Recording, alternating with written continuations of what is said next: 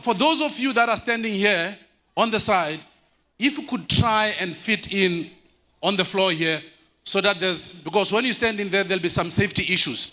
So just to come and sit on this floor here, so that the passage can be opened. Are we together? Are you guys excited? Wow, this is unbelievable, guys. I tell you, we do this the whole country. This is our second largest ever crowd, and you guys must be proud of yourself. Give yourself a big one.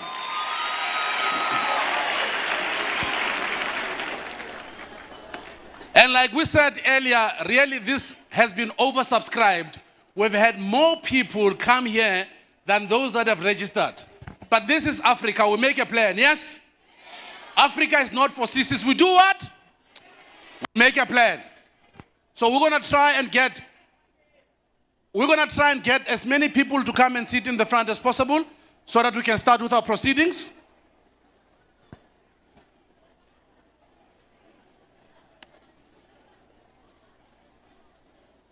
All right. And I think once we full that, the place is completely full, we'll have 2 sessions, yes? We'll have the session, this will be the first session until lunch, and then lunch, this session will go out, we'll have another session. Does it make sense? So that everybody who's here gets an opportunity. We have got 3 days. So 3 days is a lot of time. It's today, it's tomorrow, and Saturday. So every one of you who's here will have an opportunity to connect with each other, to also get to understand the opportunities that are available for young people in Mafikeng. Are we together? Are we together? How are you guys feeling?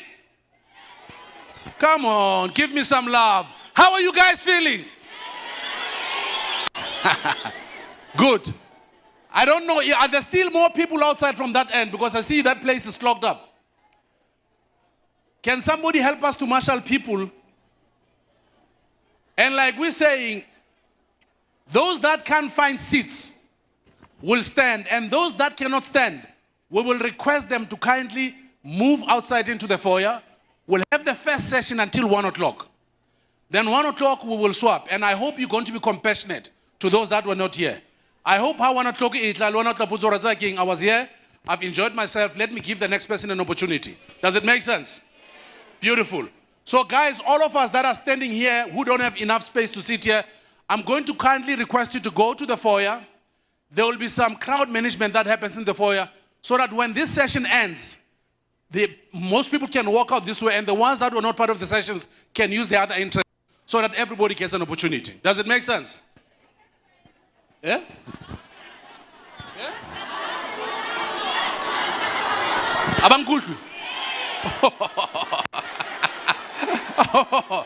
Okay. Yeah? Oh, barki bua ka Setswana. Oh, bo mmele borre. Ka re go tletse fa gompieno. Re batla go dira sure each and every person o bana le monyetla wa ba sessioning. So re tlo kopa batho ba emi mole, if aba gone ho ema mo dula mo hatse. Re kopa ba tswele ka montle ba dula ba eme mo foyeng. This session itla simula gone jwale if it like a 1 o'clock. Ka 1 o'clock re tla controller batho ba ne ba le teng ba tswa ka side here, and then lona ba ne ba le ka mo foyer le kene ka side here, so that everybody abe le monyetla ba mo sessioning. Are we together? Bankutlwile. Ah, bankutlwile. Beautiful. Yeah.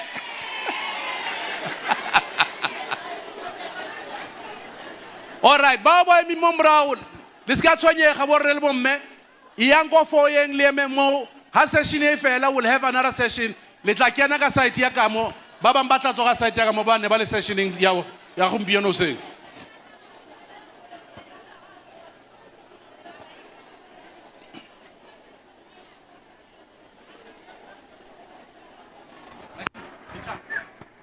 Who's the guy from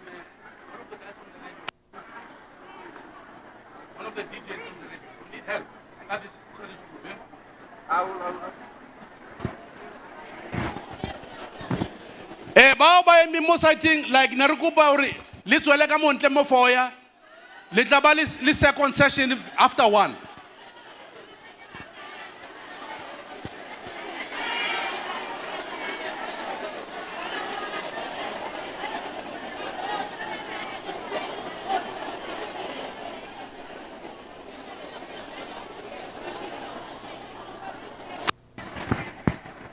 Hello, ma'am. Hello. Hello. Sisi. Hello, Elsie. Hello.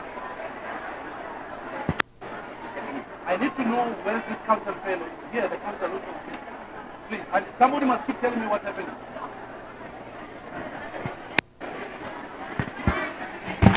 Yeah, there's some order there. That's very nice. Let's get to our high. So go find out enjoy this whole seminar, this whole summit for the next 3 days. Baba minutes in for us nampeg ya hudula ne kukupa letsoela montle mo foyeng. 1 o'clock we'll have a change. The group, some group will go out and another will come in.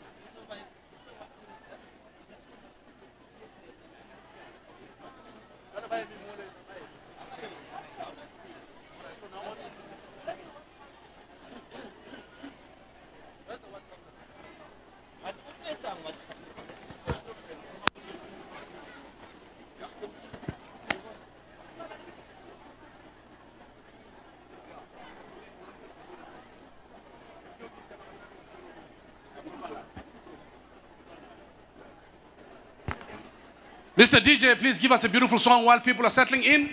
Let's go. We're going to be starting in the next 5 or 6 minutes.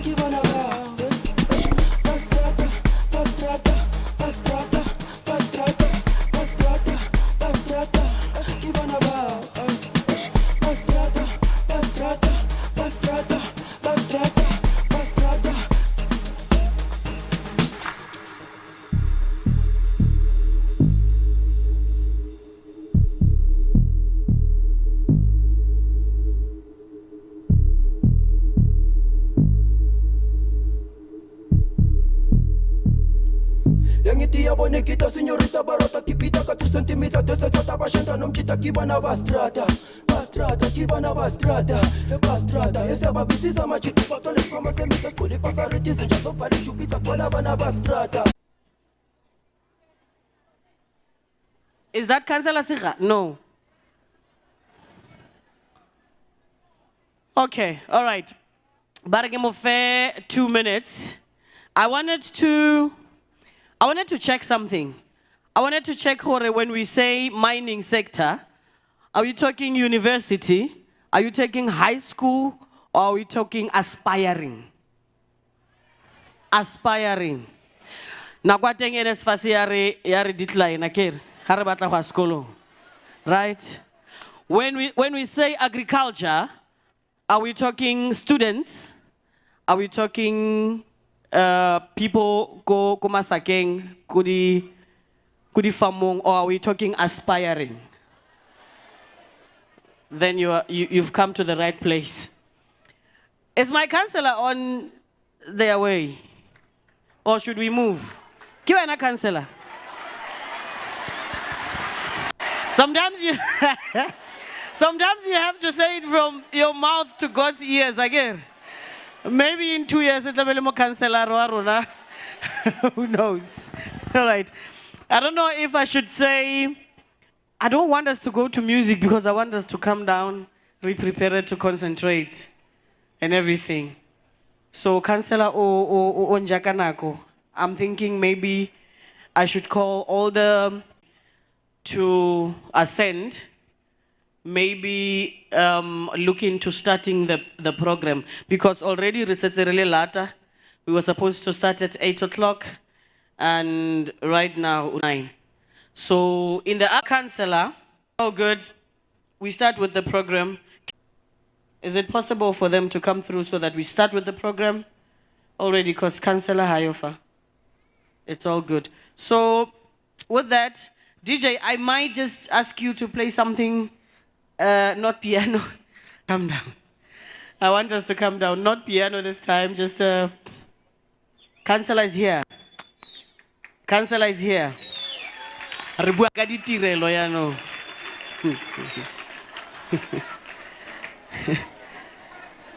Councillor, as you come through, before what's na councillor, I was saying all the dignitaries by Taledi Pele Barona Botle who are gonna speak to us, they must look at this and see inequality. They must, because inequality, but this is a true reflection of inequality. Poverty, councillor. Poverty, unemployment, councillor. Unemployment. Councillor Sikha, ladies and gentlemen.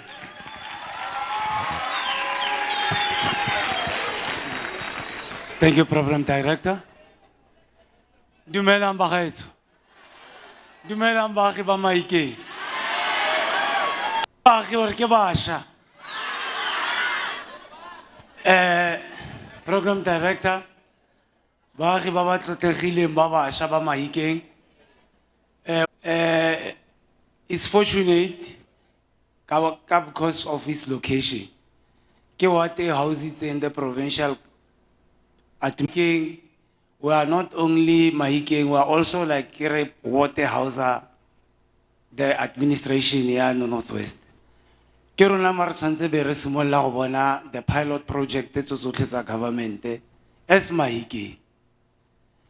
And coming from what the program director Hankamogela on the stage, this is a true reflection of how many of our youth out there are unemployed.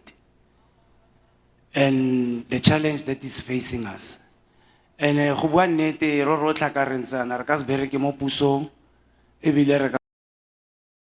good initiative, and can come and partner with us so that we can improve on the job creation tactics, like Empowa works civic center. Mafikeng is a very big area, up to what 35 acres. What this initiative, they they see the need, or there's a need for a follow. I'm aware within the stakeholder relation, NYDA, TETA, and all those things. I want to hear during the course of their deliberations, in as far as Mafikeng is concerned, who are the actual beneficiaries that we can show from this initiative? Because I come from the youth. I've made so many applications in my time as youth. Today, even I'm out of the youth race. We could not get assistance. These offices are not available to us. I can imagine Honano Litlilefa for a 1 day, 3 days information session. Actually, you must be able to register companies. Access the funding models. Let them be real for us. Let us show actual statistics. This group, so far, we are looking at them there. Deliberately so. Marlelo, now you have other things that we might not see. So please, be confident. You are behind us. We are behind you. We are protected. I want to put Rohanang, as youth. And such initiatives, intensify. I'm happy for initiation is Empowa works, lady stakeholder partnership by the relay, and also to make a direct request to the bank at Sarona. The bank at Sarona really are not really helping us. I know all of you mona plan. You see, you had a plan, but they were also calling assistance. As a result, and that makes you redundant. You see, so our banking sector, I don't know,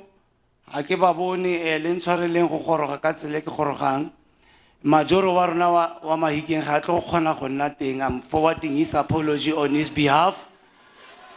Ka ntlheng ya gore batsadi go na le a council e dutseng ya Mafikeng e tsayang ditshwetso ka ditiragalo tse tshwantse di tlo go diragala tsa Mafikeng. Ka tselentseng yalo Majoro ga gona ra ka letlela puso e tswelela pele a se teng go tla go accounta to all the councillors. Councillor ya tswelela ke tsatsi la gompieno fela ke solofela le gore ditiro tsa letsatsi la gompieno ra go di dira mo nakong e khutshwane, and then the rest of the entire Mafikeng council must come and join with you so that we all share the same sentiment. Re le bone re iponele ro rotlhe tse di diragalang ka kwana. Ga ke mo direle maitato batsadi. The council has been a scheduled meeting. This one is an event. It was organized by somebody outside our planning ya Masipala. So, ke a le netefatsa gore Majoro o tlo go tlhagella ka kwano le rona le unity ya rona ya Mafikeng ya local economic development. And ke kopa go itirela boikuelo bo bo one le ga ke tla fologa ka kwano. Tiro ka ne le go amogela baeng bo botlhe ba ba organizetseng tiro eno. Le go ba itse gore mo lapeng mona re batho ba lerato re tletse tsholofelo. An average student o leng teng ka kwano na le matric, if people do not understand the weight and the wealth e rileng yone mo Mafikeng.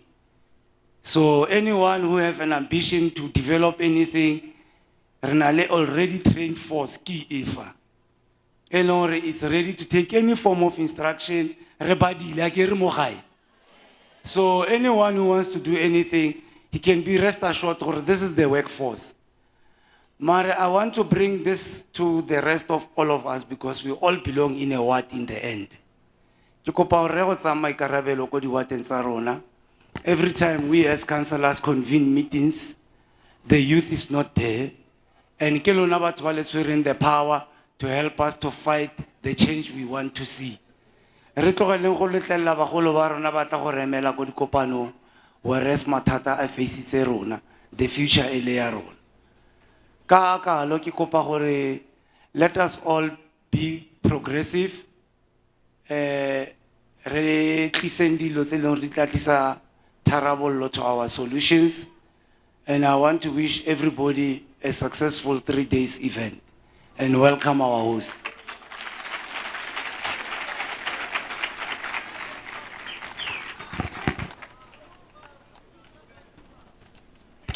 Ke a leboga, Councillor. Thank you so much. Ra?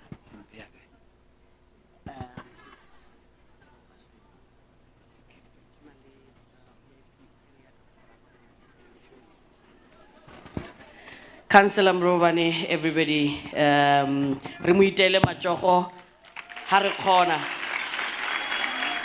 Ha re kgona hela remuitele matsogo. Thank you so much. Now, I always say, it's like motivation, eh?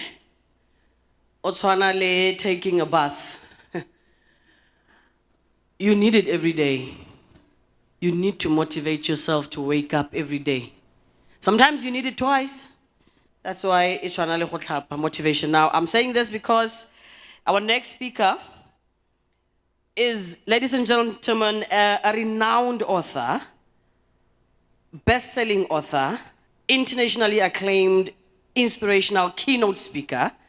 He's a personal, team, and organizational effectiveness specialist. He is executive chairman of Billy Silicane International, and his associated footprint lies across Australia, the Middle East, Singapore, Sweden, UK, and even the United States of America. Ladies and gentlemen, our next speaker was the president of Professional Speakers Association of South Africa between 2006 and 2007. He is the highest designated professional speaker in the continent. I give you, ladies and gentlemen, Mr. Billy Silicane.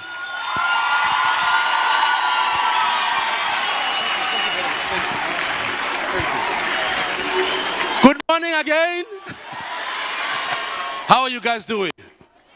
I had a group here that says, "Bua ka Setswana, bua ka Setswana." Where's my group? And I did ka bua ka Setswana, ne? Beautiful. It's an honor and a privilege for me to be here. I love Mafikeng quite a lot. I used to come here many, many times. And today, seeing so many young, hungry Africans, hungry for knowledge, hungry for growth, hungry for opportunities, is heartwarming. But here's what I want you to do. I want us to make a deal. Because as human beings, we sometimes forget the essence of who we are. Because we listen to other noises. People tell us who we can. People tell us who we cannot become. People tell us how far we can dream. People tell us how far we shouldn't dream. So I want you to remind yourself of who you are. I want you to say these 3 things. Each time I ask you a question, who are you? I want you to say, I'm young, I'm gifted, and I'm black. Does it make sense? Yes. Who are you? I'm young, I'm gifted, I'm black. Because the truth is, when we forget the essence of who we are, other people will give us labels. Does it make sense? And because here's the thing, a lot of people forget that Africa is the cradle of humankind. Humankind started in the continent of Africa. And yet we Africans who gave origin to life, we have forgotten who we are because people have given us names. And we are now running around with labels that have been put in us, and we've forgotten who we are. Who are you? You know, today is Thursday, Akir. You know, usually Thursday, and once in a while I get invited to come and speak at this service. And I can tell you, they've got so much passion. And I always say to them, they must say to themselves, I am matured, I am black, and I'm gifted. I get they are matured. And when I say it, they say it with so much passion and so much enthusiasm. More than you guys. Come on. Who are you? I'm gifted, I'm who are you? I'm gifted, I'm black. Beautiful. So I'm going to start with a story.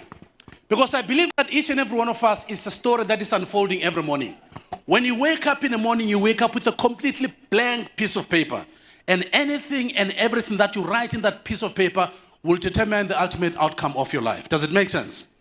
Now, many, many years ago, in a place called Okinawa in Japan, between the years 1794 and 1183, there was something phenomenal happening in this part of Japan.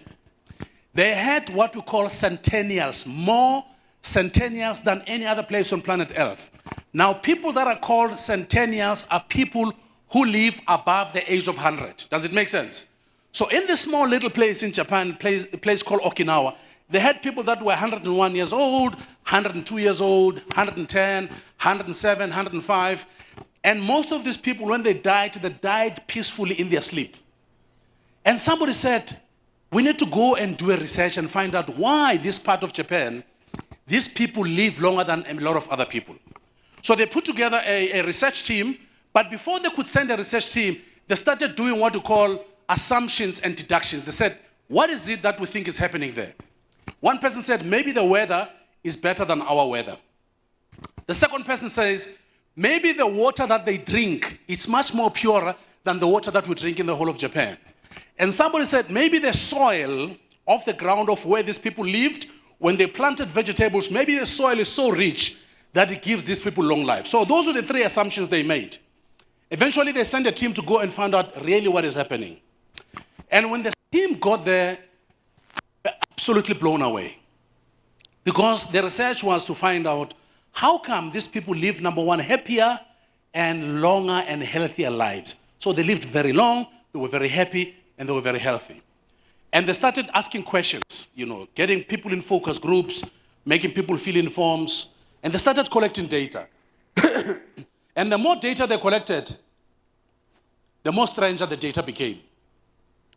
Because ultimately, they found one answer, which became a concept that the world is now adopting. They found out that these people in this place had a concept called the ikigai, A-K-A-G-A-I, ikigai. Now, what is the ikigai?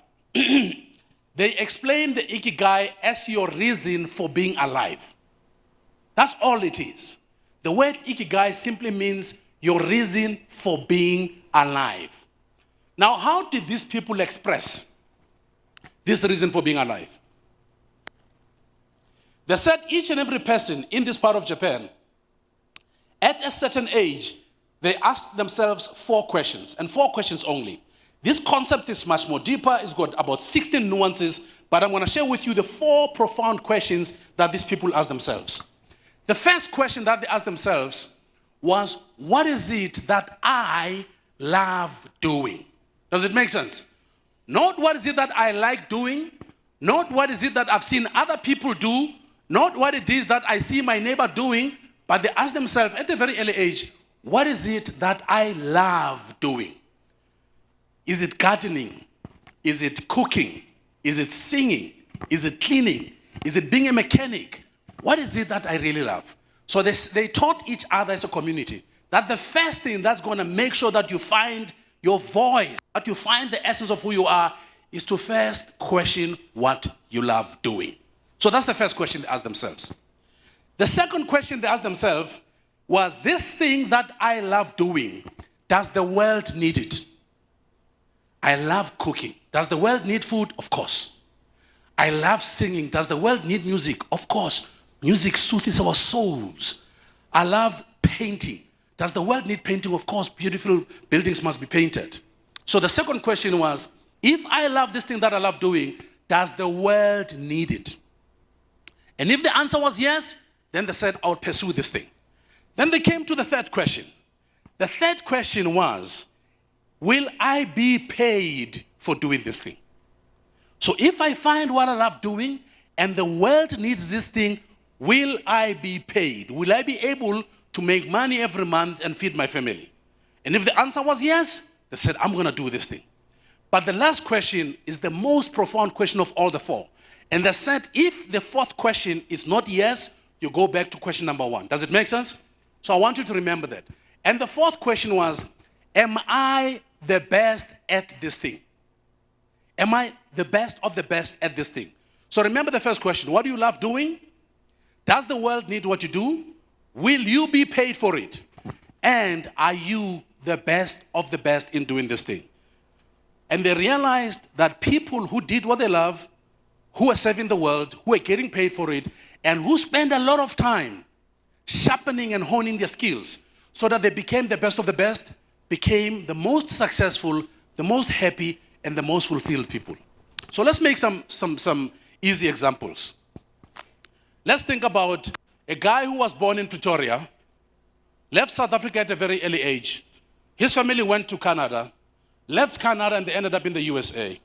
At the age of 12, this young man designed his first video game while he was in Pretoria, got to Canada, started playing around with computers. So let's look at this young man. He was 12 years old. What happened is this young man found what he loved. What did he love? He loved computers. Does it make sense? He loved computers. All right? Number two, the question is, does the world need computers? Of course. Everything that we do is now digitally driven. The third question, was he going to be paid for doing this? If you are a programmer, a software engineer, and an IT person, you get paid unbelievable amounts of money. Number four, the fourth question, was this guy the best of the best in what he was doing? Yes, he was the best of the best in what he was doing. He sold his first company. When he sold his first company, he didn't have a house, he didn't have a car, he didn't have money in his pocket. So a friend of his tried to set him up on a date. And he said to him, you work too much, man. You must just live a little bit, man. I've got this friend of mine, you know, big boobs and all this kind of, you know what I'm talking about. Nice hair, little bit, you know what I'm talking about. So he said to this guy, I'm going to set you up with this girl. And he told this girl, say, hey, man, I've got this friend of mine. He's a smart guy, blah, blah, blah. Go out with a date with him. And the other girl says, no, that's fine. I'll go out with a date. Call this guy. And this guy showed up at this girl's apartment. And the girl comes out, very excited. And the girl says, okay, so where's your car? This guy says, I don't have a car. Okay, so this girl says, okay, so how are we going to get to the date? And this guy says, I actually don't even have money. Do you have some money to catch a cab with me? And then we'll go for the date. And this girl thinks, oh my God, this guy doesn't have a car, he doesn't have money, and he wants me to pay for the cab for us to go to a restaurant where he wants me to pay. And guess what this girl said? We all know what she said. She said, Icon, you broke, my brother. I don't do broke. And she just said, no, you know, my mother, she just gave this guy excuses. And this girl left this guy. And in exactly 1 week, there was a news on television. They were announcing how much this guy sold this company for, and that made him an instant multimillionaire. And today, that guy is the richest person on planet Earth. His name is Elon Musk. Isn't that fascinating? That's the story of Elon Musk. He found what he loved. The world needed what he loved. He was getting paid for what he loved, and is the best of the best at what he loved. Does it make sense? So now here's what I'm going to share with you. It does not matter what your current circumstances are. You understand what I'm trying to say? Because here's the thing. If when you live in these 3 days, you find your own personal voice. Because let me tell you the truth, which is a little bit controversial, but that's what I do. I say very strange things. Now, all of you here that have got degrees and diplomas and certificates, I can guarantee you, 87% of you are not going to get the job for the degree or diploma or certificate that you studied for. Isn't that fascinating? Now, let me tell you further statistics. Most of you who studied this diploma, this degree, or this certificate, you didn't make a choice because you loved this thing. Am I right? You made a choice based on 2 things. Now, these are very funny things. The first thing that made you choose what you studied was your friends. Your friends are studying marketing na le madi. Babambara reze IT na le madi. Babambara reze tourism na le madi. But most of you never chose what you studied based on what you love. And the saddest part is some of you studied what you studied because your parents pushed you to study that. Isn't it funny? Because the saddest thing about us is most parents want to live their failed dreams through their children. I mean, let's be honest. Your mother and your father benze metric yabakonka, yes? Yababonsa murusu. And babata wano be doctor. I mean, just think about it. I mean, think like, oh my God, the 2 of you libone murusu metric, and you want me to be a doctor. Where do I get the brains from? Does it make sense? Because the brains is half your mother and half your father. And if metric ba konkile ba le two, I mean your brains, I mean really, you know. I mean, let's be honest, what am I gonna do?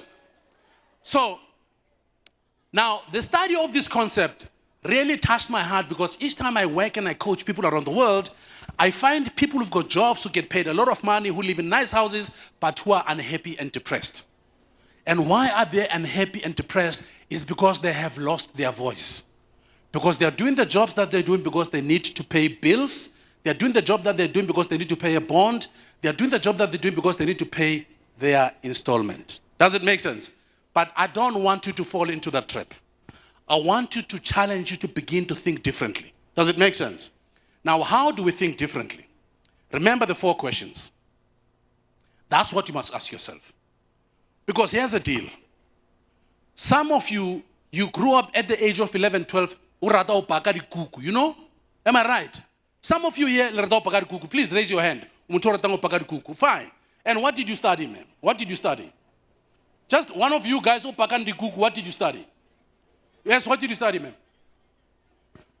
She studied management assistant and she forgot baking cakes, isn't it? Eh? Because you know what the funny thing is?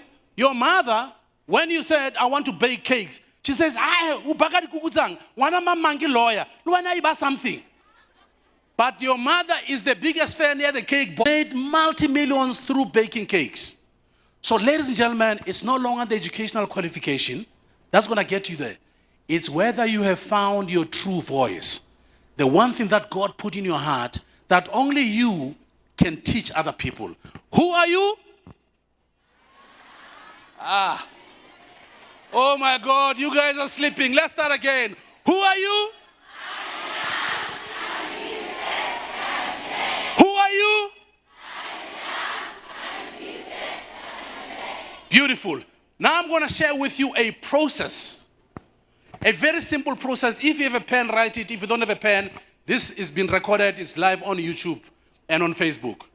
I'm going to teach you a process that's going to help you to reverse your life and put it back on course. Does it make sense? Now, everything on planet Earth follows what we call an SOP, Standard Operational Procedure. Let me give an example. When you have a cell phone, there are steps that you need to go through before a call happens. Does it make sense? The phone must be charged, there must be network, you must have airtime, you must know somebody you're going to call, you must call the number, the person must answer, then a call happens. If you have a phone that has got a battery, but there's no network, what happens? You can't make a call. You have a phone that is charged, it's got network, you've got no airtime, which is most of the time, by the way, you can't make a call. Am I right? You have a phone that is charged, that has got network, you've got airtime, but you've got nobody to call. The call never happens. Does it make sense? Now, the same thing with us human beings.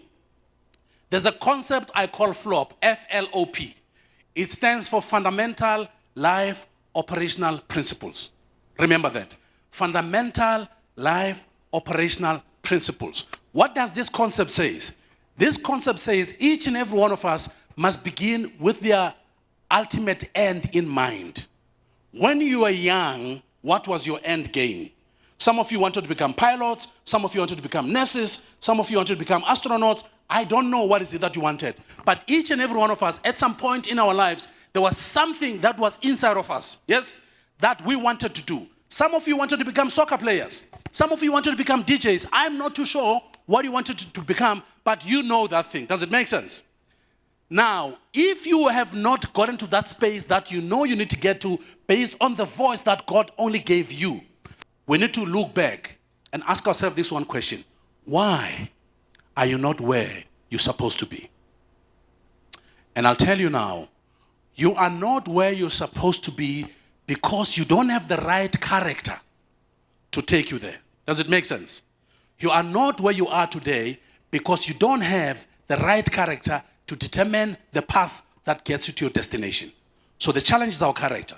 But then we have to ask ourselves, what begins to form our character? What are the building blocks of our character? The building blocks of our character is our habits. Okay? Your habits, when you take your habits and we pile them up, when you put them all together, they determine what kind of character you're going to become. Does it make sense? Now, what are habits? Habits are things that we do automatically without thinking about them. What time we wake up, what do we eat, what do we listen to, who do we talk to, how do we talk to people, how do we interact with people, all of those are habits, okay?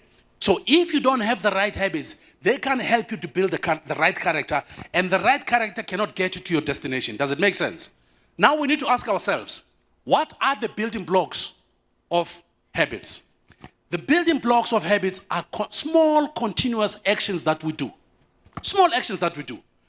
You know, the beauty about Northwest, most of you guys are slim, you know, but so now ding is a good thing, you know, ding makes you, and especially the ladies, but you know, the Northwest ladies, they are in the slim side because ding, I'm told, is a very good, you know, but, you know, go Gauteng, well, the ladies in Gauteng are a little bit chubby, you know. and ladies always like to ask men a very dangerous question. And here's a dangerous question that women ask men most of the time. They would say, they would wear a dress, né? And they would ask the man, does this dress make me fat? Guys, you have had that question, I'm sure. It's a dangerous question. How do I answer it? If I say yes, if I say no, you know, so again, you know how you women are. You know, it's like, we can't escape you. But I usually say to people, it is not the dress. It is the small little actions, Makwinya, Acha, Mangola, Kota, you know, Savannah, you know, all.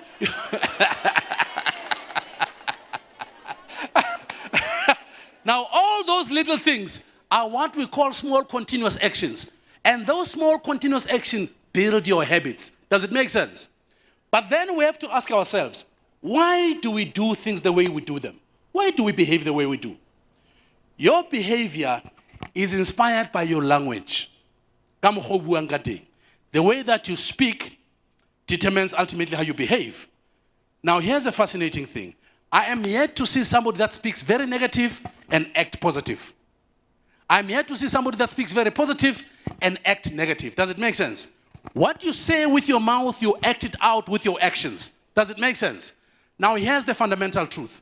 Now, I've shared with you that if you're not where you're supposed to be, it's because you don't have the right character. But then I'm saying to you, what are the building blocks of your character? The habits are the building blocks of your character. What are the building blocks of your habits? The small continuous actions that you do becomes the actions that build your habits. How and why do we do the things the way we do? It is because of the language that we use. Now here comes the killer. Where does the language that we use come from? The language that we use comes from how we think. Does it make sense? The way you think is the way you speak. Does it make sense? When I meet you and you are worried, and I say, how are you doing? You're not going to say, I'm very excited about life. Things are happening. No, no, no. Because in your brain, you're thinking, man, life is difficult. So when I say, how are you doing? Hey, you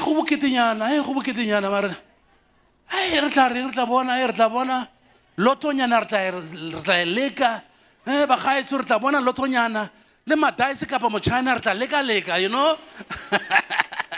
Because that's how you think. Now, I want to reverse engineer this process. I'm going to take it down. Your destiny is determined by your character. Your character is built by your habits. Your habits are built by your actions. Your action is inspired by your words. Your words found their foundation in your thought processes, in how we think. So how do we change our lives? We start from the foundation. What is the foundation? How you think. Who are you? I am not convinced. Who are you? Just done, I've used a technique, a very powerful technique called hypnotic reciprocity. I have taught your brain to think differently about you, and I have taught you to use a different language to describe yourself. Am I right? When you got here in the morning, you didn't think the way you're speaking now. Am I right? So now I've given you 3 very powerful words. Now your brain is an over time saying, oh my God, it is true, I'm young, I'm black, and I'm gifted. I didn't know that. But you were born with being black. But sadly, the stories that you were told about yourself were not the right stories that inspires you. Does it make sense? So now, I want us to start from the bottom. I want you to change the way you think about your life. Does it make sense? Your current circumstances have got no bearing to your future until you give your current circumstances the power. Does it make sense? Let me throw a little bit of my story. Because As the MC was reading my profile, you thought, oh my God, this guy's amazing, blah, blah, blah. I'm a simple guy born in Tembisa. Huh? Somebody says I'm singing. No, I'm a simple guy. I'm a simple guy. Days of our life, the bold and the beautiful kind of thing. So I was born in a township on the East End called Tembisa. Like most of you, I was born in a poor family. Like most of you, at some point in time, I believed that it's okay to be poor. I thought there was nothing wrong with being poor because I lived in a community of poor people, and at some point in time, people just thought it was okay. But as I was growing up, I started asking the most deep, profound question. I started asking the question, why? When last did you ask the question? I started asking why. Why that house has a fence and our house don't have a fence? That house that used to eat chicken any other time would eat chicken once on a Sunday. I started asking myself, why are these guys able to eat chicken all the time and we only eat chicken once in a week? I started asking the question why.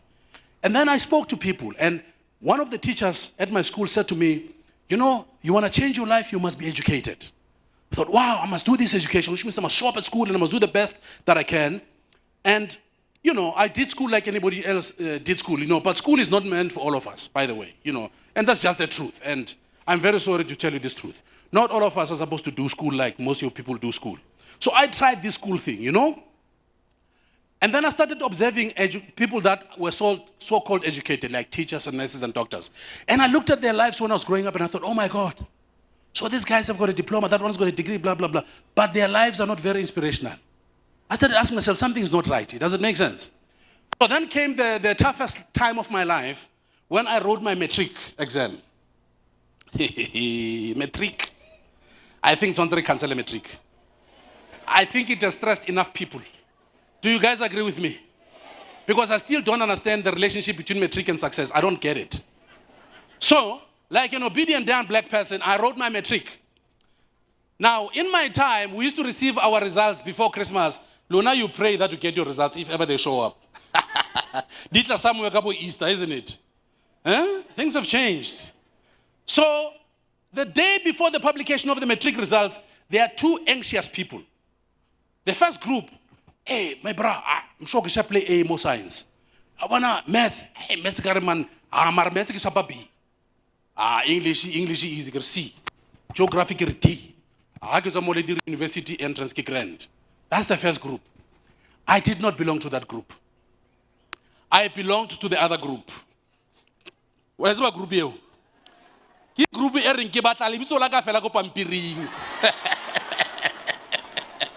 all I want is my name in the paper. Body B, C, A, those are luxurious things. All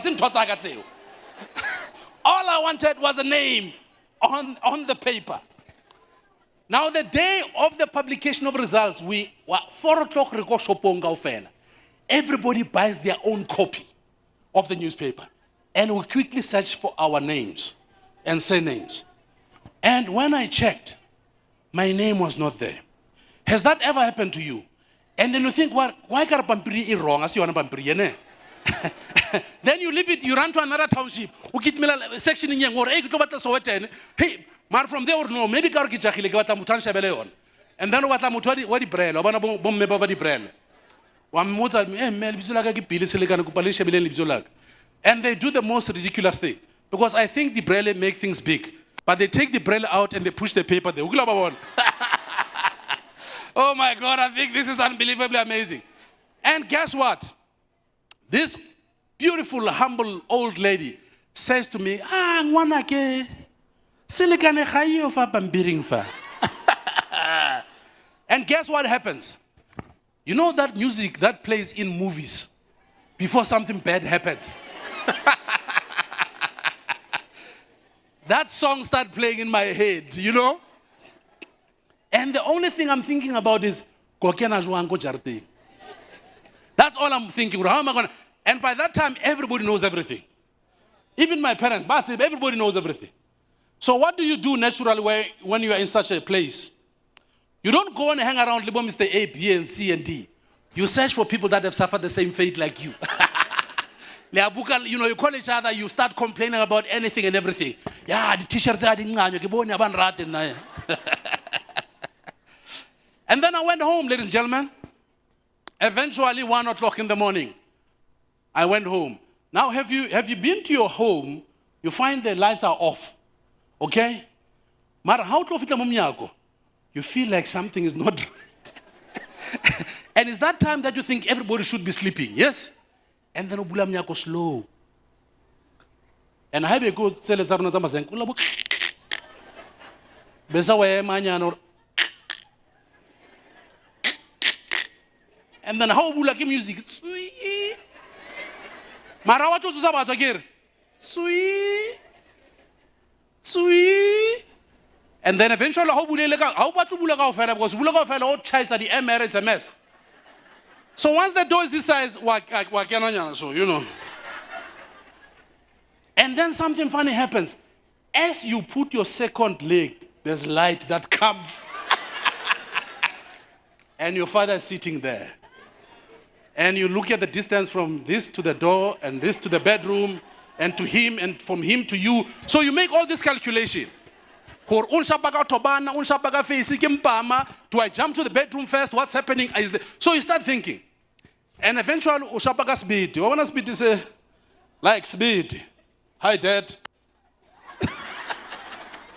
Now, what do I do the next morning? We're Africans. We like singing. We're very musical. And I think we Africans sing too much, by the way. I think we should stop singing and start thinking. I think the singing is taking away our thinking. So I start to play music. And I play music, and the song that I play is a song that is sang by the most powerful singer. He was born as a very poor black boy, but died a very rich white woman. Yes. He was born a very poor black boy, but died a very rich white woman. His name is Michael Jackson.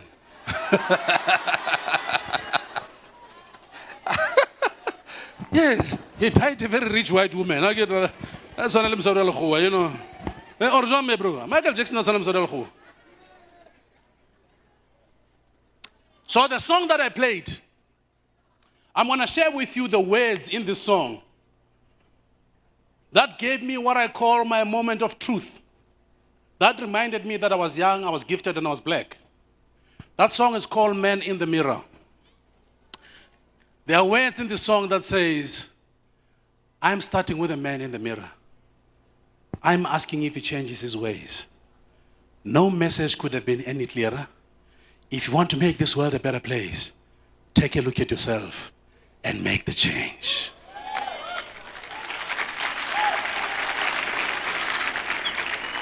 If you want to make Northwest an amazing province, take a look at yourself and make the change.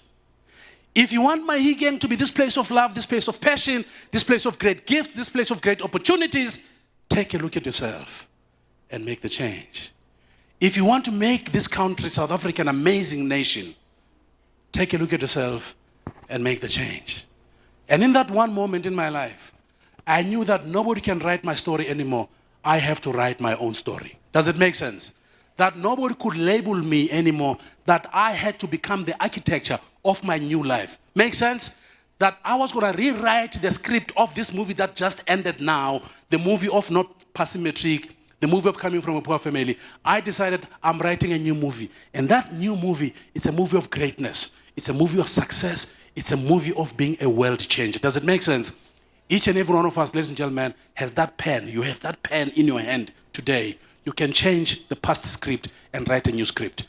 Now, I remember what one of my teachers said to me. One of my teachers said to me, knowledge is power. How many of you agree with me that knowledge is power? Please raise your hands.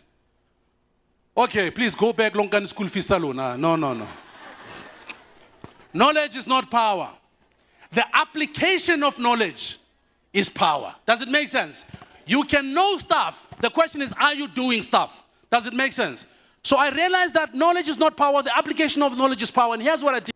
I went to a library and I started a session for books that I can read, which can inspire and transform my life. And I found two very powerful books. These books are as relevant today as they were more than 40 years ago. Does it make sense? The first book is called The Power of Positive Thinking. You can download that book free of charge online. The Power of Positive Thinking. The author is Dr. Norman Vincent Peale. The second book is called Think and Grow Rich. It's a book written by Dr. Napoleon Hill. You can download that book, you can read it. When I started reading the book, The Power of Positive Thinking, said this profound truth that I told you earlier on, that your thinking, what you think ultimately determines who you become. Does it make sense? You think, you speak, you do, you act, you create habits, habits give you character, character takes you to destination greatness, or character stops you from becoming successful. And I realized that I could become successful. Then I went back very unconsciously to the ikigai. Before I even knew it existed, I asked myself, what is it that I love doing? I realized that I love selling hope to people. I love inspiring people and telling them they can become better than who they are. That's what I loved doing. But at the time that I loved doing this, there was no black person doing what I'm doing today. Absolutely nothing. Because here's the deal. When you've got a big vision and you're living in a place where people have got no vision, they will attack you. They will attack your vision. They will tell you you're not going to become anything. They'll tell you you just talk too much, you're not to become successful. The same thing happened to me. And eventually I was told, you know what? Just get a job. Don't get a job. And of course, I went and I looked for a job, and of course I found a job. But when I was working, the more I worked, the more unhappy I became. Because God had given me my voice to inspire people, and I was ignoring my voice, trying to do what people were telling me to do. And eventually I decided I'm going to quit my job. When I quit my job, there was a big meeting, because I was working a nice little job. I was a sales rep with a company car, blah, blah, blah, what. When I quit my job, I had no car. I had to go back to Texas. And my family called for a meeting. And my father said, I heard you left your job. You know, my father nabuya isiZulu. Umsebenzi omuhle kangaka, bohamba ngemoto, ugqoka impahla ezinhle, manje uhamba ngeenyawo. So what are you going to do with your life? And I said to my father, I'm going to travel the world. I'm going to inspire people. I'm going to awaken the voices that have been made to sleep. I'm going to awaken the giants that have been cut. I'm going to awaken dreams that have been made to keep quiet. I told my father, because of me, young black men and women will wake up and become great men and women tomorrow. And I said to my father, because of me, this world will never be the same again. And my father says, how are you going to do this? And I said, I'm going to share words of wisdom. And he said, they're going to pay you? I said, yes. And my father says, I've been talking for more than 50 years, nobody pays me. What makes you think they're going to pay you? But here's the deal, ladies and gentlemen. There's nothing as powerful as a moment whose time has come. Nothing can ever stop a moment whose time has come. When I began to walk this path. But remember, I came from a poor family, never forget that. I still have some limitations in my mind, okay? Because when you grow up in a poor environment, when they tell you cannot become anything, your mind still has that program, or you can never become anything. The first thing that I did, I said, I needed to break away from my poverty association. I wanted to break away from associating with things that are poor. What did I do first? I went to the most expensive clothing shop in Johannesburg. It was a men's shop called Dean's. They used to sell Hugo Boss, all these beautiful labels. And I'd walk in there and I'd say, hey, I want a suit. I'd like to, fit some suits. I can promise you. They will not even ask for a bank account because they don't know you again. So I'll take the first suit and I'll put it in. And why was I putting the suit in? I wanted to feel the texture of the suit. Because, really, I'm from poor. I've never seen anybody. I want to dress like this. I'd go to the second suit, the third suit, the fourth suit. By the time I was fitting the fourth suit, the salesman was sure he's going to make a sale. But the truth is I did not have money. But I had a very simple escape clause. At the end of fitting my fourth suit, I'll say to him, hey, my man, I just love the text of the suit. Do you have it in yellow? Because, of course, I knew there was no yellow suit. But what did I do? I broke away from my mentality of poverty, but I did not disappoint the sales guy. We left as friends. Does it make sense? I would go to the most expensive restaurant. I would phone and make a reservation for 4 people, and I would tell them I want it at the entrance. At that time, it's a long time ago, passion fruit and lemonade was 75 cents. Give it like you do lemon. Get a passion fruit and lemonade. I bear waiter. I get it 1 o'clock. It's a lunch. They're 5 past 1 ke shape hanya. They're 10 past 1 ke shape futi hanya. And I got more very wealthy, powerful businessmen get into this restaurant. What do you think they're going to do? They greet me. Isn't that fascinating? Why do they greet me? Because I'm in a restaurant where we successful people eat. So we successful people like to greet each other. So they want to greet me. You know what I'm trying to say? How are you? I'm saying fine. Enjoy your meal. I say enjoy your meal too. Isn't that fascinating? And higher about 20 to 2. I call this man again. You know what? It seems like these guys are not coming. May I have the bill? And I go to 1 rand. You know, we used to have a 1 rand pampiri. And I'd say, he gives me the bill, 75 cents. And I say, take the change. I'm exactly like the rich guy who was eating a meal, 5,000. Who would say, keep the change, Liliana? Let me say, keep the change. Who want to change in anything? Yes? I used to go to BMW. And I'd get there and I'd look and say, I would like to test drive this car. They're not going to say no, ladies and gentlemen. They will not going to ask for your bank account. They will make you test drive that car. I would sit inside the BMW and smell the leather of the BMW and thinking, oh my God, this is my shit, man. This is the things I'm supposed to be tasting. Huh? This taxi business is not my life. You know, why was I doing that? To break away from poverty mentality and to feel the freshness of wealth and beauty.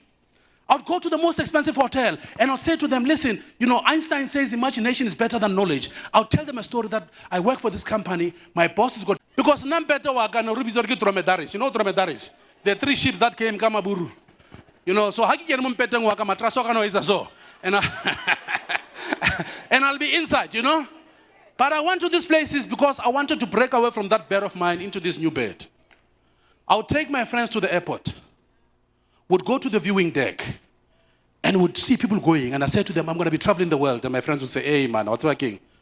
Staff so sharp and say, man, I slowly about. You must change your supplier. There are no black people here. Where now you're telling us you're going to be traveling the world. Why am I telling you this story?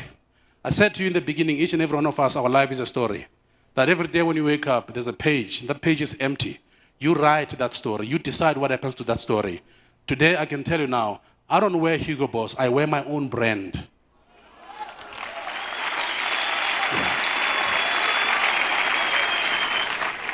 I don't travel anything except first class or in a private jet.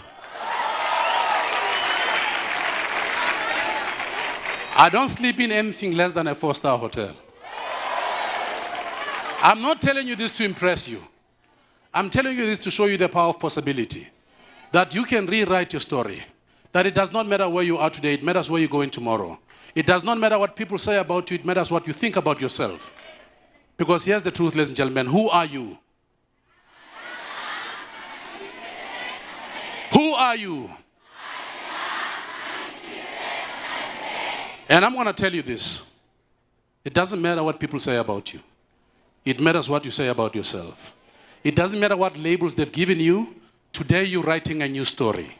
Because let me tell you this. 1 of you, 2 of you, 3 of you, 4 of you, 5 of you, I'm not too sure, 10 of you, you'll be in the stage 5 years from today sharing your story.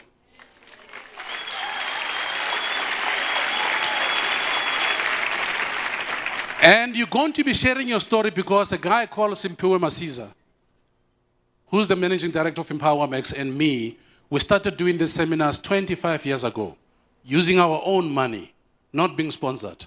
And why were we doing this? We were doing this because we understood what young people are going through, because we went through exactly the same thing. And we knew this one profound truth, that nobody's going to do it for them except when we do it for them. Does it make sense? So all I can say to you is, here's the deal. Open a new page today. Start to rewrite your story, because a great story is about to happen. Thank you.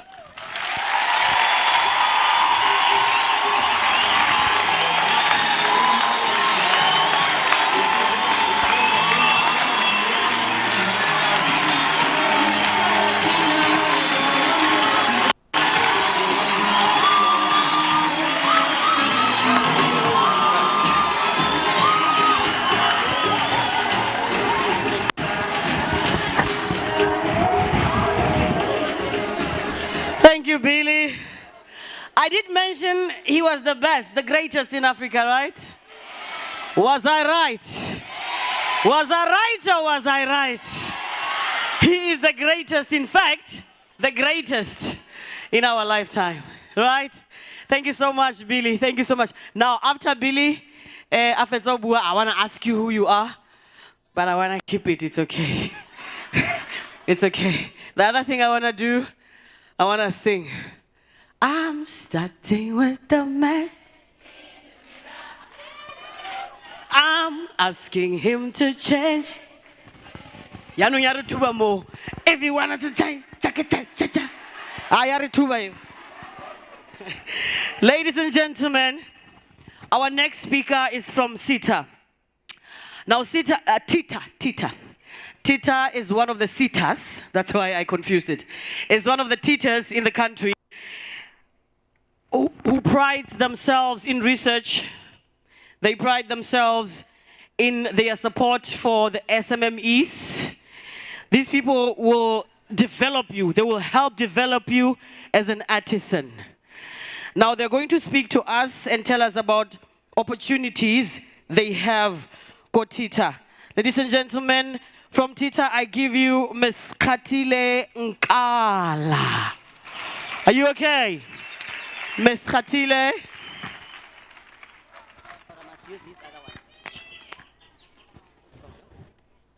Dumelang.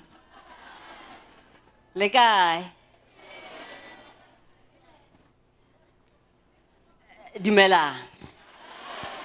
Le kae? Akere re mo Mafikeng. Ne re bitsa Mafikeng long ago.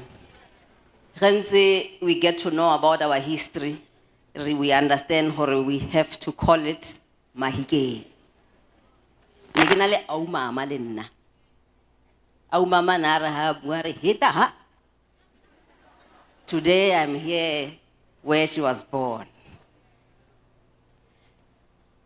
My name is Khatile Nkala. I am from Transport Education Training Authority. But before I go into the protocols, I'm very excited to be here. You see, today I want to tell you a little bit, a short story.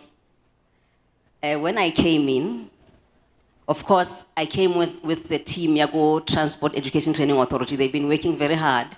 Lead team Empowa youth to present to you what we have here today. So it took a long time of preparation. So when I came, they said to me, okay, and I wish I will tell you, I'm representing my Chief Executive Officer, Mema Pifo Anoframpong, who could not be here with us today, but she delegated me, so she gave me powers. I've got powers today. And she said, go and engage with the youth. So when I was thinking about this, internalizing it, I thought, I'm going to engage with the youth. Yeah, bo. I'm going to engage with the youth.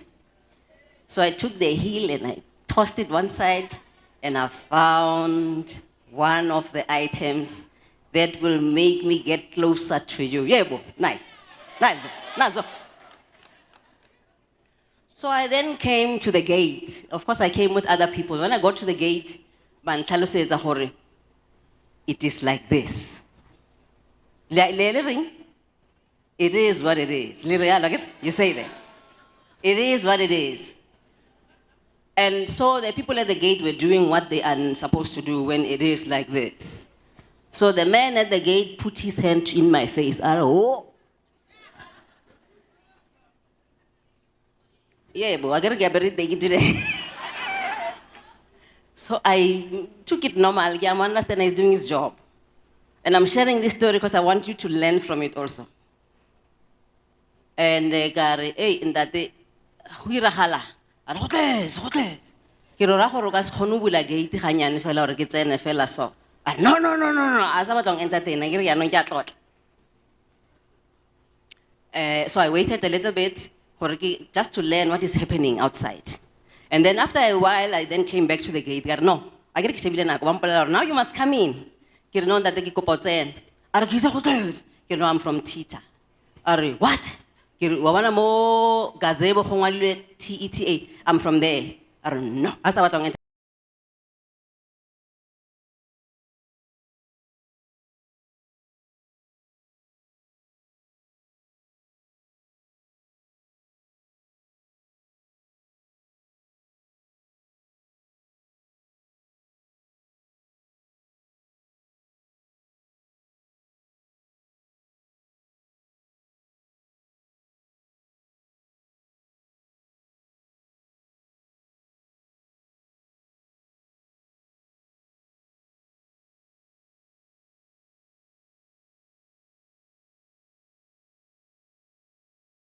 Again, where dynamite comes in small packages. Yeah, so that's the story, that's the learning. When you are given powers, you use them, but you use them sparingly. Again, you manage your relationships tomorrow. You may never know where your foot will make you land at. You may just as well find yourself on the opposite table or chair, opposite the person you were ugly to. So, but I'm happy that even the man at the gate, he will feel the respect. He's doing what he was supposed to do.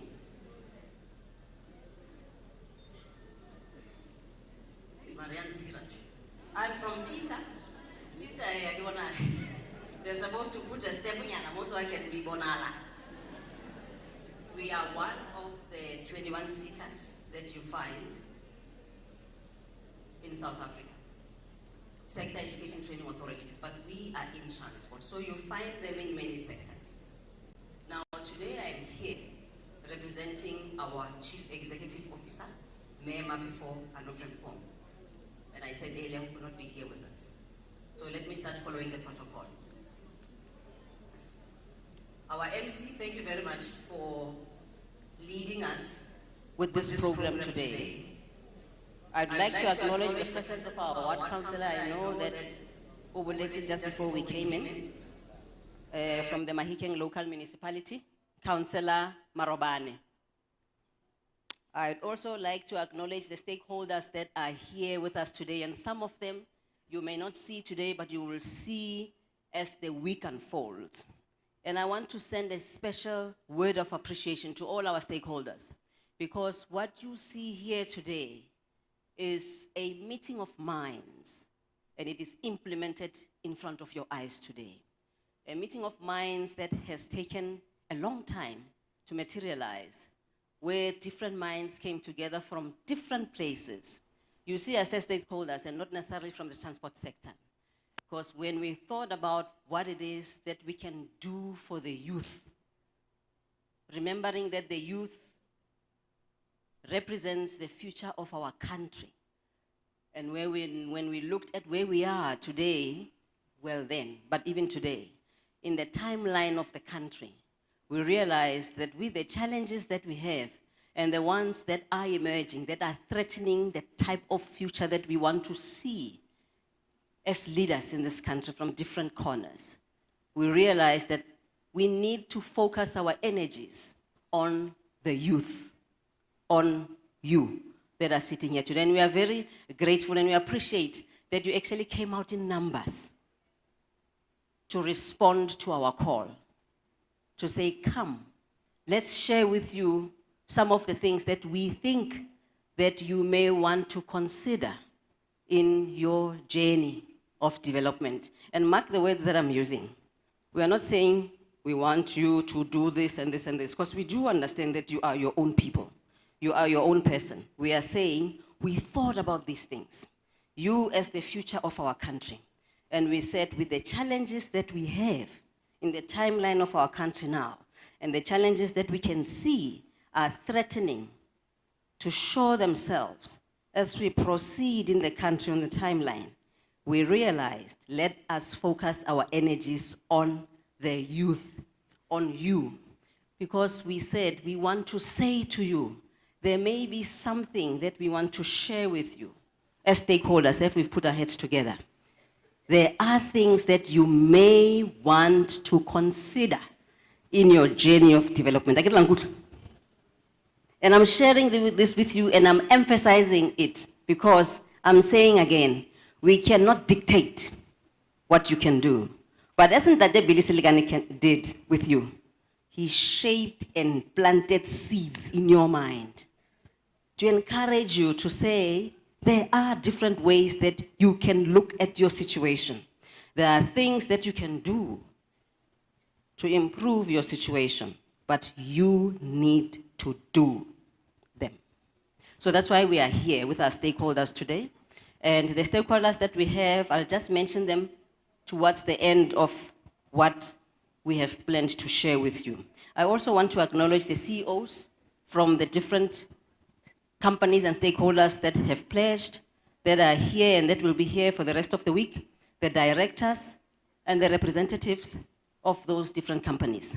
I also want to thank and acknowledge the TETA team. I shared with you earlier that they worked together with the Empowa Works program and project to bring to you this that you see here today and that you will see unfolding for the rest of the week. I also want to acknowledge the speakers that are on the lineup of this exciting program that we have for you today and for the rest of the week, and the facilitators that will be engaging with you, highlighting certain things to you, planting seeds for you, helping you to create nuggets of knowledge and harnessing the knowledge, the nuggets of wisdom from whatever it is that will be shared with you to help you to remember what the week has been here, Mafikeng. I also want to acknowledge our executives in absentia. I'm one of them from TETA, starting with the CEO, which I mentioned. Let me tell you what I'm going to discuss with you today, so that, or in this moment, so that at least you can package the information. I'm helping you so that you can package the information. And you know why? I want you, when you leave here today, to remember what it is that we shared with you today. So I'm going to share with you who we are at TETA, just very briefly, so that I can position why we are doing this here with you today. I'll also share with you what the opportunities there are and what we are planning, especially for this program, Empower Youth, this week. I'll also then share with you the type of work that we have done, Mafikeng, and just in the Northwest region generally.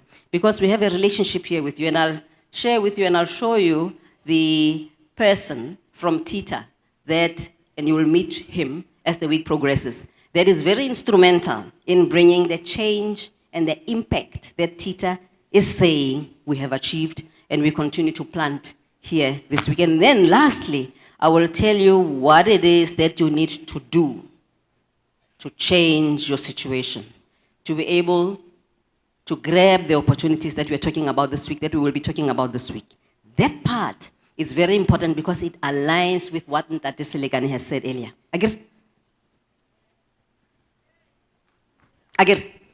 So I had to change my speech a little bit to make sure that I align to what Ntate Selekane has said, because it's very important. Because it's important that you remember at least what has been shared with you so that you can change your situation.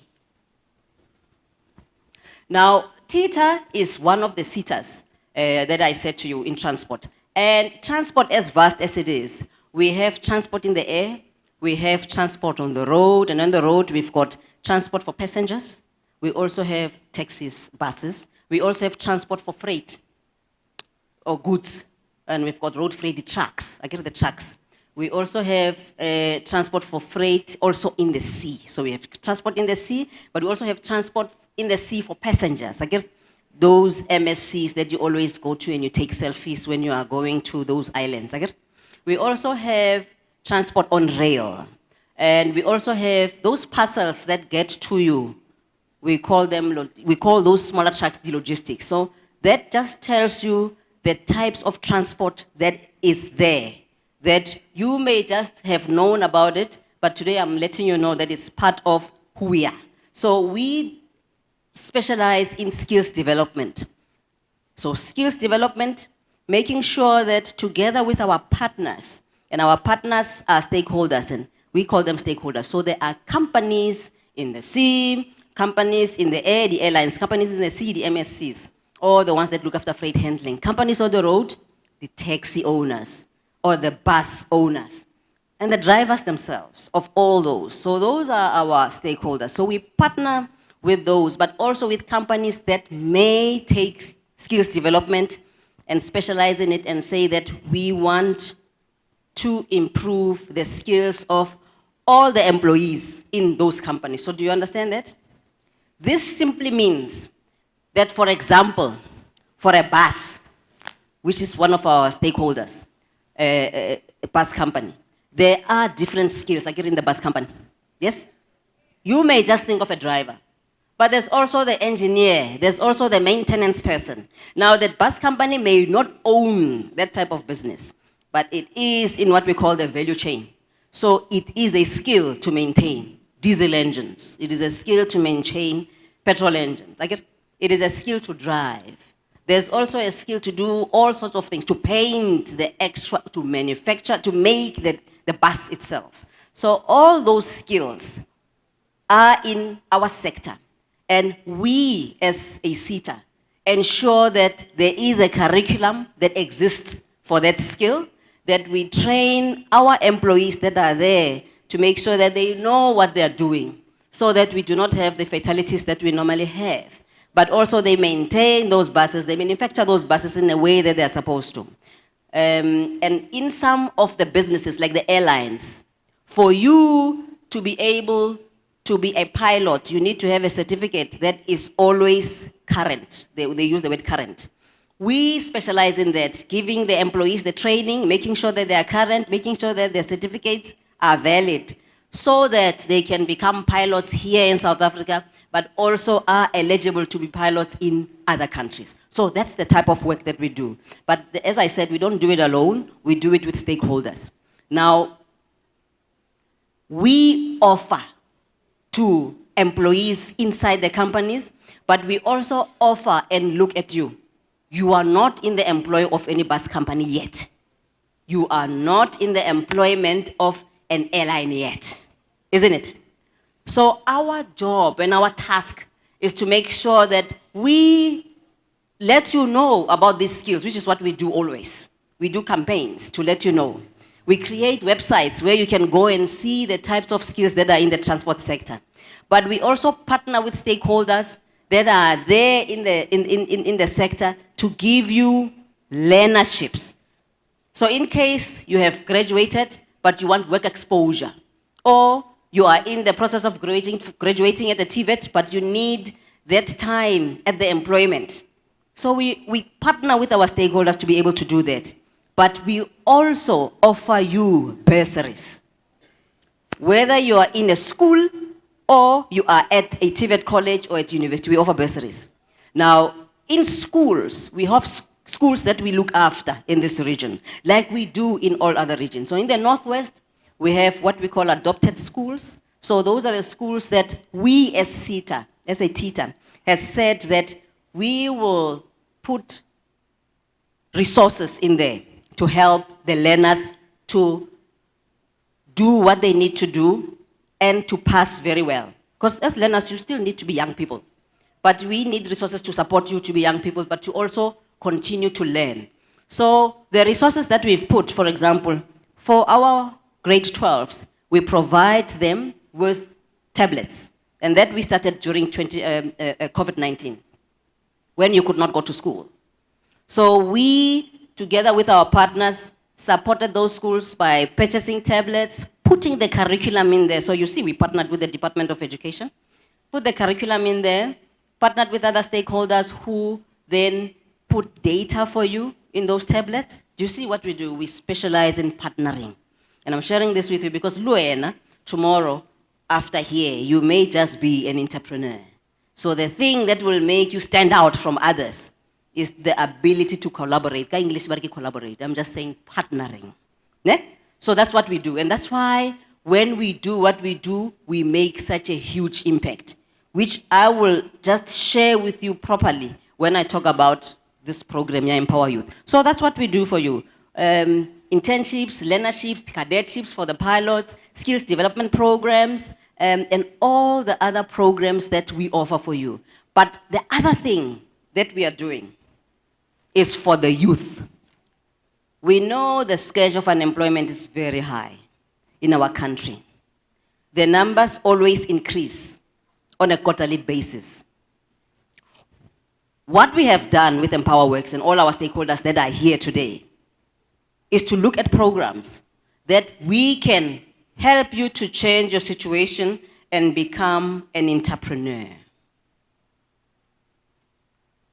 Let me repeat it.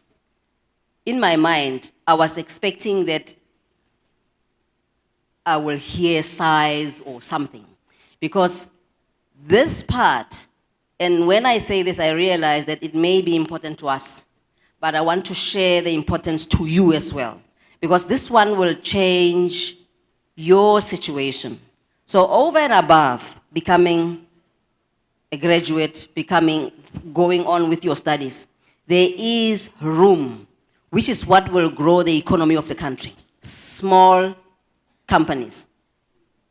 Those will grow the economy of the country. So as a SETA, we said we will partner with other SETAs, we will partner with Empowa Works, we will partner with the financial institutions that are here today or that have pledged. We will partner with all other stakeholders that also want to contribute, that we help you to change your situation.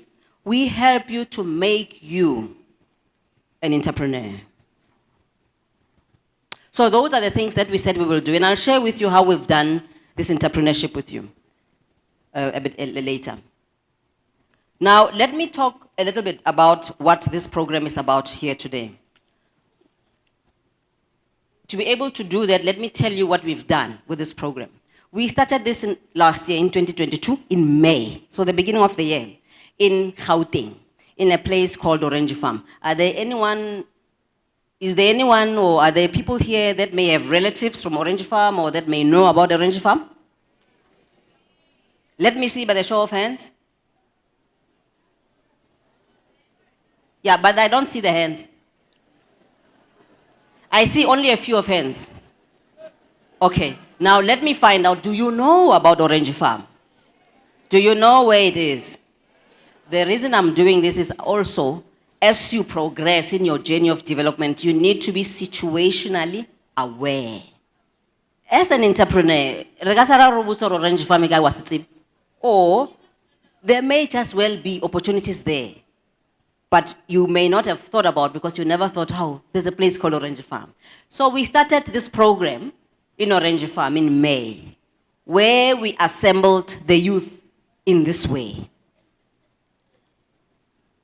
And our idea was to share with the youth the programs that we have, which I've shared with you, the cadetship, the internships. But we also wanted to share with them, plant a seed, but bring the opportunities to them to say, as young as you are, you can become an entrepreneur. And what we thought about, that we saw in our timeline in the country, was the growth of what we call last mile delivery. Do you know what last mile delivery is? Do you know what last mile delivery is? It is in the form of what you've seen before in Uber Eats. So you've seen Uber Eats, Agar? That's last mile delivery. You've seen 60-60 checkers, Agar? That is called last mile delivery. And then the other shops also followed suit and have their own brands. So last mile delivery is what is delivered to you, the consumer, in the last mile of the value chain of commodities. Okay? So that part, you can see, or wherever you go, there is the 60-60. Wherever you go, there is the outfit from Woolworths. Wherever you go, there are others that are coming on board. Pick and Pay also. What do they call it? What do they call it? ASAP, yes. So those are the programs that we, together with our stakeholders, realized that that's where, at least as a young person, you can be able to put your foot in and become an entrepreneur. Now, what we did in Orange Farm was we got stakeholders who will be able to help us to be able to achieve that. So we got those who then rolled out skills development programs, which we called New Venture Creation. And I'm just sharing the words with you, but I wanted you to hear the story, because that's what we are doing here today. Now, they took our young people and they put them through a program, because you need to know how to draw up a business plan. You need to know how to budget. You need to know to run a business, what it is that you need to do. We then brought the financiers and the insurance people who could avail the motorbikes to the young people on certain terms, just so that you can be able to own that motorbike after you've gone through the program. And when you also get a license. Do you see that it means that we believed that we could take young people as they are, without any ideas that may have been planted in their seeds, or there may have been ideas that were planted, but they never came to fruition. And we said, but you can own a scooter and participate in the last mile delivery. Do you understand that? Do you understand that? Maybe you're tired. I do understand you came in earlier.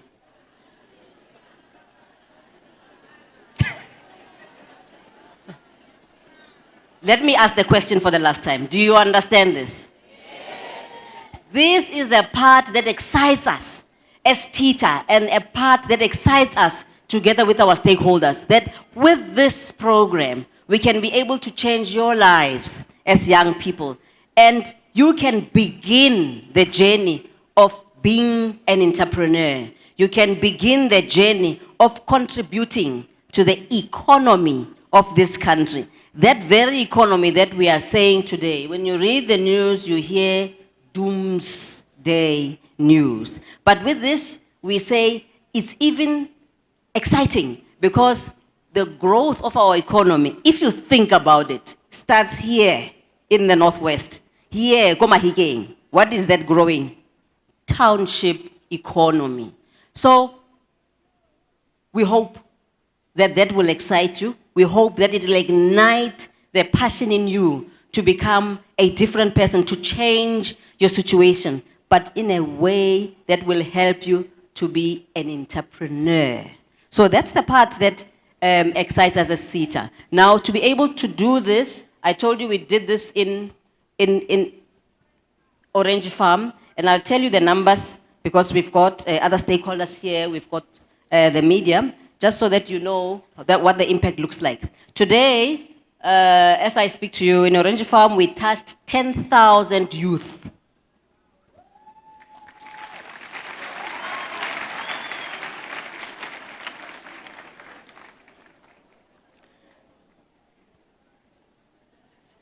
So those are the ones that were able to come. But if we look at the bigger numbers, 129,000 of those, I want you to realize that it does not mean in Orange Farm there is that many youth. It just tells you that we said we will do this in an Orange Farm, and this is where the seed grew.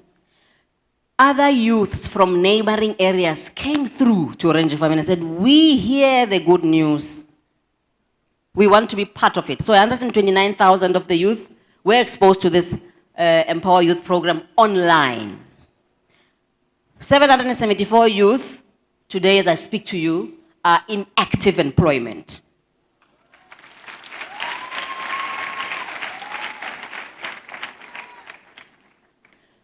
"45 of the youth started their own business. They are entrepreneurs. And those businesses are funded. 870 of those youth went into training. And as I speak to you, some of them have finished the training.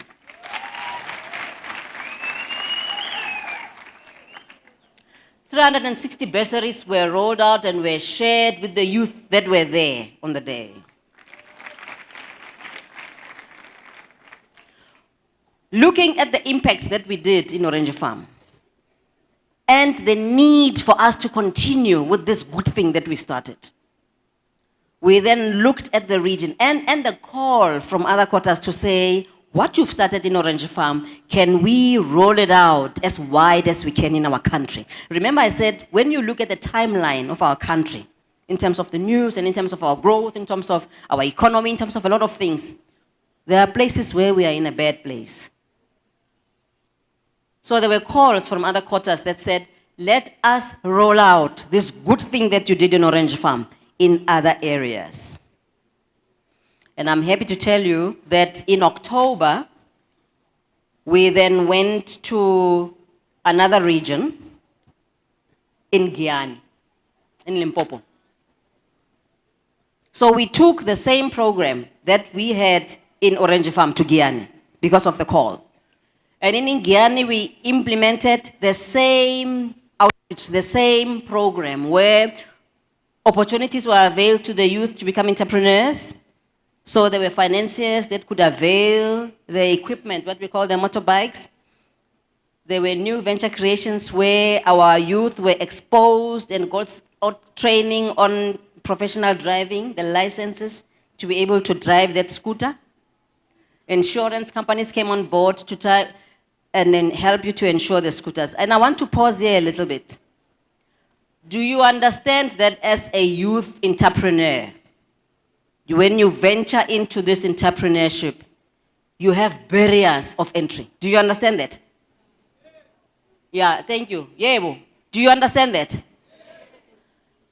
It means that if we do not have programs like these, where we talk to the people on your behalf and say to them, Mara, he won't have collateral. What type of capital collateral are you talking about? Pela, he's just from university. He doesn't own a property. He does not own. Some of you may own from heritage. You may have inherited your father's house that you may put up as a collateral, but not everyone has got that privilege. So the numbers that we are talking about are in the space where it would just be impossible to become an entrepreneur. So with this Empowa Youth project, where we assemble and collaborate with a lot of stakeholders to bring this to you so that all you need to do when is to do. Funda, bala, I forgot that I'm here, I'm not in KwaZulu-Natal. Habarbala, for new venture creation, please. You will need to spend sleepless nights to go through that project so that you are able to emerge with a certificate, upase. Because I want you to remember that at the end of the line, it will be, I want to become an entrepreneur.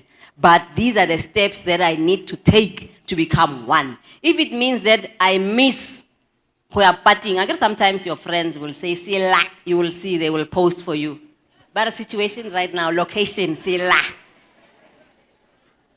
And you look at the time and you go like, I have to submit.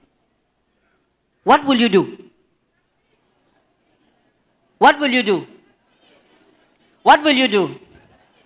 Because your goal is to become an entrepreneur. And when you do that, I will speak about you like I'm doing today. In Guyana, we touched a lot of lives, and we touched in the same way that we did in Orange Farm. We have and we emerged with a lot of young people who graduated as bike riders and were able to be entrepreneurs in Guyana and brought that last mile delivery in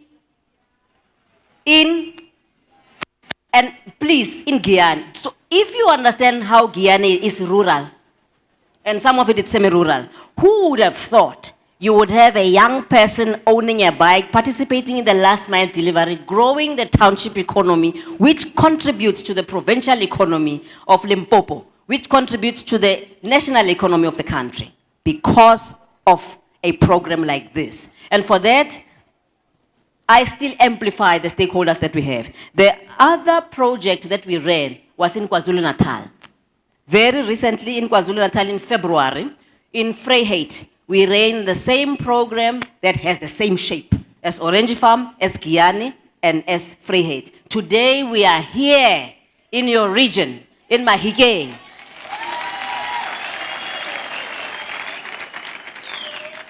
Today we are here in your region, in Mafikeng.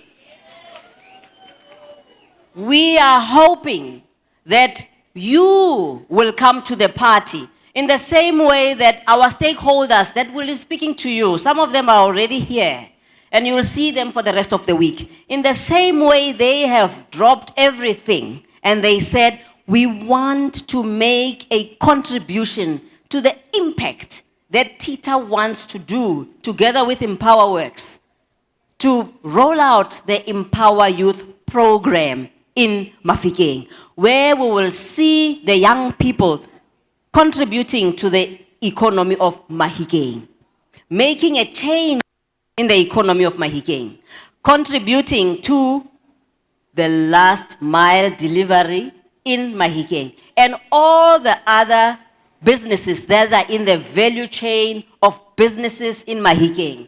I want you to understand that every region has got different needs.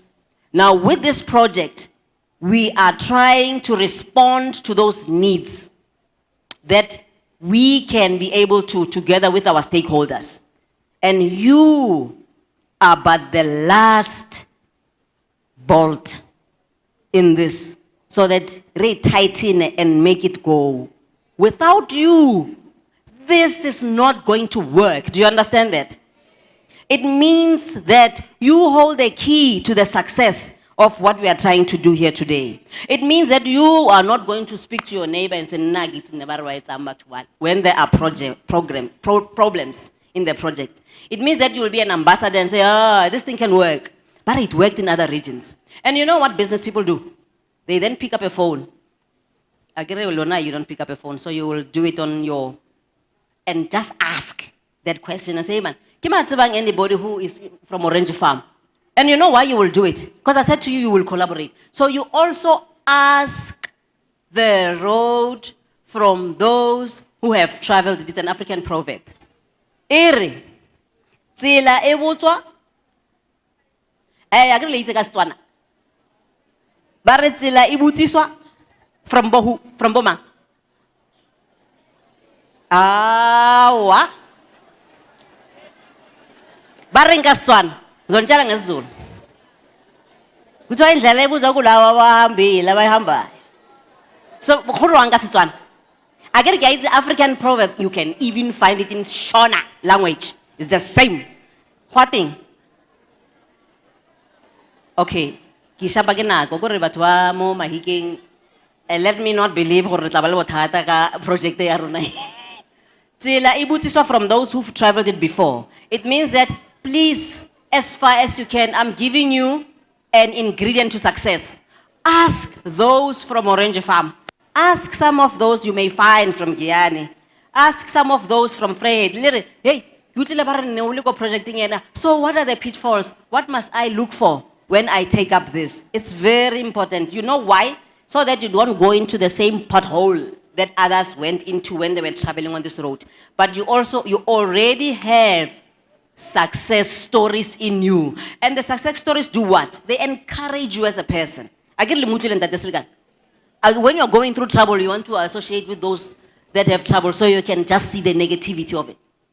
But when you go to those who are successful, they're not going to talk about the negative. They're going to talk about next steps towards success. So please do that. Do yourself that favor. We are going to partner, and I want to thank the following service providers and stakeholders.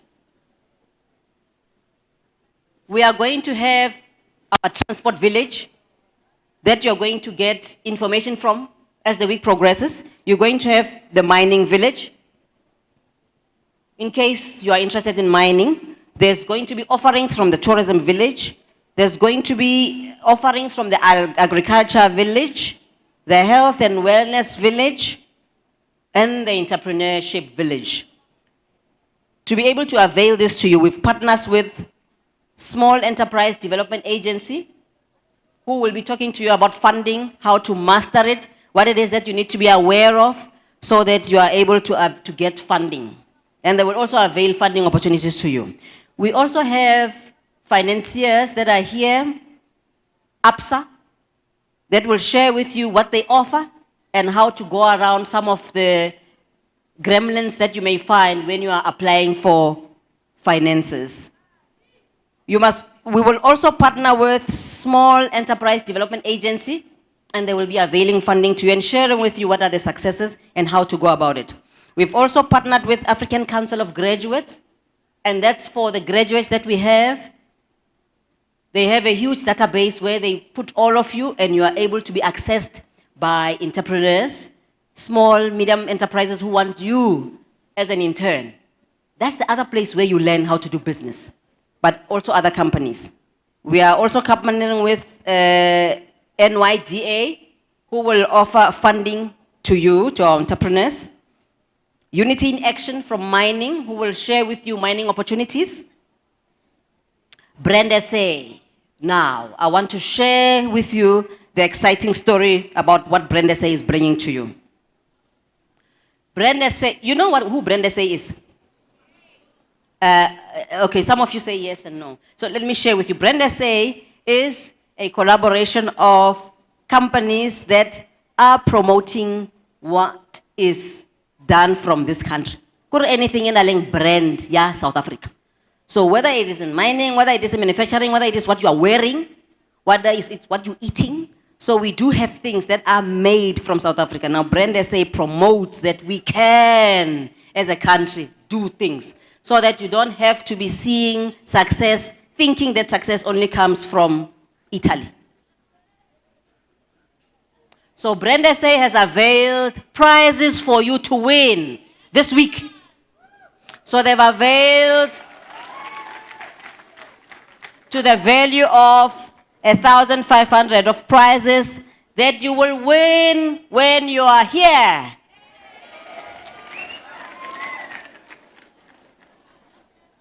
We also have bursaries from Mining Qualification Authority, and they are here and they will share with you what it is MQA is about and what it is on offer.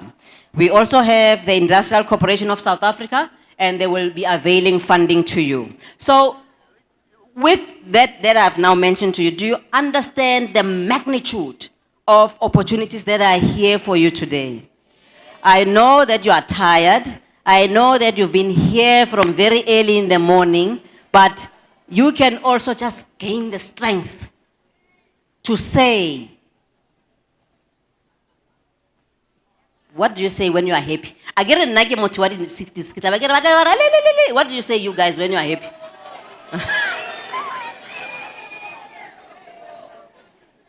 Liriebo. Ebo, shone pala yebo.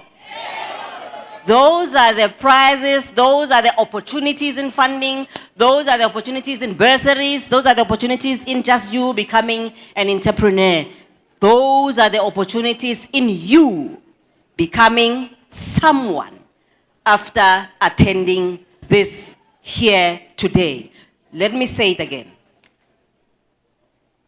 These are the opportunities from the stakeholders who have said we want to be part of this, so that we can help you, so that we can help you there, so that we can help you there to become a different person.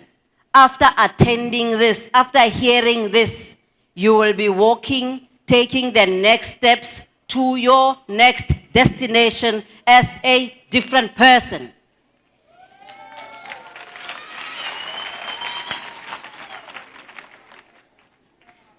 And lastly, I want to say to you, we have done this work before here in Northwest. We partnered with the taxi industry in Santaco, and we ran a new venture creation program 3 years ago where we changed the lives of the women owners of taxis. And if I want to tell you a little bit there, I know I've run way out of time, but I needed to do this.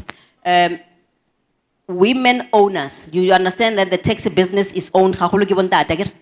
So even if I'm in my house and I am the actual funder, but my husband is the one who must run this business. Because in our society and just out there in the industry, it is run by men. What happens when my husband passes away? He will leave the business to me. Oh, I was actually the funder. I own the money. What happens? Yes. That's where we came in. We saw the need to empower those women. And we put them through a new venture creation because some of them may have not been able to draft a business plan in their lives. Please understand, they have never seen a computer before. Please understand, they never knew whether the importance of having a business card. So we put them through a new venture creation to be able to eventually register their businesses. And Santaco was very happy to say that they will roll this out in other regions. So that's the kind of impact that we have done here before. We've also partnered with Santaco on an express parcel delivery project that is being run here at the moment, Mobujanala district. It's like a last mile delivery, but it's done through the taxi industry. So we do a lot of work with the taxi industry, but we also partner with women. We've run here before a program for Empowa women, and we've come here more than twice, where we have partnered with women in the Northwest region and shared with them that we are sharing with you today. But for Bomama, we've done exactly like this. I get one that they go to the golf course. So we've partnered with Empower Works, and we called it Empower Women. And we brought the women here. This was our golf course. So we shared ideas here and partnered with each other and collaborated and said, but now you can partner with this. Now I have trucks. I have a fleet of 50. There was a woman who had 50 trucks and she wanted to partner with other women and they found each other there. So that's the kind of work that we do at our TETA, at Transport Education and Training Authority.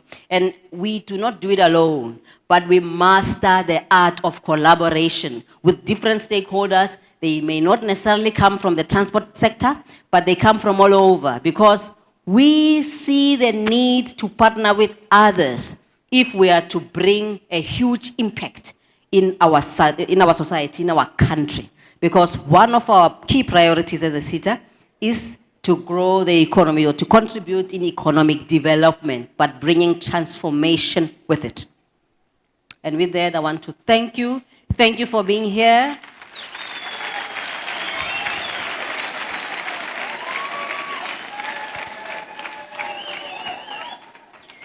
Thank you for being here. We understand that it will be a long day for you. Tomorrow it will be a long day for the others that will come. But share with them the story that you have. We know that we have others online that have logged in. Also share ideas with them. Share with them what you have learned here today. Because today, let me tell you, you are our ambassador. You are our ambassadors. And you know what it means? You have a huge responsibility as an ambassador. So please share with others, behave in a way that will encourage others to be where you are, because we want to see improvement in our lives. And TETA, together with its stakeholders and partners, want to be proud and point at this region in a couple of months' time when we go elsewhere and you say, we did this in Mafikeng, and you will help us to do that. Thank you.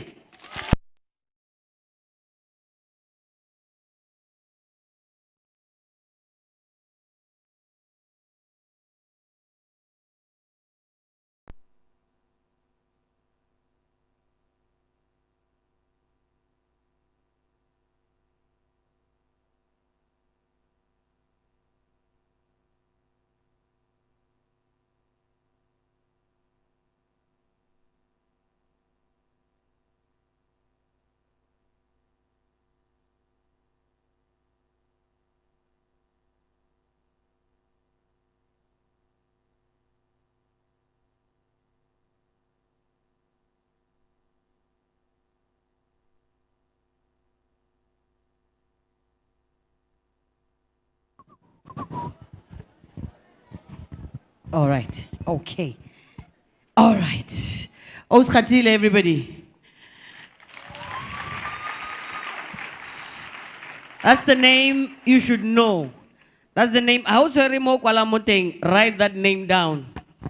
Every time they speak of TETA, you should know that name. The thing I love about her, Kohore, she's in touch with what's going on Kobasheng. When she started, she's like, yay, boo. And Hansa Toletepele, she's like, hashtag situation right now. All right. Now the things, it's too low, man. The things she's been saying. Ontabuaka Orange Farm, and she has success stories that she has been sharing with us.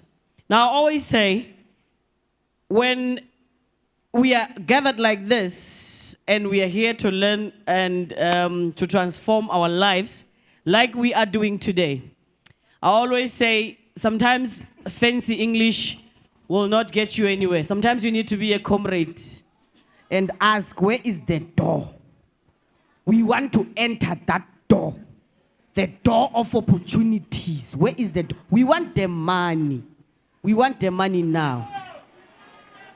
Do we not want the money? Do we not want wealth? We want transformation, right? Imagine, no, I want the money, you see. Like, I want to progress in life. Hey, we want the money. We want the money now. We want opportunity now.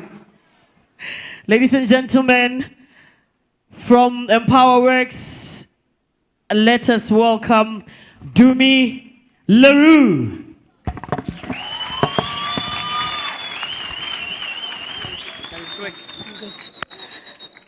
Madume Mahika.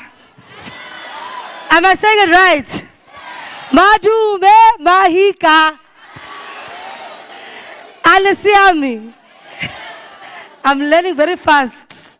Standing in front of you is Dumi Leroux, and I am the head of Empowa Youth.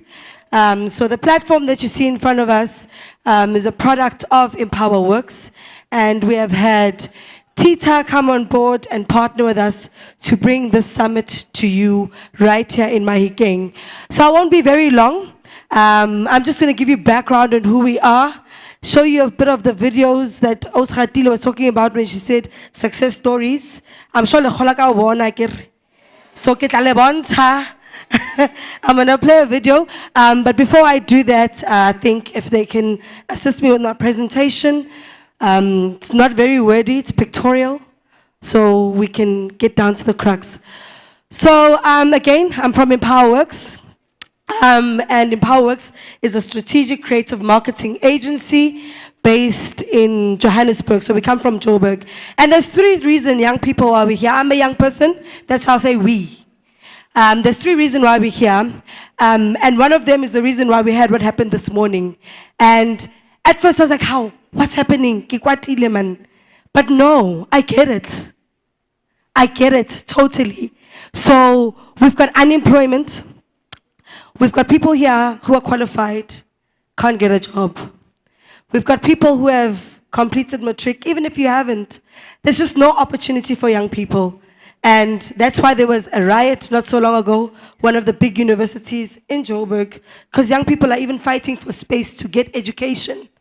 We're in a terrible state, and that's why we bring this platform right here. We're drawing information closer to you because you don't have access to it on a daily basis. We're ensuring that the youth of Mafikeng is not left behind. We're faced by poverty. This is a reality that we can't get away from.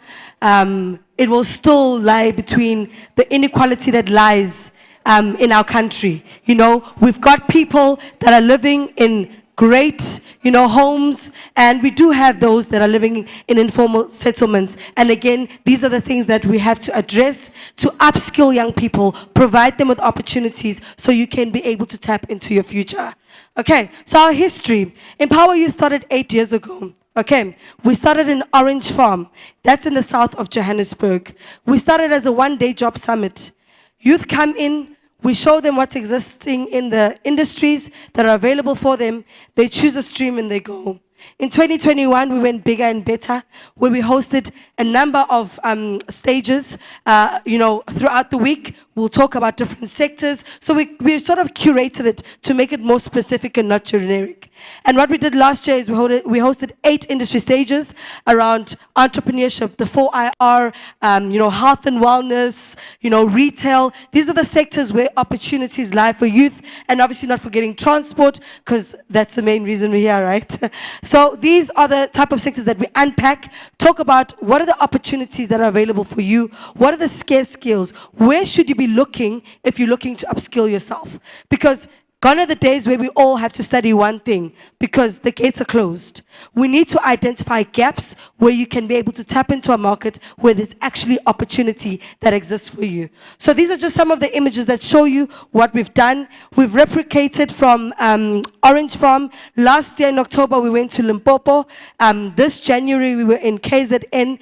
And this is what it looks like. Again, it's the face of unemployment. It's the face of young people that are looking for opportunities, not just in Mafikeng. That's an image that we took in January in the KZN region when we actually held this particular summit with TETA. So that's basically our history, and we're here to make a difference in the lives of young people of Mafikeng. We're here to bring you sustainable opportunities and make sure that you're leaving out of here transformed. But let me show you that video that I promised you that shows you the visual representation of what transpired in our event last year.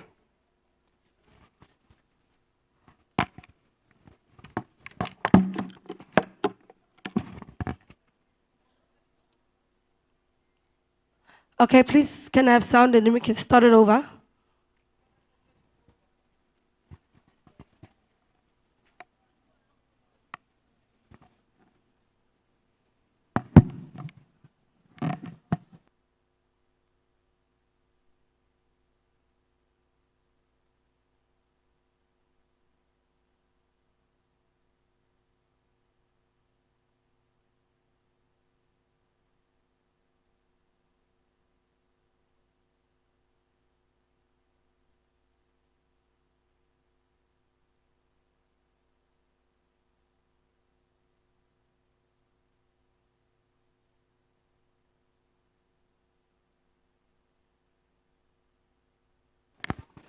All right, can we just get it back? You'll play it at the end.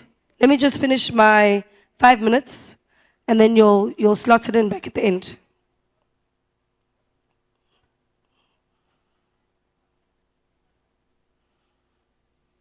Okay, let me quickly give you 5 tools to improving yourself from a young person to another young person. You need to find your alternatives. Earlier on, I told you about the riot that took place at the, one of the big universities. There's alternatives to education. Looking at TVET colleges is always an option. Let me give you an app about a TVET college. They give you 2 things in one. You get the knowledge and experience. When you're done studying, industry is looking for experience, right? So TVET colleges assist you in that regard, where they're actually giving you the knowledge and giving you the skills, taking you one step closer for you to get an opportunity. There's funding alternatives. So if you are in business, you're looking for support, don't only look at, yes, you need to get funding for you to be able to establish, but also look at forming cooperatives amongst yourselves. So if you are doing a seamstress sort of business, and you know that there's textiles, there's the actual knitting that takes place and sewing, work together with people that are in the same stream as you so that you guys can all do better together. It's always better than one. Skills. Look for online and digital courses. There are free courses that are there available for you online. There's Udemy. You can always access those courses. You register and you upskill yourself in your own space and in your own time. You get some type of a certification from doing that short course with Udemy, So you need to find alternatives to the issues or the problems that lie in front of you. Secondly, you also need to read more often. You don't have to read boring books. Personally, I don't like reading, boring stuff. But there's stuff that will entertain you. You're reading for the purpose of improving your articulation, improving your vocabulary. So the more you read, you also become aware of what's happening around you. Gone are the days where we can't know what's happening around us and in our country. You need to keep yourself informed, and that's only through reading. Again, it can be newspapers, magazines, or even a book if you like books. Identify your gap, and I spoke to this earlier on. Look around Mafikeng. There are sectors that make up this particular economy. It's agriculture, it's mining, it's transport, it's entrepreneurship, health and wellness, and tourism. I'm not from here, but I even know. So you should know, right? And within those sectors, you need to identify what are the gaps that lie for you in those sectors that you will then pursue in order to fill them. Right? There's scarce skills that are in all the industries that I just spoke to. You need to find them, and then that will allow you to actually step into a tangible opportunity. Right? You need to find a mentor. You can't teach yourself what you don't know. So yes, we all think, we've got it on lockdown, but sometimes we need someone who's actually going to give us direction and tell you when you're going the wrong way or the right way. So investing in a mentor and investing in yourself is very important. Okay, lastly, it's really what we've done here today, and it's showing up for yourself. Young person, nobody's going to show up for you if you don't show up for yourself, right? And the fact that you woke up this morning, you didn't know where you were going, but you still came here, means that you're showing up for yourself. And that is always the first step to success. Always make sure that you're there for you, because nobody will do it for you. All right. And as I close off, and then they'll play the video that I promised you, Empower Youth is about inspiring, connecting, and transforming the lives of young people. Osratile gave you the numbers. The video will give you the visual of it. We're here to make sure that you're inspired. That's through all the conversations that you'll be listening to throughout the next 3 days. You'll be connected. If you walk outside here, there's exhibitors, including theirs, TETA's exhibition stand. Those are the people that you need to talk to for the opportunities that you need to get a hold of, right? So we bring you the connection. Transformation takes place when Empower Youth packs up and goes back to Joburg, and we've changed the lives of Batuba Mafikeng. All right. Thank you so much, young people. Have a fantastic time. We love you so much. All right. 7.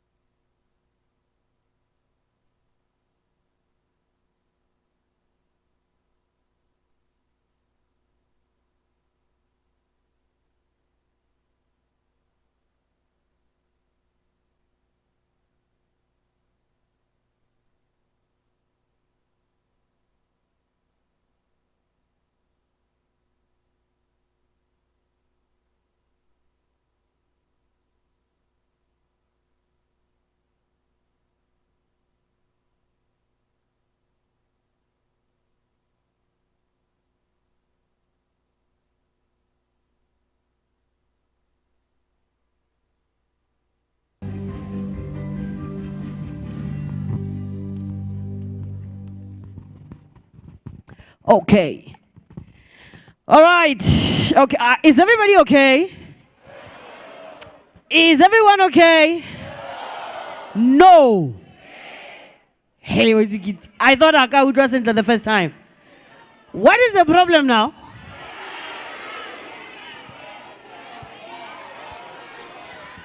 Wow. I could receive water. You are thirsty. Civic Center na le metsi mos. Metsi hayo mo Civic Center. I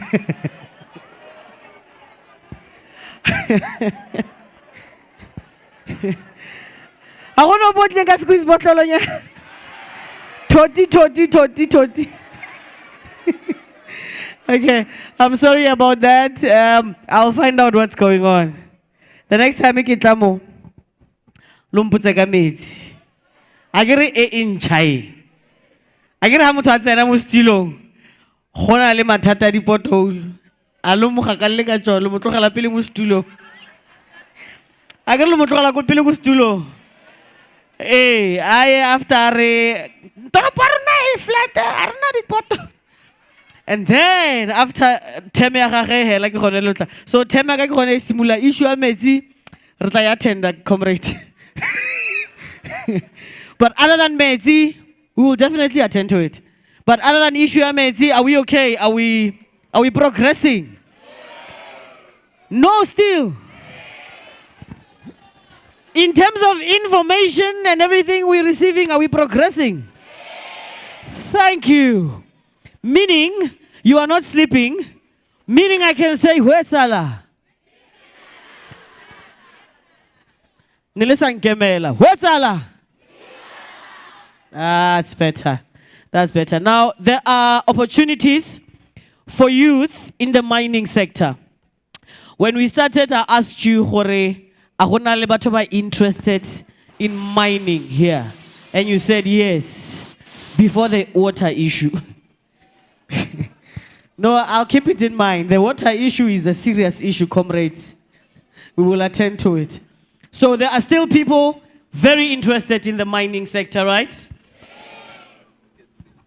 So I'm going to call on Siabelo, Ezekiel Siabelo, who's going to lead discussions with relevant people who will tell us, grade 8, grade 9, grade 10, if you want to follow the mining sector until when you are a graduate, or maybe you need a bursary, something like that. The mining sector and the opportunities that are available in that sector. Ladies and gentlemen, Ezekiel Siabelo. Hello, Mafikeng. How are you, Maftown? How are you, Maftown? Aw, Lishab. Aw, Giale Dumeli Satle. Right. All right. Thank you so much. My name is Sabelo Wakwambuku, not Ezekiel from the Bible. Okay. So my name is Sabelo Mbuku. Quickly, just to get a sense of who we have in the house, so that when we talk to the colleagues that are going to talk about opportunities, they know who they are talking to. All right. Do I have people who are saying, I'm carrying a piece of paper from the university, from the TVET college, that is called a diploma or a degree? Anyone? Just by show of hands, let's get an indication. How many graduates do we have? All right. Okay, let's check quickly. How many of us have exited matric with a pass? All right. We get a sense. And then how many of us are currently running businesses?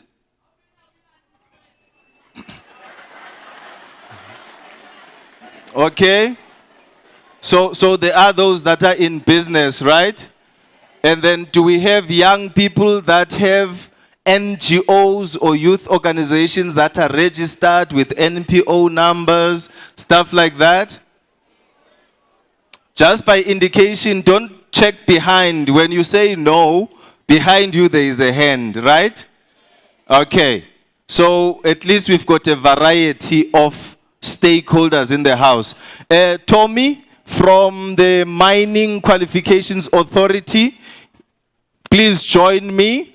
And then Success from Mintech, please do come and join me. So we are going to talk then what it is you can do to access opportunities within the mining sector. All right, put your hands together.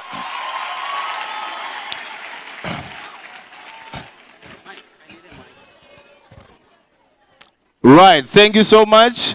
All right, colleagues, I need extra 2 mics. Put your hands together for Success. All right. Now, anyone who is a graduate that has a graphic design in it, just by show of hands, you are a graduate and you qualified as a graphic designer. By show of hands. So I want you to send your CV now. Show of hands, do we have those people? Okay, there's 1 or 2. All right. Okay, and then there's also brand and multimedia.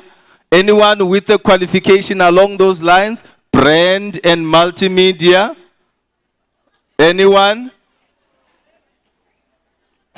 Okay, we've got 1.5 and another half, that makes it 2.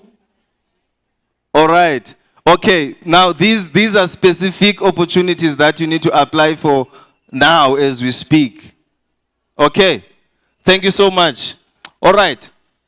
Now, quickly, let me check. You all have pens and papers and all that, ne? Ready. Okay, thank you so much. All right, my panelists, thank you so much for joining me. Do you all have your mics? Oh, great stuff. So these young people are desperately in need of opportunities. So when we asked them earlier, there are those that are graduates, there are those that are unemployed, and then there are those that are in business looking for opportunities. So obviously, we need to then speak to that. Then, before we can go any further, normally they would say ladies first, ne? All right. Success.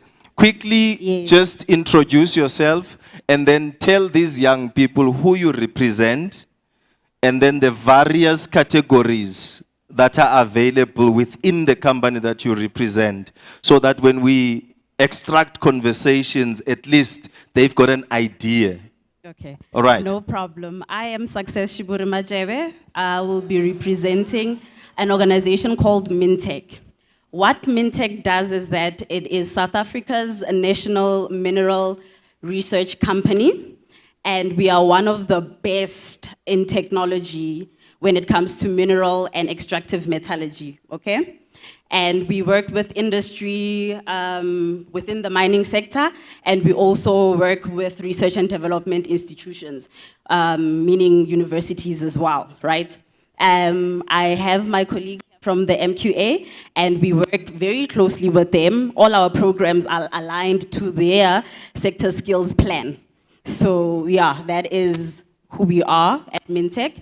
But for the graduates, we have a number, a set, well, a wide number or set of opportunities within our company, or even an umbrella cover, which is the mining sector. We have full-time bursaries. We have learnerships, which can be artisanal and non-artisanal. We have post and pre-doc opportunities. We have graduate programs. We have internships. We have work-integrated learning opportunities.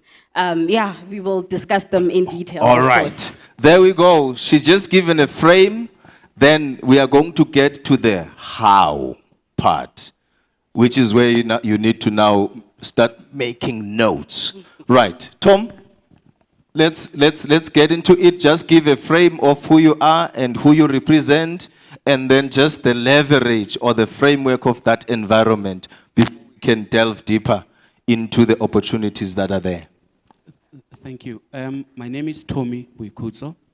I represent the Mining Qualifications Authority.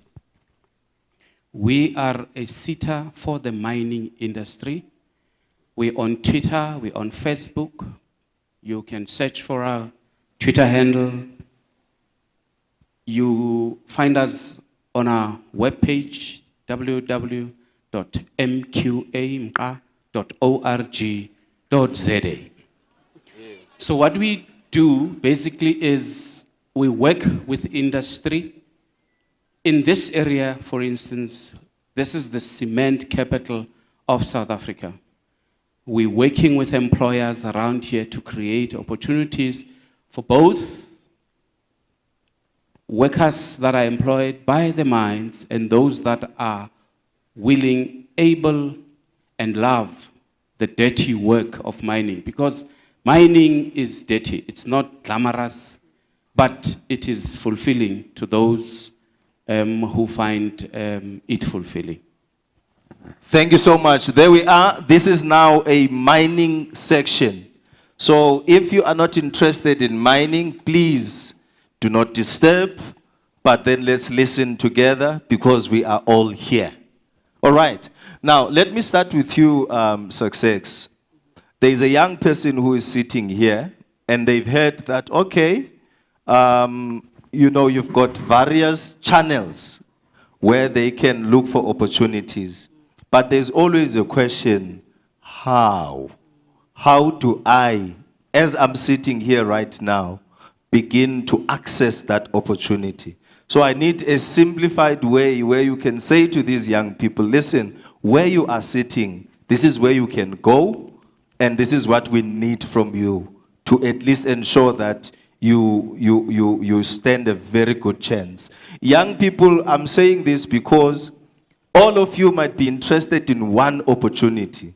That means you would need to compete for that opportunity.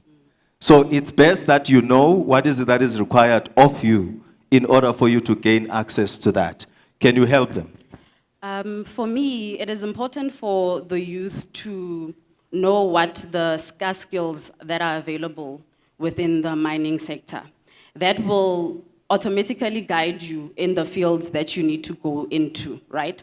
And then the second thing is that you need to do a quick search of mining sector institutions for you to enter into, right?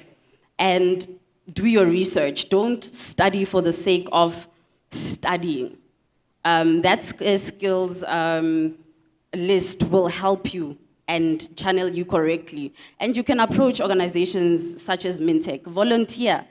We love volunteers at Mintech, and we love innovative thinkers at Mintech. We love researchers. So we want to build a sense of, in a simplified way, we want masters as well as PhD candidates, and we want to make sure that we develop a capable workforce for Mintech.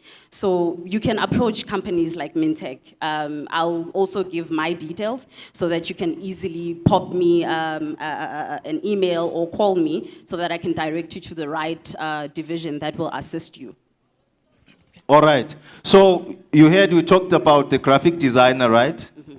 As well as the brand and multimedia. So when she gives you the contact details, that's the email address that you must use to submit that CV for those two opportunities, because they are looking for them as we speak.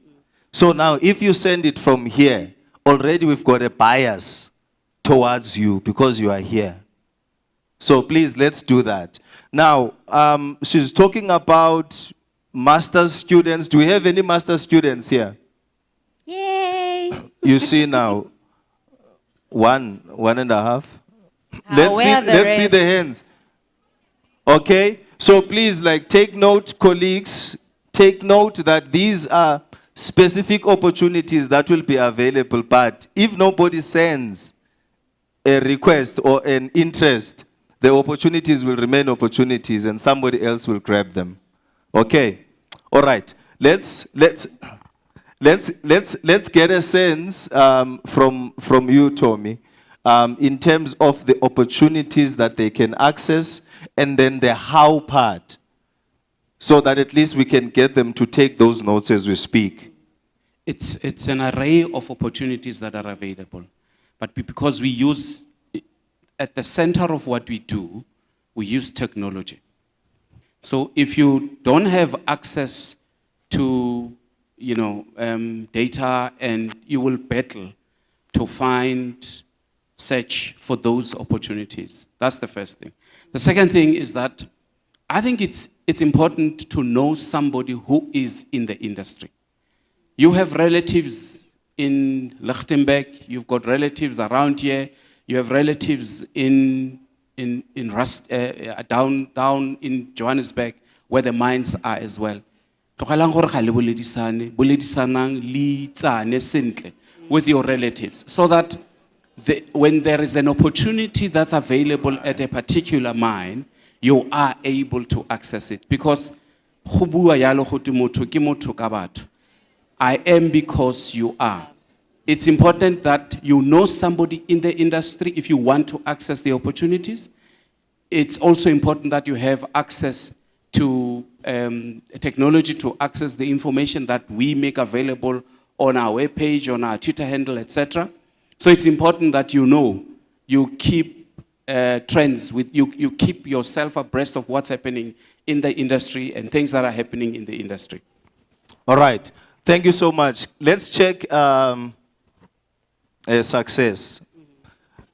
Do you have a specific number that you want to pronounce here and say this is the number that we are looking for?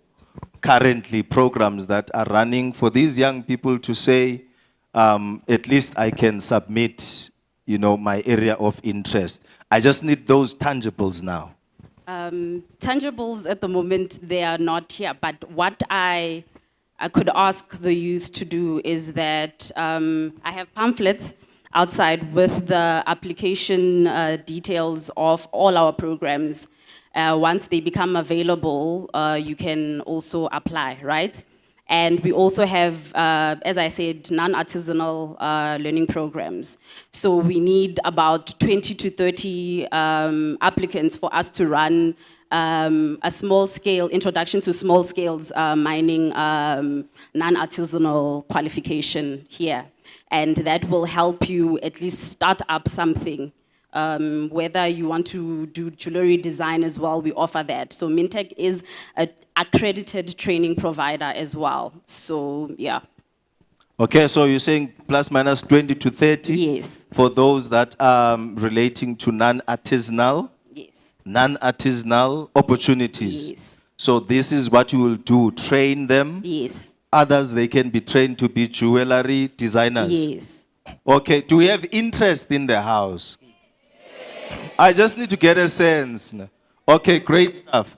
Now, Tommy, I think let's get into that. Identify those key opportunities when you look at this audience so that we can then direct them as to if, let's say you have internships or learnerships that are currently being recruited for by the various companies that you work with, then how do they gain access to that and become the target audience or those that are waiting for those opportunities on the other side? Maybe let me ask this question to the audience. Yes. How many of you come from mine host communities? Yeah. Those areas that are hosting mines. Great. Now, what usually happens in those mine host communities, there would be a forum where people organize themselves, where details are taken down, and the forum speaks to the mine around opportunities that are available. What we do and how we work is we work directly with the mines and say to the mines, we will, how many internships do you want? How many learnerships do you want? How many IET grants do you want? Because it's a grant levy system. So we get informed by employers as to what is it that they need in improving their productivity, and also in line with their human resource development plan. So we then fund those opportunities. But back to your question, it is always important for young people to attend these forums in those mine host communities. Let them know that you have particular skills, competencies, qualifications, and then they will be able to include you when the mines avail some of those opportunities. But outside of that, we have now introduced programs that are targeted at unemployed youth, because the mines have been saying to us, look, our host communities look at us as if we are the only source of hope, the only source of employment. What else can we do together, meaning the mines and the Mining Qualifications Authority? What else can we do to support multi-skill young people? So we've introduced, for instance, skills programs that look into all other spheres. We work with services, TETA, the rest of them. Anything that has an opportunity post-training, we fund it. But we fund it through accredited training providers. I see there's young people here who've got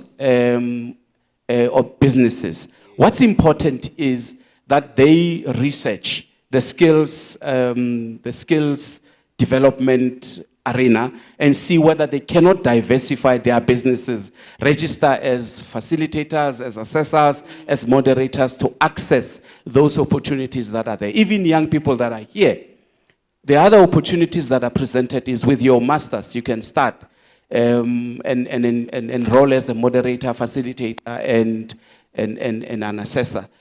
It's Kastrana gate sejo se ne se dirang ga se fete molomo re na le bothata ba gore because re na le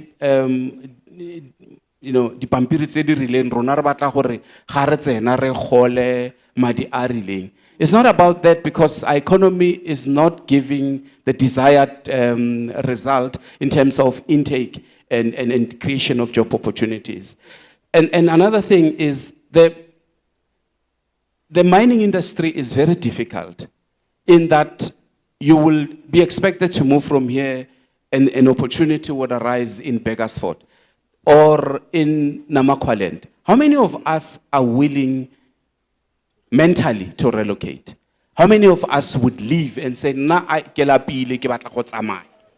So if we've reached that stage, Okay, thank you. if we've reached that stage, then it's important, because then we are prepared to take any opportunity anywhere where at least some form of life can improve. So the opportunities, your employers around here, ki AfriSem, PPC, Sparku, a lot of them, they have a focus on engineering and mining. So if you are not a maths and science person, you'll find it very difficult to access opportunities in the mining industry. Me earlier on said, know what employers want and remain relevant in terms of skilling yourself. So there are opportunities for those maths and science learners. And again, we did not pass maths and science the same way.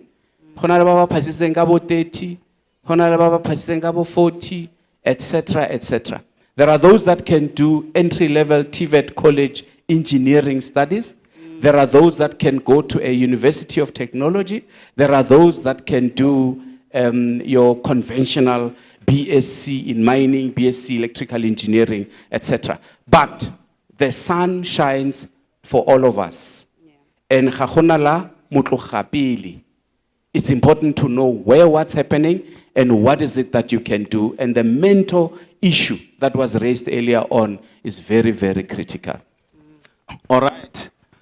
Yeah, you can put your hands together.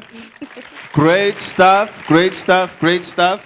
Now, I want to check very quickly if we've got a mic that is somewhere on the floor, so that we can get maybe 2 or 3 questions that speaks to those that have an interest in the space where we are. so that we can answer those questions. I might have asked questions that do not address that which you specifically need, so that we can afford those 2, 3 young people an opportunity to ask a question directed to either Tommy or Success. All right. Okay, there's a hand here. Not political question, but direct to the point so that we can get direct answers. Okay. Yes, let's have a question there. To add, whoever asks questions, we have goodie bags. Then the whole house is going to ask so, now. we have about 10 goodie bags that we can give away.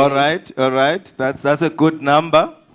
All right, let her stand up so that she's visible on social media and other streaming platforms. Good morning, everyone. My name is Ompemezi. My question is to you, Ms. Success. I've been applying to Mintech, okay? And I was just wondering if there's a certain way my CV has to be, or if I should always attach my cover letter with my CV, even though they didn't state. Like, yeah, that is just my question, because I've been applying. I hold an honors in chemistry, and I'm actually a master's in chemistry graduate. I'm graduating this year. Okay, just a second. What have you been applying for? Yeah, that was my question. So what have you been applying for? Let's get there. Okay, honestly, at first I would apply for positions that require experience. Okay, and you didn't have the experience, okay? Yes. And then there was one time I applied for the graduate opportunity, and I never got a response. So now you're going to apply now, she's going to respond. Yeah. Yes. So once you have she gives me now. yes. Thank you. All right, thank you so much. That's one. Is there another one? Next to her. Let's not keep it here. Ne? There's. Yes. Okay. Let's check. Let's also go to the back. Ne? Let's also give those that are at the back an opportunity.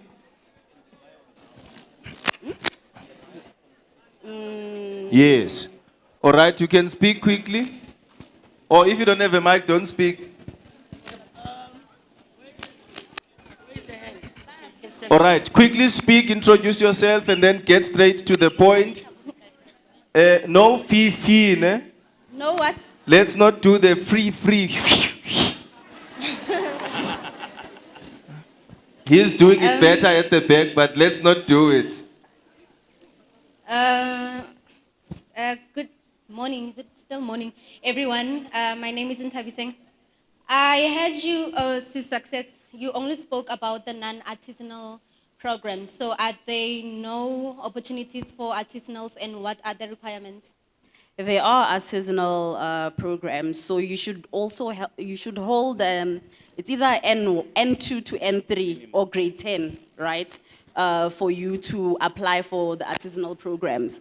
So we ask MQA here, and we state how many we would like to accommodate at Mintech. We also sometimes do top up to what MQA gives us, and we add. So those are the qualifications that you need to have prior to you applying for the artisanal program. So you can do trades in millwrights, in instrumentation and fitter, and yeah, so forth. But my colleague here has more detail in it. But yeah, we do have those programs. It's just that it opens on a time frame. There's a specific time frame that you need to look out for that we take the students. All right. Thank you so much. Is there another hand right at the back? Great. Yeah. Guys, you'll get an opportunity. Ne? There are other panels that are coming, even for agriculture. So we are still together. So let's just afford those few a chance to ask. They are asking for all of us. All right, let's get the question. Dumelang, nalina laga ke Tshepango Peledi. Ke ne ke kopa go botsa gore if go na le ba ile gore they didn't do maths and science ko sekolong, and they only end up ka matric, Havana, diversity entries, so forth and so on. So, abone, are they not going to be granted the opportunity how they could go under this mining industry in terms of halena di leadership tse le gore keng le ka kgona go ba provider tsone, so that le bone ba kgone go nna on the same path e le gore keng e ka kgona go ba tsenya under the mining industry. Okay. All right, good question. All right, good question. Let's get two more, then Tommy, you can also respond, right? Yeah. Let's get two more. I don't have maths and science, I only have matric, but I want to get into mining with passion. That's the question. All right, let's get that side. Going that side now. Yeah, no, the other one. All right. Let's get the last two now so that we can move and get the answers. All right.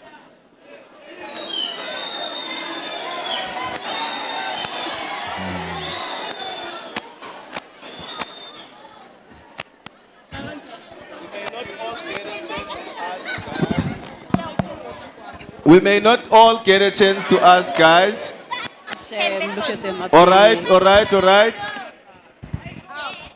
Dumela magolo. Yes. Ka leina ke Boitshepo Merene. Ke ne ke batla go botsa ke ne ke dula ko Rustenburg ne. So ke kadetile ko Rustenburg ke kadetela RDO. So khale ke ntse ke emetse go batla mpitsa go no kholo e tsena. So I just wanted to understand go etsala. Hey, aga u kuna le pula e tsenang.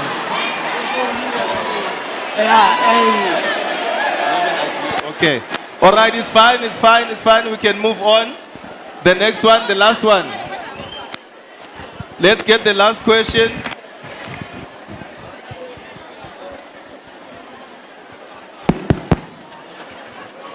Last question. It's working. Dumelang bagolo, o bua go go itse modimo motswa dira.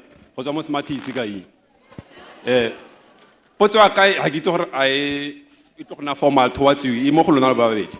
Ke botsa mabapi le ke na le experience mo mining professionally, formally and informally.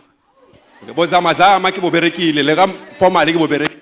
So ne ke botsa gore ba ba tshwana le rona yana ba batla go tsena in this mining industry like seriously mara ke na maths and science at all. Ke a maths literacy and the west part. Why one? So rona ba re ba re batla go tsena ka tsela tse dintsinyana. Re thusa yang. Re thusa yang. All right. Let's get responses. Thank you. So, for instance, we have a project with Harmony Gold South Africa. This is rolled out in several of their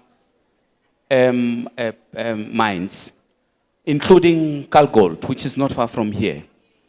What happens is they go into the community, they do your health and fitness tests, medicals, and in the main, they get those learners that have passed between grade 10 and grade 12 with no prior maths and science qualification or experience. They then put them on a skills program with us.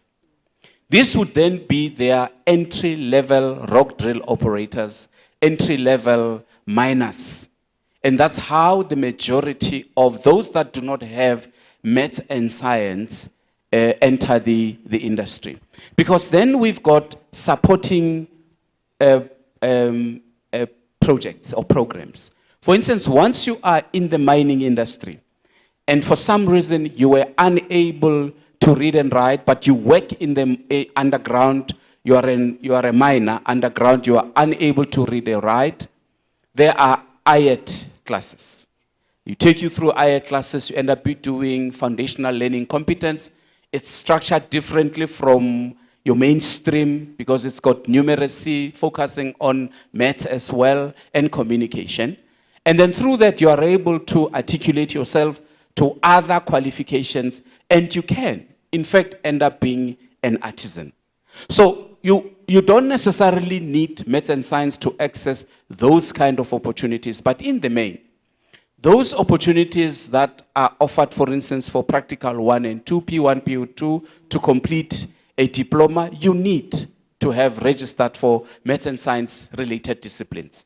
For your internships, you need to have a qualification, a degree in mining, geology, etc., etc. But what we've been saying to the industry is that we want to participate with them, partner with them in supporting them, not just to offer internships. So when there's an internship opportunity at Harmony and it's funded by us, at some point or the other, they must be able to absorb you. And we've seen that a great deal happening. So, is it Ntabiseng who asked, you also talked about your CV. I have been in the, I've had an opportunity to hire other people somewhere. We call out and we spec. We say, this is what we want. And people respond, and the lies on the CVs. Yeah. Shoo. We need an indaba about the lies that people tell about themselves. And it's not just unemployed people. It's also people that are employed. And when you've got an eye for detail and things don't add up, we do not call you because we flag you as a huge risk. We do not want dishonest employees.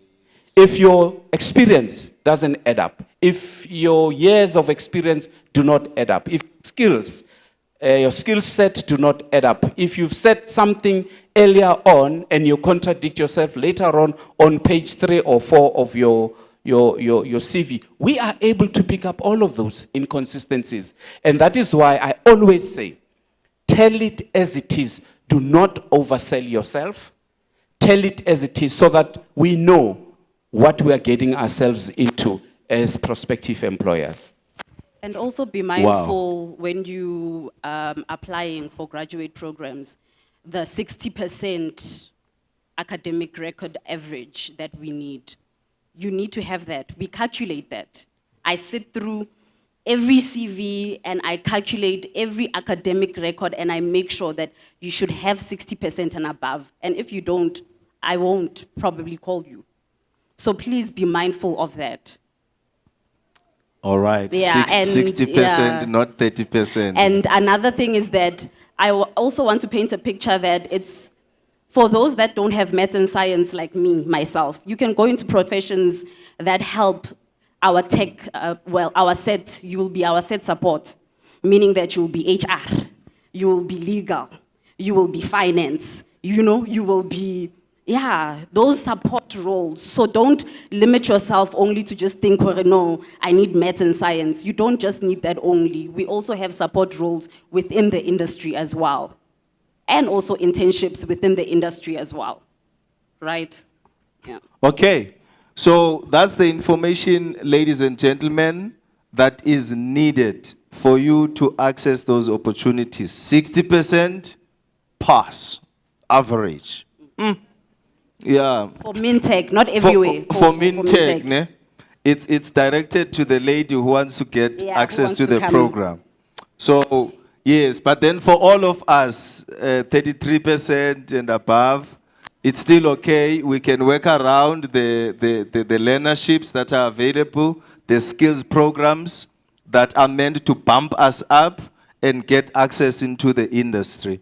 So it is important, colleagues, that you get to identify what you want to do and not follow everything else that is presented. For instance, today or in these 3 days, we are going to cover interest in mining, agriculture, tourism, entrepreneurship, health and wellness. So if you look at all of these, you need to find your own niche and focus there, because that is where the opportunities that speaks to you would be presented.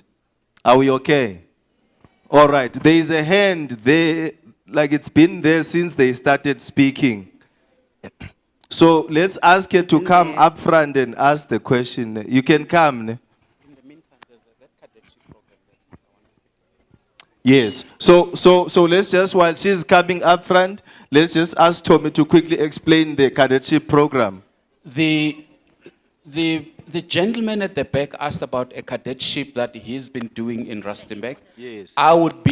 He can come through when I'm done, or he can leave his details. We've got a sort of a help desk with information on what I'm saying at the foyer. Register your interest. Please let them get your details, and I will definitely call you.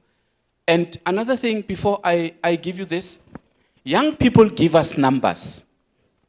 Ne? They tell you this is 066 072, and then you call that number, it doesn't get answered. Emails go unresponded to, and people change numbers as they change girlfriends and boyfriends because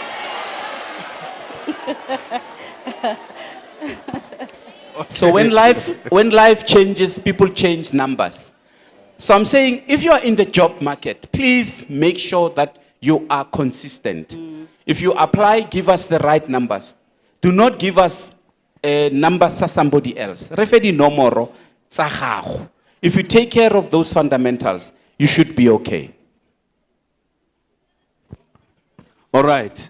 Thank you so much. Okay, this lady has been wanting to ask a question, and nobody gave her a mic, and then I thought, while we are waiting for the mic, she can ask. It's burning. Dumelang, ke nna Millicent Tsweledi. Ne ke batla go botsa gore ke utlwile ka tsa ha o sena matric le ha o sena di-qualification. So what if we interested in mining, maar in transport? Like what if when the una le certificate le license ya dump truck, TLB and stuff like that? Thank you. Thank you so much. All right. Okay, no, the mics are supposed to be somewhere here. Oh, she also ran up here, ne? Okay, there are mics that are down there, ne? Oh yes, there is the mic. We found them now. No more stage intruders now, ne? Yes. Okay. Louder. Hello, my name is Lebogang Mutibi. I'm a Baza here, MQA from Val University of Technology. I am currently studying advanced diploma in industrial engineering. So what I want to know is, Jorge, what is the plan with your Bazas after us studying? Because we are applying, and also I was part of the database here, people who have done their diploma, but there's no response. And also, I communicate with my administrator from the Val University of Technology, but still, there is nothing. So I want to ask Jorge, what is the plan with us? Or is just the sponsor, then we can move on to, yeah. Okay. All right. All right, let's quickly get those two questions answered. While you are walking down, your question will be answered along the way with every step back to your seat. So you have been trained as a dump truck driver. You Yes. have your matric, but you do not have an opportunity for employment. Somebody trained you. What were they training you for? So the people, this is where it should start. If you enroll yourself on a program, on a project, training project, it's important that you ask the relevant questions before training, during training, and after training. And look, the mining industry has a lot of subcontractors. There's people that make money out of training people. There's people that subcontract labor and then go on to enlist you. So find out from the people that are training you what the end is in mind. Don't just be trained. What are they training you for, and what are the opportunities? I also hear that in the Northern Cape, for instance, because the industry there is expanding, there may be more opportunities than you find in your conventional mining towns, such as, or mining provinces, such as the Northwest, such as Limpopo, such as Mpumalanga. So look around for those opportunities and enlist yourself and ask those relevant questions. The last lady here asked about what the plan is from the MQA regarding the MQA bazaars.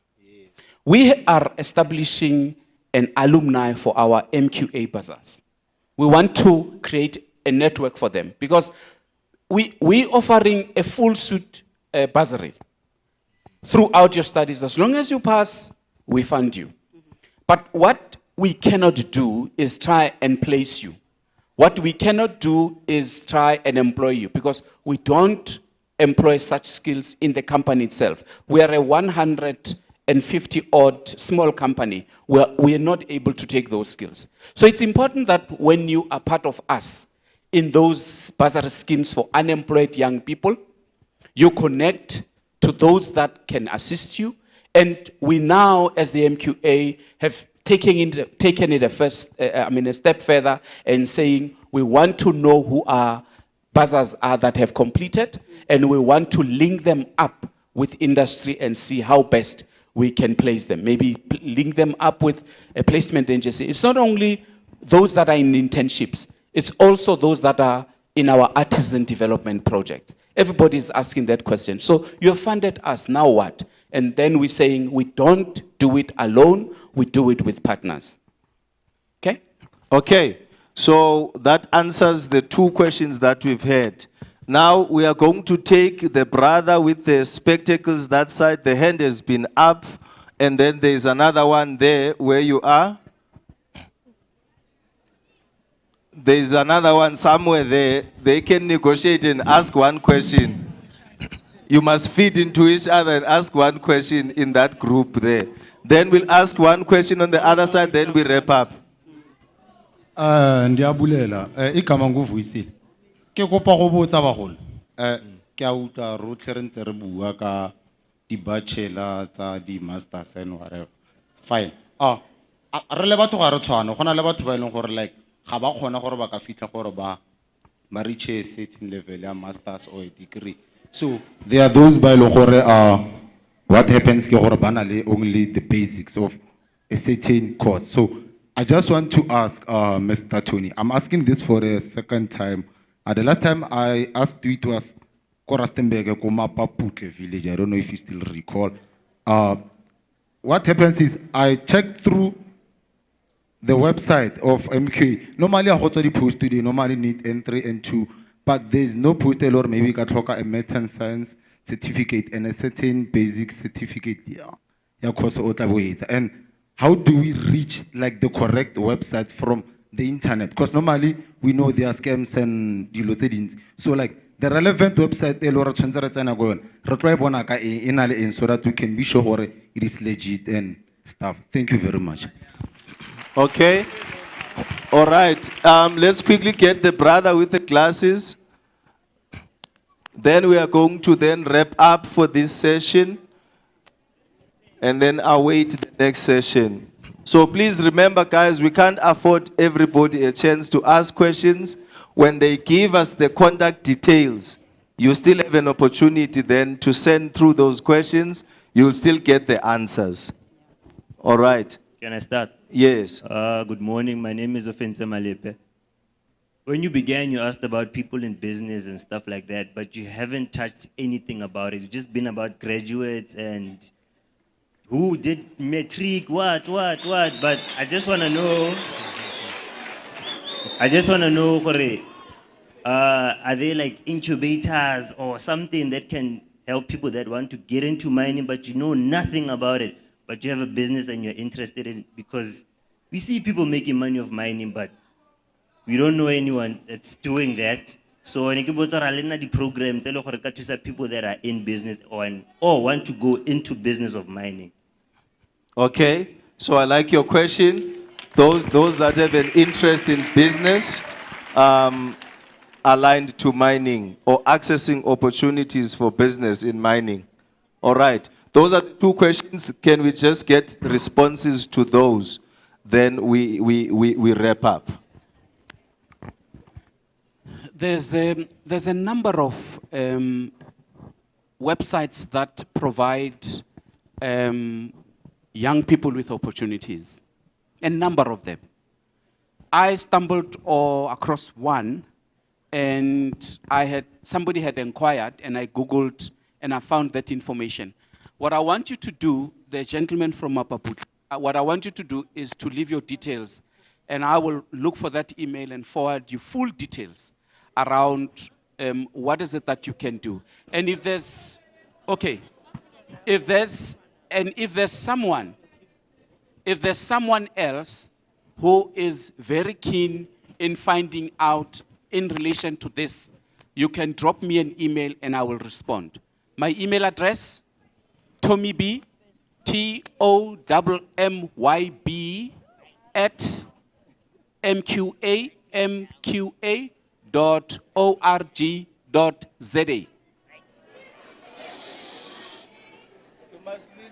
Please listen. You can find my details on the URL www.mqa.org.za. My email address for the last time.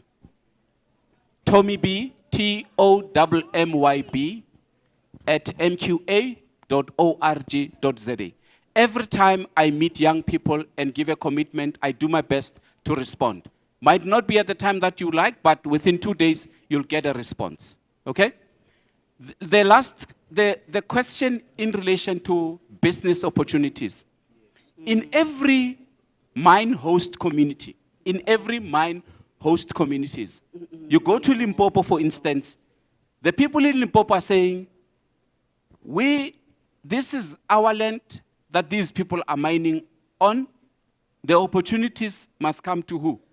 The owners of the land. We are the owners of the land. It's a trend that is engulfing South Africa. So, and the mining industry also has a responsibility towards their mine host communities. They have to develop them. They have to develop their SMMEs, supply chains. If you are interested, there's an array of services, goods and services that you can supply. But the first step is to register with your company on some accredited. For instance, for the Rustenburg area, there's Innoven. Google it, INNOVEN. When you're a provider, a supplier, provider around the Rustenburg area, you need to be on that supplier database. Anglo-American has got its own data for suppliers. They all have ways and means in which they are able to support their host communities. In the MQA, for instance, we have a small business support project. So when we open for such opportunities, advertised on our website, your company can apply, and then we will consider you for support in developing, maybe looking at finance, funding, and so on. So those are the opportunities for people that want to do business in the mining industry. Maybe lastly, Mazulubar uzoitola kanjani uhleli khoneni. You need info, and talk to as many people. There are people that have made it. Go and speak to them. Find out from them how they broke through the ceiling to be suppliers in the industry. Find out, speak to people, don't give up. Somebody will give you information, and that information should be able to help you. But it's not an easy thing. It's not an easy thing. There are quality standards that must be adhered to, because our industry is a very dangerous industry. So when you're a supplier there, you must have had some form of vetting, and that's why it's important to be on their database for provision of those goods and services. I hope all of the best, and get information, get a mentor, speak to someone, and all of the best with your future. Thank you. All right. Let me quickly check with Success to quickly do a rep on her side, and then I'll share some of the information that you can make use of as far as transport SETA is concerned. There is supply chain management opportunities, freight handling opportunities, even truck drivers. So I will share that quickly and direct you where you can go. Okay, Success, quickly, closing remarks. I'm just going to share my contact details with you guys, right? So my number is 011-709-4807. Guys, Okay, I'm gonna repeat. Listen and take note. The few numbers that you captured, when she repeats, you then complete. But once you start making noise, you miss even the first digit. I'm going to repeat. Ne? So all the skills development programs are with us. So I am your go-to person at Mintech. So my number is 011-709-4807. Did you get that? And then my email address is success with an extra S at the end at mintech.co.za.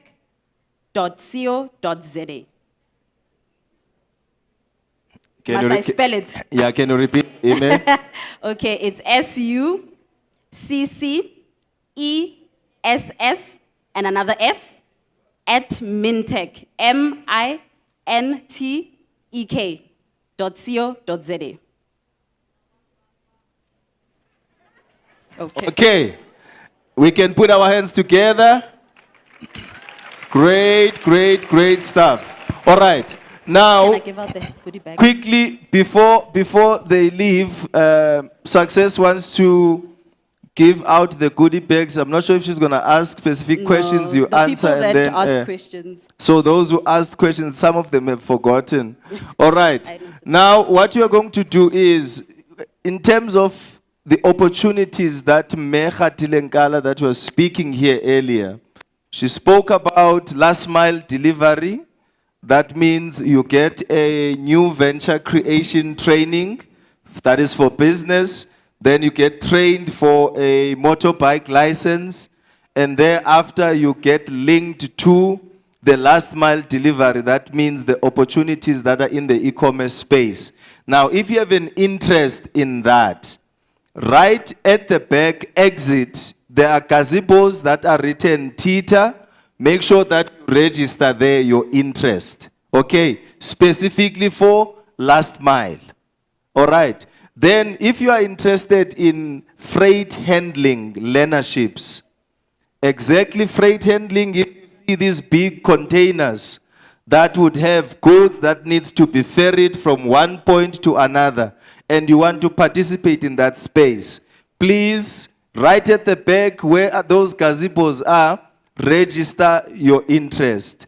And I'm asking this very nicely so that you don't register for everything. Only those that have an interest in that space.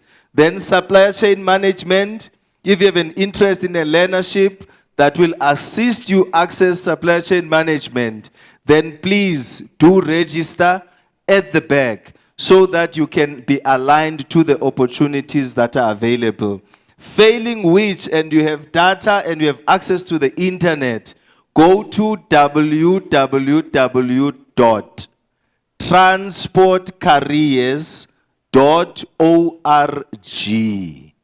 Register your profile there, upload your CV, then you've got 8 subsectors that you can align your interest to. Choose the sector that you're interested in and then upload your profile. What we are going to do, all the SETAs, from the 1st of April, it's a new financial year, until the end of March 2024. They will be awarding contracts to various companies to recruit for learnership, skills programs, cadetships, apprenticeships, all various programs. Then you have an opportunity that you can be selected or recruited into those programs. So I'm asking this so that when you create that, when you enter into the database, we can easily call MQA and say, this is the database we have in the Northwest Province. When you have opportunities, please direct your recruiters into this space. So please do that. The more numbers we have on the database, the easier it is for us to lobby all the companies that will be getting contracts in the Northwest Province directed to that database. Okay. Other things I will share with you once I've drank some water. All right. Right now, we need to release the panels and then hand over to the MC because the agriculture session needs to start before we get tired. Put your hands together for me. For you. All right, thank you so much. All right, they want to take a snap, ne? Is this your phone? Yeah, that's my phone. All right. Oh, those that did the question. Those that ask questions, you can quickly come grab a goodie bag from Mintech. And also we have brochures outside with regards to bursaries and all our skills program.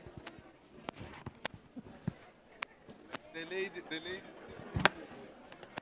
Thank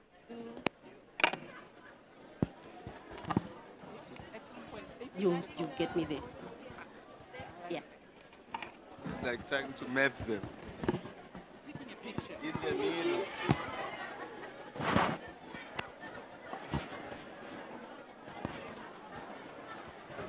Hey,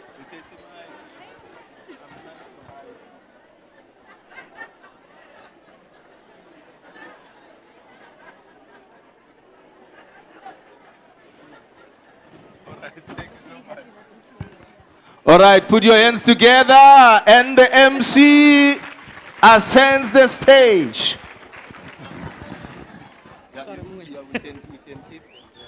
Okay, all right. Thank you, Sabelo. Thank you so much. Lady number 10.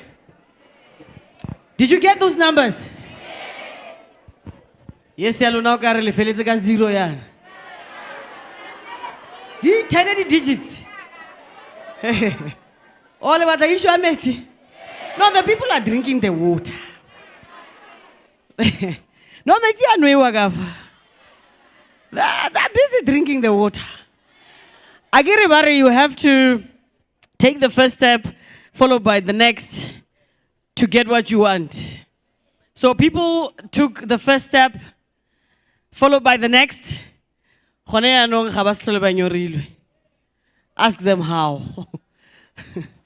All right, but other than that, is everybody okay? Is everybody okay? We are about to break or take a few minutes, but before we do that, Nzeribuaka mining sector and how to get there. Every time you enter a qualification or an industry or a sector, you need to ask yourself if you are ready. And sometimes we don't know what being ready actually means. That's why I'm calling on Mr. Ezekiel Seabelo to come speak to us about being ready for this sector, the mining sector. Ladies and gentlemen, help me welcome Mr. Ezekiel Seabelo. We're talking work readiness in the mining sector.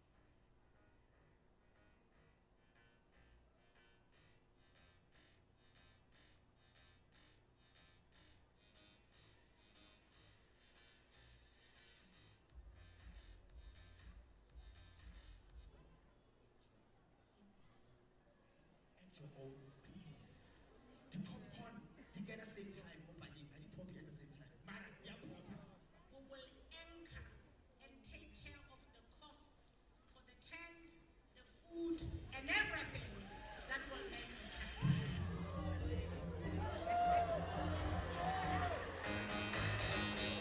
Do you know you received it before you got here? Because you told your mind, I don't know where I'm going, but I'm not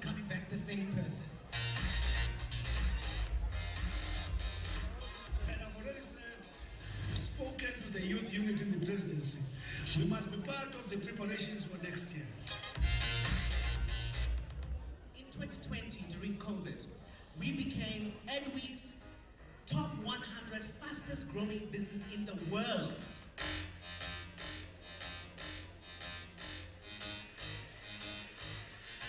I really appreciate the platforms and the engagement, and we're looking forward to partnering with you, because in you we see not only the future of Orange Farm, but the future of the country. And can you give me, out of these 5 young people that must go into ICT, I will give them bursaries.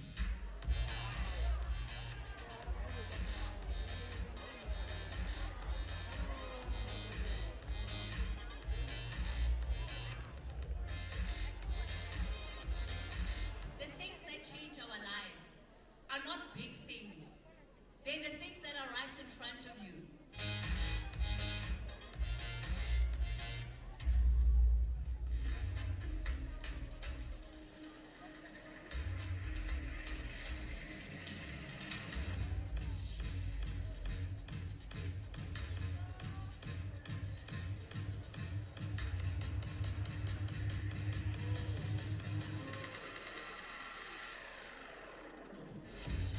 To migrate from being humankind to being kind humans. I'm going to be forcing my officials, talking to my colleague Minister Nzimande, that a concrete program comes out of this place.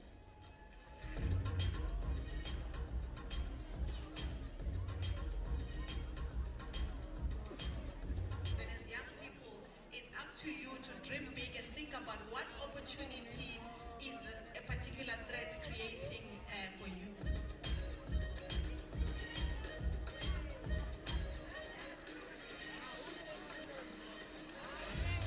The young people from Orange Farm, we're not going to leave you behind. We are putting down money that's going to help you with digital skills. The committee, 1.4 million.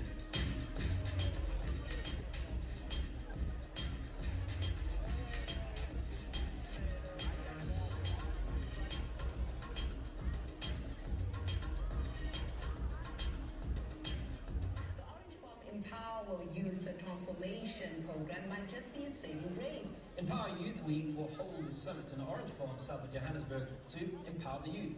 And Empowa is playing their role in ensuring that youth are not left behind. We offer a range of financial as well as non-financial support to young people across, sectors that speak to development.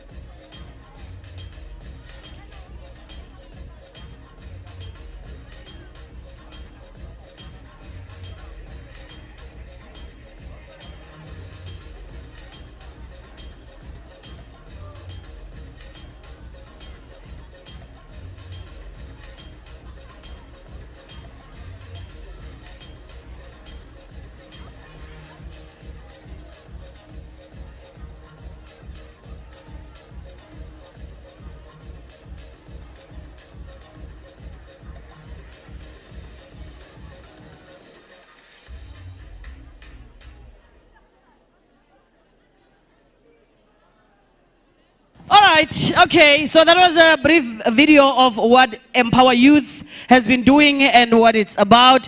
Thank you, Dumi, for that. And now, Mr. Ezekiel is out here. Ladies and gentlemen, Mr. Ezekiel.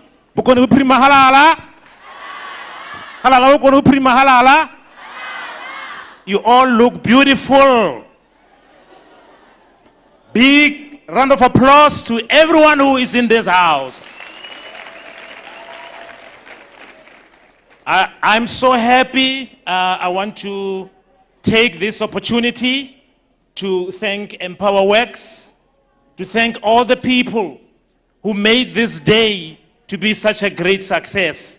I'm very honored. I'm very happy to be here. I'm very happy to share with you the experiences in terms of readiness in a mining environment. But I must just state one thing. The last time I addressed this quite number of people was in 2010 during the World Cup. Were you still alive? Oh, wonderful. During the World Cup, I had to address a delegate from FIFA during the World Cup at the Royal Mafikeng Stadium, where I'm coming from. So I am happy that I continue to address people. I'm happy that I continue to change lives, to add value into your life. I won't be keeping you too long. I just have a brief presentation just to talk through with regards to the work readiness in the mining sector.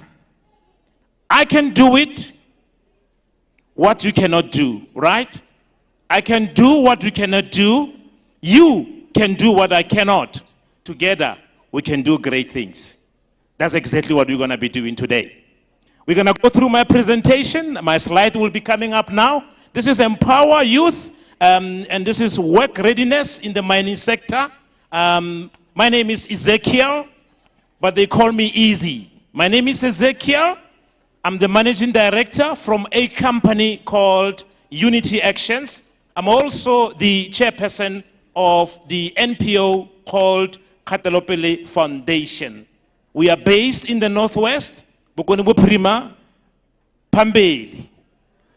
Limpopo again. Bokoni Prima, Pambeli. So I am based in Rustenburg, Bujanala district. Our offices are at Impala Rugby Club in Rustenburg. So I'm going to be talking to you about the work readiness in the mining sector. How ready can you prepare yourself? How ready can the mine accommodate you to welcome you into the working space? Because I see most of us here, we are looking for jobs, but how do you prepare for that opportunity? I'm going to try and use the technology. IT won't fail me. I trust that IT will never fail me. But just to give you a brief overview of what we do as a company, before I can address you on the said topic. We are accredited with ETDP-SETA. We provide the accredited courses on facilitation, on assessment, on moderation. These are the courses that you would need in order for you to be able to go into the training space in a mining environment, agricultural sector, tourism sector. We also provide sports training. We provide sports programs where we put the youth together. We look for sponsorship, for donations, and organize tournaments to get the youth going, because through sports, you are able to reach out. Sport is a big business. I'm sure some of you witnessed the sports awards. Did you see the sports awards on Saturday at Sun City? Were you there? You just watched it. Did you see me there? No, you're lying now. You didn't see me there. Okay, so we also do training in terms of training people to prepare them for the job environment. We also do a lot of team buildings where we bring that vibe where people can work with a smile through the team building. We also provide arts and culture. We are running in Sabokoni program. I'm sure some of you might have seen the Katelopele Foundation in the province, where we are encouraging unleashing that arts and culture talent which is hidden. We also provide the project management. If there are projects that you want us to assist you with, we provide that service. Employee fitness, very important. Can you guess how old am I?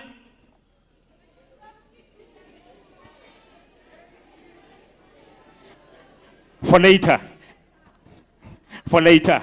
We also provide organizational cultural transformation where you are able to work together. Never mind the background, never mind where you're coming from. We also provide the mining projects and services. That's where we come from. We provide the equipments in the mines.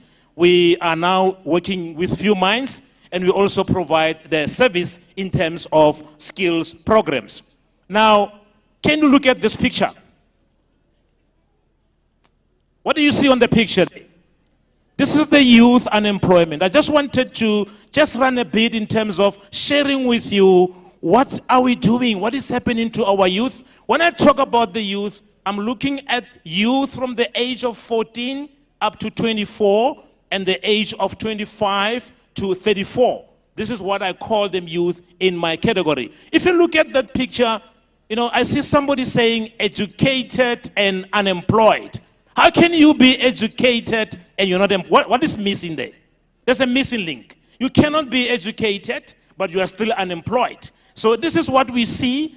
Somebody wrote there, make South Africa work. Sifuna msebenzi. So people are looking for jobs. People go and get education so that they are able to get jobs, but still we are not doing that. Now, on the next slide, I just want to show you the statistics in terms of our unemployment rate in our country. So I've just looked at the entire country, and on the next block, you'll see the first one is a graph from between 2020 and 2023. You can see where we are, starting from January 2020, we were almost below 60%. And then if you look at currently, I'm looking at January 2023, we are above 60%. It's very sad that you have so many youth that are not employed. But we've got, in total, I was doing a calculation, we've got more than 300 mines in the Northwest.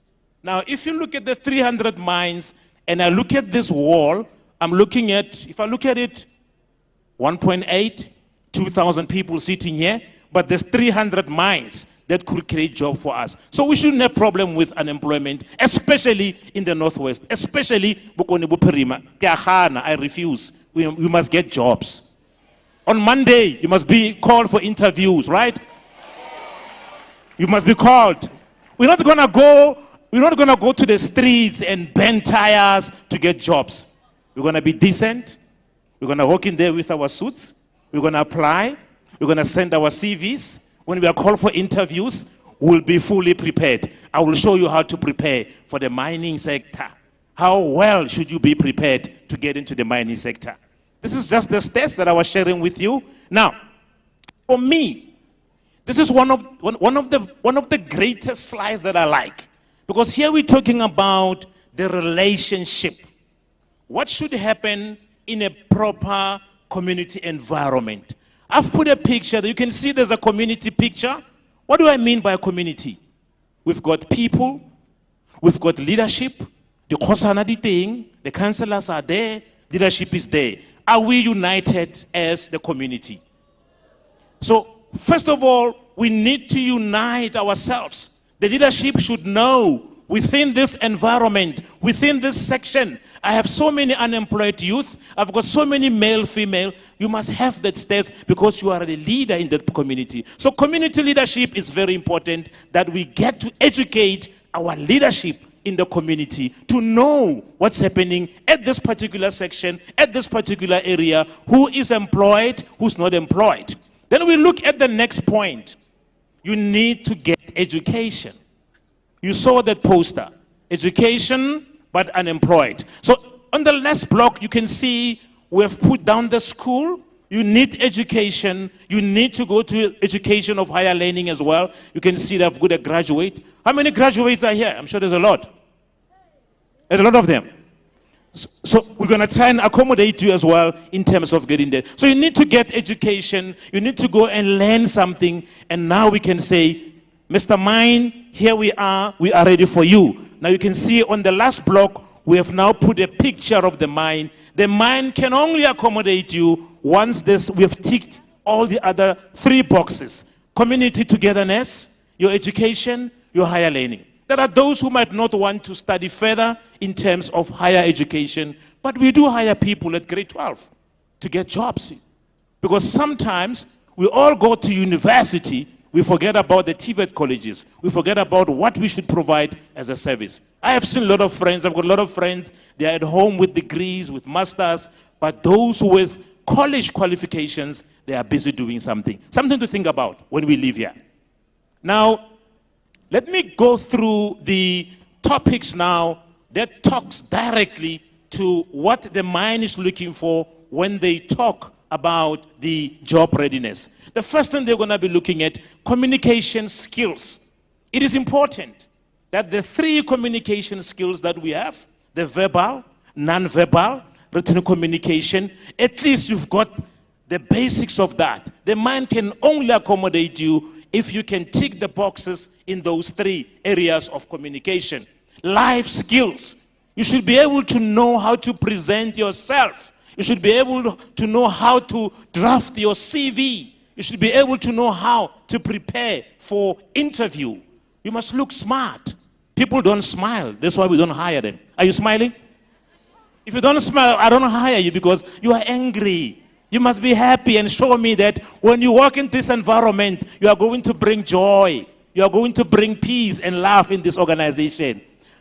Motivational training. We give training to motivate you. We problem solving. You must at least know how to solve problems. Not people who cry all the time, run into the manager's office. You must be able to find a way of being able to solve problems. Assertiveness. You must be assertive in whatever you do. Very important. Nutrition. What do we eat?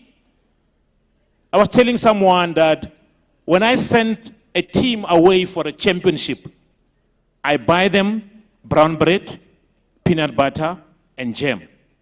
I throw away those KFCs, those burgers from Steers. They don't play a role. And look at the cost as well. So from now onwards, brown bread, peanut butter, and jam. You are sorted. That's nutrition for you. Money management. I heard that you guys have got a lot of cell phone numbers. That is costing you because now it means you've got a cell phone for Peter, for John. They all need airtime. So if you stick to one cell phone, you are able to save. That's what we call the money management. Time management. How many of you have arrived here on time today? All of you? Did you arrive on time because you are hungry for job?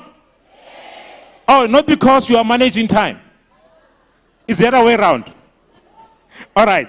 You have to also remember to manage your time very well, to do your routine, to do your planning, your daily schedule, your weekly schedule, your monthly schedule. That helps you to be able to plan for your future as well. Conflict resolution. If there are conflict, how do you resolve it? Don't just be angry all the time. I've seen people, they never smile, from Monday to Friday, they walk, and ask myself, what's wrong with this person? Unemployment makes you not to smile. So are you going to smile after today? After this beautiful event, are you going to smile? Excellent. And appropriate attire and hygiene. You must look nice. Man, you must look nice, guys. Those high heels, Ladies, you must look nice, Show that body that God gave you when you go to that interview. Work with confidence and say, this job is mine, I'm going to take it. All right? And guys as well, I've seen some guys looking for jobs and their pants goes like this. And I say, this guy, there are stones in the pants. And I say, what is wrong with this guy? How do I hire somebody with pants that goes around here? You need to be presentable. You need to show that, yes, indeed, when you hire me, you are hiring the person who will be able to work for me. Now, I finished with the topics. Now, let me show you now the job workplace. What is it that now the mind, environment, expectations, what is it that the workplace expects you to behave? Expectations. You need to have, we expect you to be able to deliver the workplace. There are people who sometimes mix work with entertainment. When you leave your home, going to workplace, you must know that I am going to work, I am going to produce, I am going to add value into my organization. Your expectations, your behavior. At the workplace, they're looking at your behavior. How do you behave when you are at work? The attitude. A lot of people have got attitude. You can't even greet them. You are so scared to go next to them. The coordination with family expectation. Family expectation is what happens within the mining sector, what happens within the work environment as the workplace. Now, what are the activities that makes you to be ready for the job? Develop the master application or a best CV. I've seen some CVs, you know, the old style, name, surname, married, single. I don't want to know about whether you are single or married. I want to know what skill do you have. Don't impress me to say you've got, I was married now. No, I don't want that. I want to know what is it that you can bring into my organization. What value are you going to add into my organization? Then you must also develop a meaningful job leads. Where are you going? What path are you going to create for yourself? Do you do research about the things that you're going to achieve in life? Is there any research made before you can do whatever you want to do? Also, we're looking at they prepare for the tough interview questions. How many of you have been to an interview and did not make it?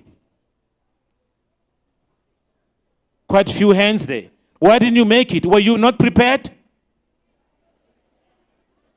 You were not prepared?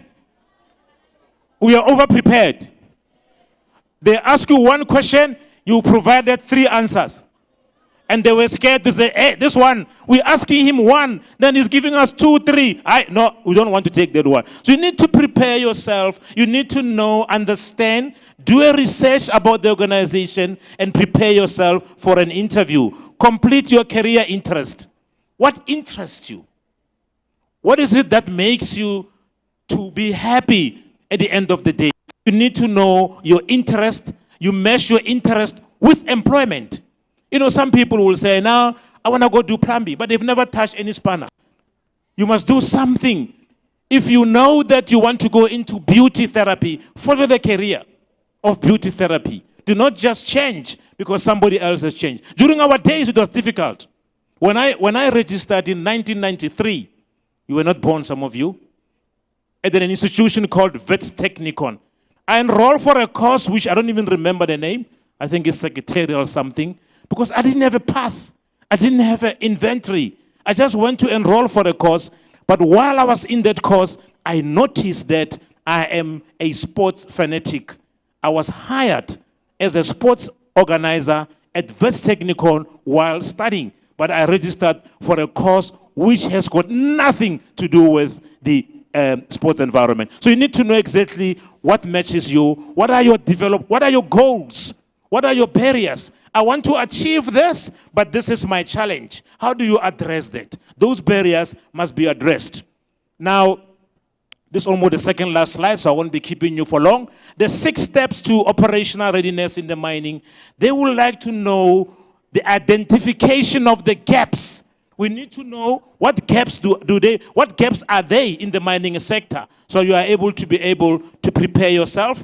Integration, alignment, bridging of gaps, skills transfer, and acceleration. I'm just going to run through them, but if you need more information as well to explain, but I just wanted to give you just the hints in terms of how do you prepare for the readiness within the mine. These are the 6 steps to operational mining. And last but not least, I'm going to take you through the principle to drive the culture change on a workplace, respect, safety in the mining industry. Safety is number 1 in the mining sector. You need to know more about the safety. You need to understand the specific risk factors within the mines. Are you having the different clock rooms, male, female? You need to understand those particular points. You enlist your appropriate change management support, leverage existing systems and process where possible, leading with courage and empathy, going beyond compliance. Do more because you have been watched. Do more when you get opportunity within the mining environment. Last but not least, I'm going to leave you with this. It's one of my success formula, which I created. It's P plus E equals to S. Who can guess for me what the first P stands for? What does the first P stands for? I just left the letters there. P plus E equals to E. What do I mean by that? You're not sure? Remember, it leads to a success formula. For you to be successful, what does the first P stands for? People.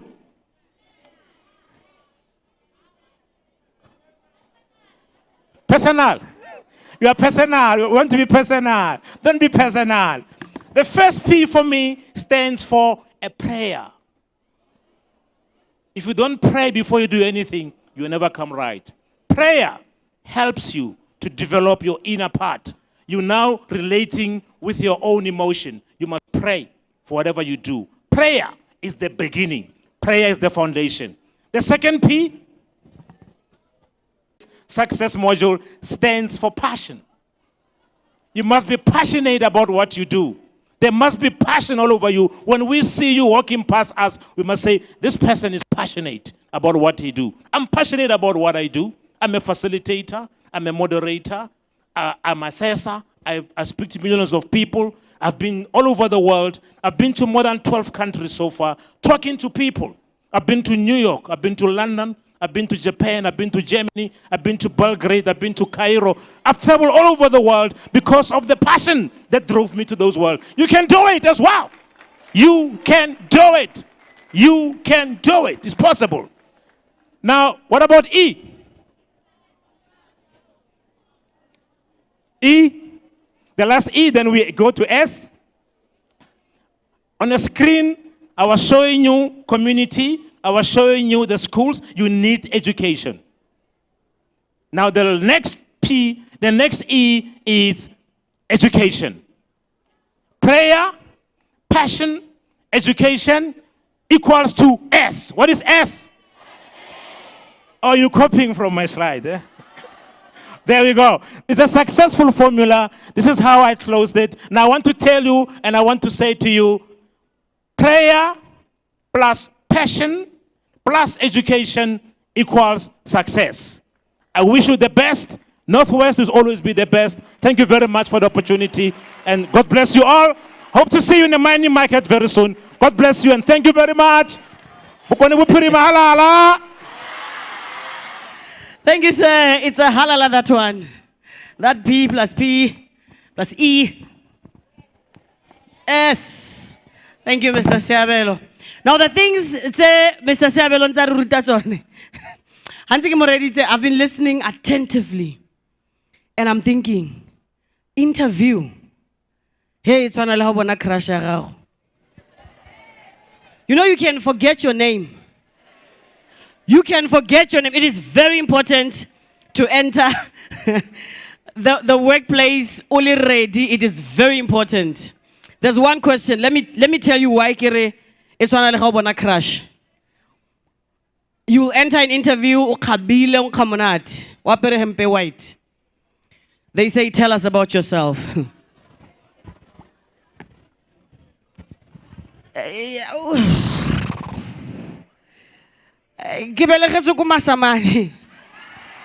but this is the mining sector. This is the mining sector. Tell us about yourself. Tell us about yourself. It's like when you see your crush. You call yourself Paulina. Only Martin, you call yourself Paulina, trust me. Ladies and gentlemen, are we still okay? We're still fired up. Are we still fired up?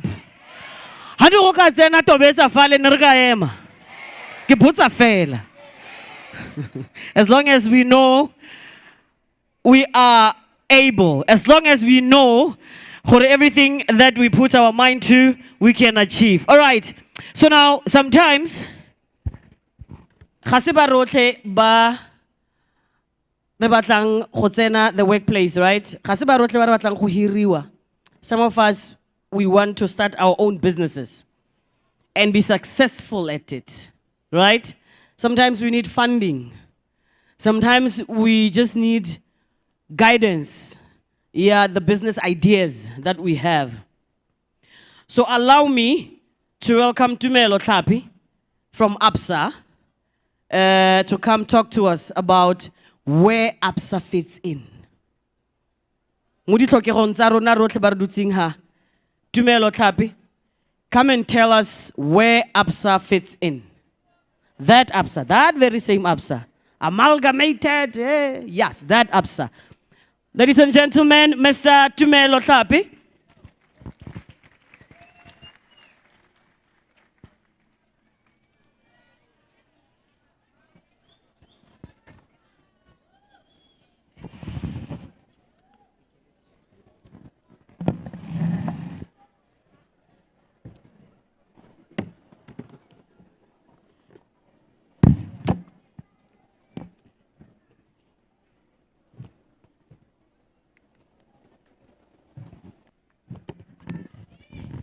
Dumelang.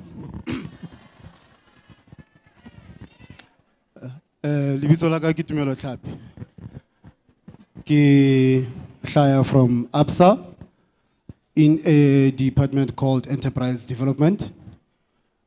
Enterprise Development exists in ABSA as a bank because we have seen the need as an organization to find ways of creating opportunities for many people that do struggle to get funding opportunities when they approach the banks. Enterprise development positions itself differently in a way that sees to it, and people like you and I, a simple person such as yourself, who does not necessarily have lots of money to start a business, but has got a good idea, a well-researched idea. They have proven to themselves that should they go about finding funds in order to invest in the concept or an idea by researching that they have proven the existing market for, they can then approach us as a bank and say, I have got this idea which I have proven on paper that it can work, and I need your support as an organization to help me fund this idea so that I can bring it to life. Not only do we enable you to bring that idea to life by helping you with access to funding, but as enterprise development, we also provide business development support to monitor the performance of that business, identify possible challenges that can negatively impact the successful running of that business. Too often, if you have that brilliant mind that has identified a very good idea and you have gone around the communities where you are operating, where you have determined the demand and where you have determined a unique position and a value proposition that you are going to utilize to service that market that you've identified. It just simply means you are an entrepreneur, but does not necessarily mean that you're good at all the things that are required to run a business. I.e., for example, you may not necessarily be so good at selling your own business because you are an introverted person and sales is not necessarily one of the things that you're very good at. Those are some of the gaps that we tend to fill with business development support. For instance, you can be that very clever entrepreneur, but you are not necessarily good at keeping your financial records and performing the financial management of your business as well as you should. In instances of that nature, we are able, again, as enterprise development from ABSA, help fill that gap by putting you closer to specialists in that field that can train you, provide you with support to help you have the right level of financial management in order to run that business that we've given you an opportunity to run, to make it run successfully. In other instances, other people, it's difficult to actually pinpoint what specific skills they lack in executing and running off their business. In instances like that, we also have an overarching skill that we can put closer to you, help you understand your business in terms of how it should be run in a sustainable manner by providing you with mentorship. Before I came today to have a conversation with you, I had my readily prepared speech, which I normally adjust and speak accordingly to the business crowds that we normally address. But I was made aware that in this hall, we have a lot of young people that are looking for jobs, looking for internships, looking for business opportunities. Hence my decision to talk to you in a manner that can be beneficial to almost all three categories. I'm mentioning this particularly because where we are as a country in terms of the level of where we are economically, we're finding ourselves having one of the highest rate of unemployment in South Africa, and youth happens to be the highest. The reality is, if we were to fix this country today and try to make jobs available for everyone, it will be impossible. So one of the ways of trying to deal with this very tough economic problem that we have is for you to start developing ideas that can help you become financially stable, while at the same time, those ideas, as you put them into implementation and get them to grow, you are able to employ 5 of them. And having employed 5 of them, that business that you tend to grow, allow it to grow in such a way that it creates another opportunity where there must be somebody else that's going to do transportation of the goods and services that you have now started getting yourself involved in. That means you have created a logistical opportunity, which 2 or 3 of those that are sitting next to you can approach you and say, we have a bakkie, or we have other means of transport that we can utilize in order to carry your stock, whatever it is that you produce, and send it to whoever it is that is your customer. So you've created another indirect economic opportunity with that idea that you yourself have started all on your own, but took it so seriously that you researched that idea to make sure that you satisfy yourself that there is demand for what it is that you want to sell. And that demand you have, through your clever mind, because this is something that you're passionate about, you have decided how to serve or sell it better than everybody else that is selling it in the market. And you can do that by, for example, making sure that you make it unique through the price, the pricing that you put in place, or the delivery options that you put in place, the coloring, or even the quality. Then you know that you've created a product that will compete and compete effectively in the market. And that's what will lead you to a position where you can develop for yourself what we call a business plan. When you have that business plan, sometimes if you are not even sure about that business plan, we as an organization, we are able to help you to develop that kind of business plan that you will be able to comfortably approach us as a bank to say, guys, I've got this fantastic idea. This is how this idea is going to work. When we as the bank criticize you and say to you, it is not feasible, we'll obviously, sometimes we'll give you reasons. Sometimes we'll just say to you, declined. Maybe let me digress a bit. What I have picked up in my years of working at the bank, when you approach a bank with an intention to ask for funding for the business ideas that you have, and a bank official tells you that your application has been declined, a lot of you walk away. You leave the bank. Quite interestingly, some of the males around here, when they seriously want a particular female and that particular female says no to them, they go back, rework their strategy, understand what it is which that person wants, polish themselves accordingly, and approach that particular female again, and proposes again, and sometimes they get a yes, and sometimes they get a no again. They go back and refine themselves and reapproach, and sometimes they end up with a win. Why don't we do that when we approach banks? When a bank tells you that we have declined you for whatever it is that you have approached us for, you have got every right to demand detailed answers that will give you an understanding of knowing what it is that you now need to fix in the business plan that you used to approach us with.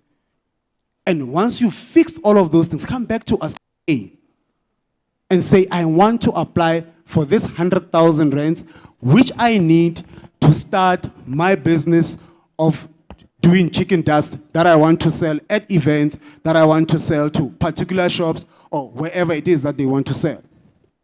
You must demand answers from the bank because you have got every right to. In an instance where you feel, for example, that the bank is really not coming to the party after all the attempts that you've done, we've got a very effective, well-working complaints process that each of you can follow. Once you follow that complaints process, it is your right, it is there for you. You follow that complaints process. That complaints process, if it does not necessarily yield you the outcome that you are looking for, there is a banking ombudsman that you can approach to say, Ombudsman, All I wanted from ABSA was a 50,000 that I need to start whatever business that I'm going to do to supply an ex-Shisanyama, or whatever business that I want to do to start my own car wash, whatever the case may be.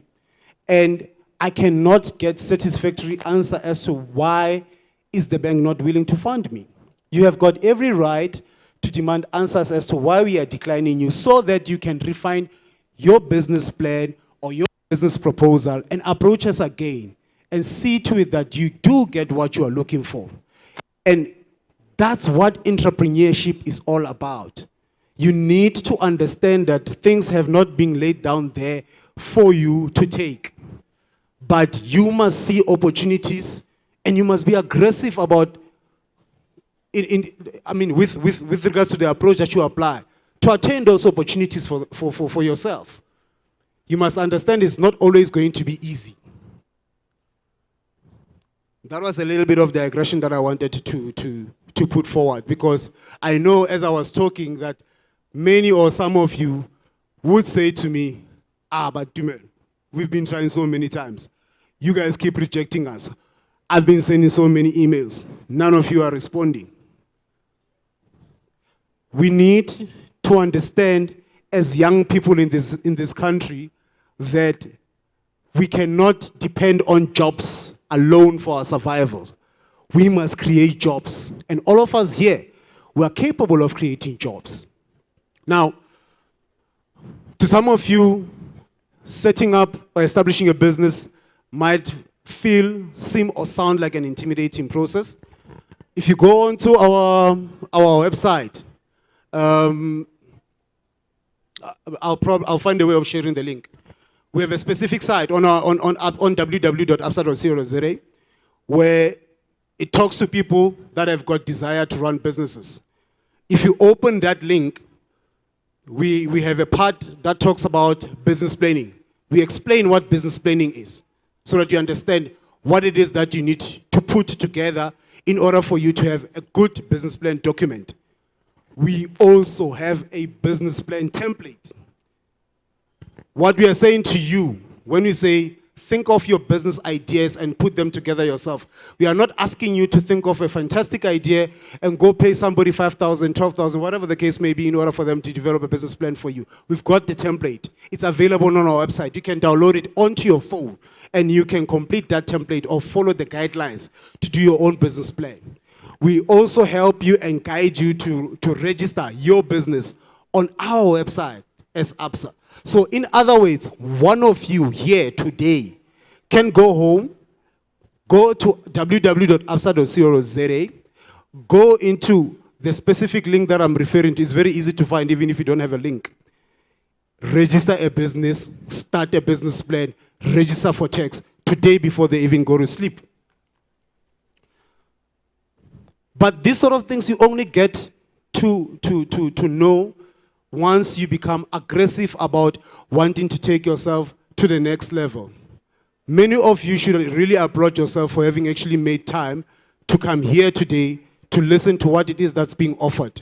Because it is through attendance and placing yourself in doors of opportunities, by attending events, by exposing yourself to information where you can find ways and means of being able to attain certain things, that will enable you to get to the next level that you are trying to accomplish for yourself.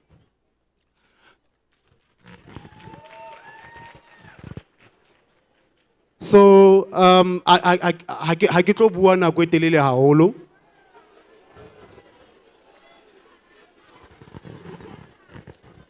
I don't know, maybe that's a sign that I need to get off the stage with immediate effect. I don't know. By the time we're done talking here, myself and my colleagues, we are here. To many of you that you feel that you want to ask a couple of questions regarding some of the things that I was saying, in order to help yourself get to the next level, we're definitely available for that conversation.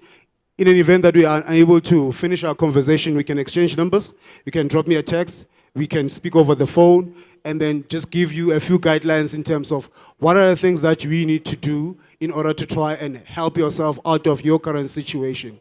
So it is quite ideal for us as ABSA employees, particularly in enterprise development, for us to walk into places where we provide information that will enable people to finally start their entrepreneurship journey. And for those that have started their entrepreneurship journey, to start developing their ideas that can enable them to grow those businesses and run those businesses in a sustainable manner. And all that I need to tell you is that it is very possible. And you see how possible it is if, for instance, you check what most of the foreign nationals that are coming into South Africa, particularly the ones that don't even have legal documentation, when they arrive in South Africa, they know that they will not get a job anyway. And those that look for jobs, they look for jobs in a very aggressive manner. But those that are looking to run businesses, they get into a community, then they realize this community has these particular needs. This community has got multiple car washes, but these car washes that they don't have, these car washes that they have, they lack a certain type of furniture.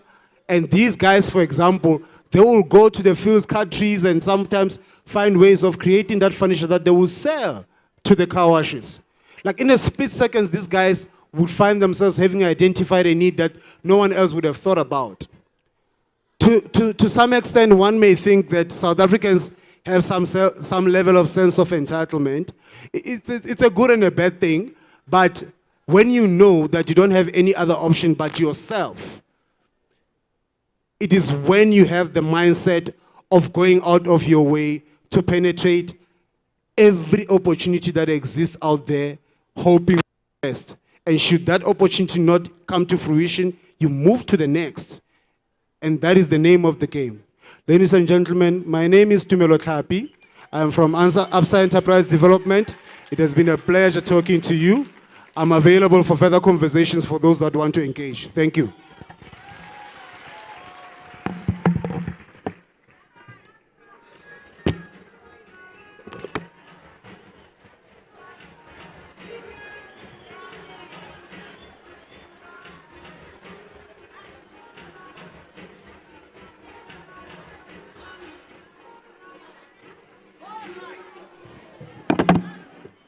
Okay, all right. No, I think it's safe to say, and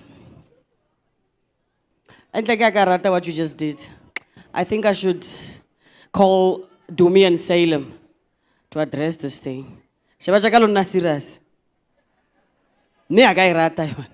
All right, ladies and gentlemen, from Empower Youth, Salem and Dumi. Thank you, MC. Okay, guys, so we've reached the end of the first session. We are going to have a break. So everybody's free to evacuate, go outside and whatever. Those that are not interested in... Is there a problem? What's the problem? Pardon? Okay, you're all screaming at the same time, so we can't hear you. Oh, okay, you talk about food. So, as we can see, and we all know what happened, right? So we are not able to cater for everyone that's here, unfortunately. We specifically said there's only a certain number that can come in. We had a breach in that, and there's just not catering for everyone that's in here. So unfortunately for today, we won't be able to do that. Okay. Yeah, so we're gonna break. You can have a break for about 45 minutes. If you are interested in the agriculture sector, please do come back after 45 minutes, because then we'll be having a panel discussion around that, as well as some keynote addresses. Can I just see from a raise of hands quickly, who are the entrepreneurs that are in here? Entrepreneurs. What does they say? Okay, thank you, put down. And those that are interested in the transport sector, please raise your hands. All right, so the people that raise their hands now, please go to the front desk and register your names for tomorrow, okay? If you're not interested in transport and you're not an entrepreneur, please don't attend tomorrow's session, because that's the only things that we're talking about. Saturday, you can then also register for health and wellness or tourism. Okay? So you must register for specific sessions, and if you're not interested in any of them, please let's allow people that want to be within those sectors to then take preference in terms of attending. Okay, thank you very much. Anything that you want to add, Sese? Okay, guys. Sorry. Those who are still interested, remember when I came earlier on and I said we're running a social media competition? Those who are still interested, I do see your tweets coming through. I do see your comments and your posts on Facebook, on Instagram, on Twitter. So do continue. The hashtags, Empower Youth Weekend. The second hashtag, Inspired, Connected, Transformed. And the winner I'll announce at the end of the day. Thank you.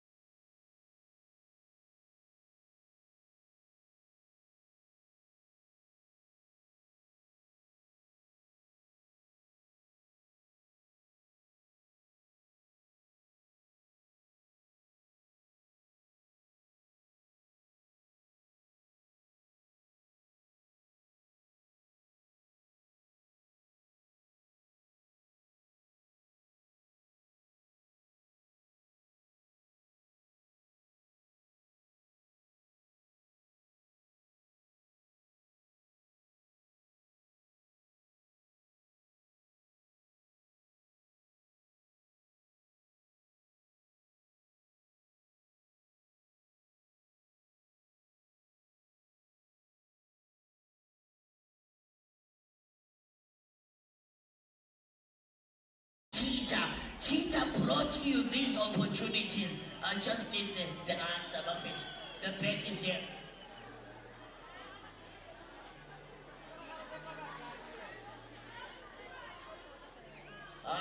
We are not Ketabake. We choose one apartheid. Transport education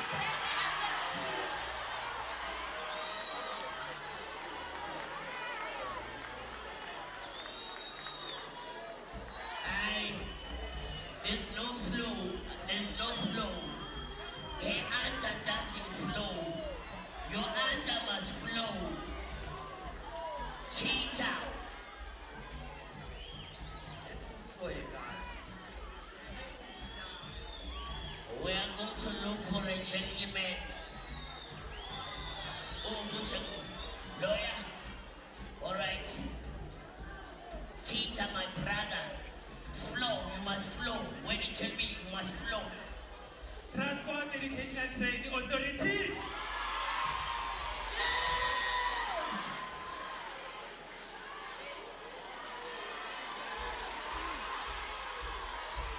All right, the more goodies in the back, don't worry about it, because your chances of money happen. Ladies and gentlemen, please welcome. Ladies and gentlemen. Wow, I got more goodies in the bag. The money on the bag.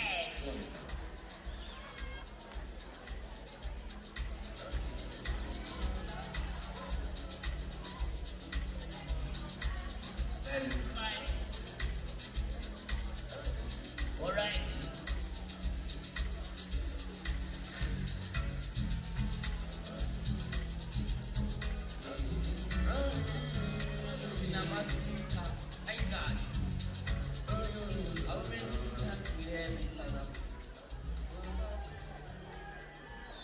How many sitters do we have in South Africa? Okay, don't give me the number only, you just name two besides TETA. Ne? Sharp. Two. How many sitters in South Africa? And then name two, but not TETA. Oh, Bosiami! Oh, Bosiami! Can I? Help me to, help me to, help me to, help me. Let me help this gentleman. Let me help you. Let me help. You are doubting, Thomas. You are doubting. All right. How many sitters and name? Don't Google, guys. I know. Don't Google. People are Googling now. Oh, Google. Google it, Google it, Google it, Google it, Google it, Google it, Google. People are Googling the answer. Oh my goodness. We have ugly sitter and men sitter. I mean, so we got 14 sitters, I guess. Ah! Now, Buddy's gonna get something. Give him a round of applause. He tried. Yay! Swell. I need someone to be perfect. Don't be. I'm not saying be perfect. Is anyone? No, ma'am.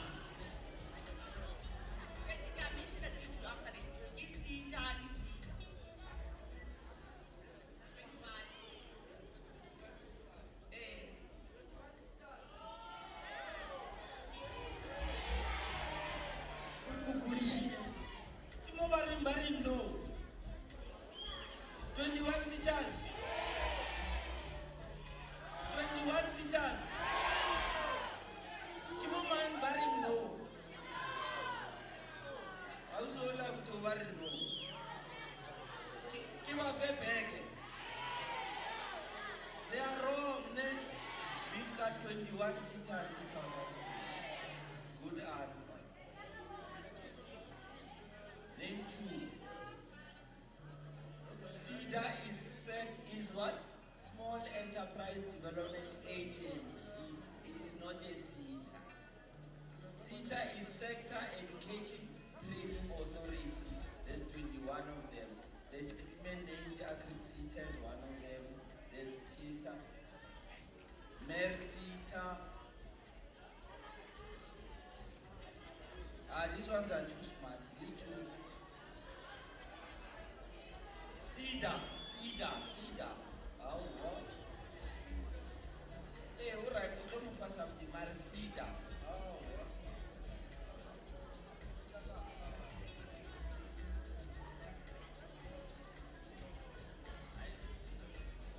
All right. Who is, my second question, who is the name of the head of Empowa Youth? The lead. Don't say, who is the name? All right, where? Who is the name of the lead of Empowa Youth?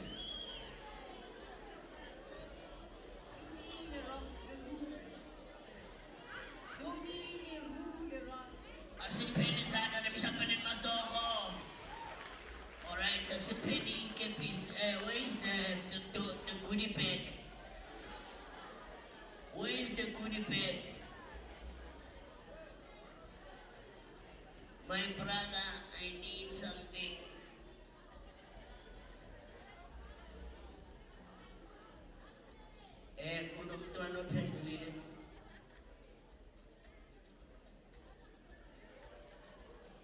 All right, there are easy questions.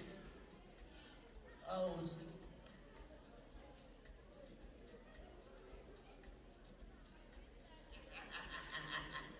wow, swell. All right, are you ready? Are you ready, young people? Are you ready?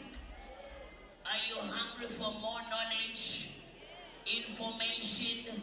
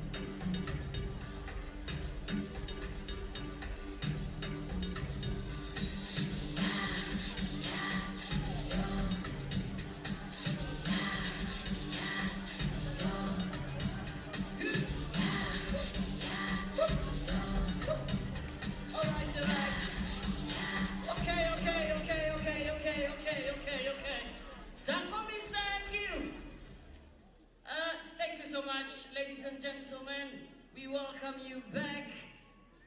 Is everybody okay? Is everybody perfect?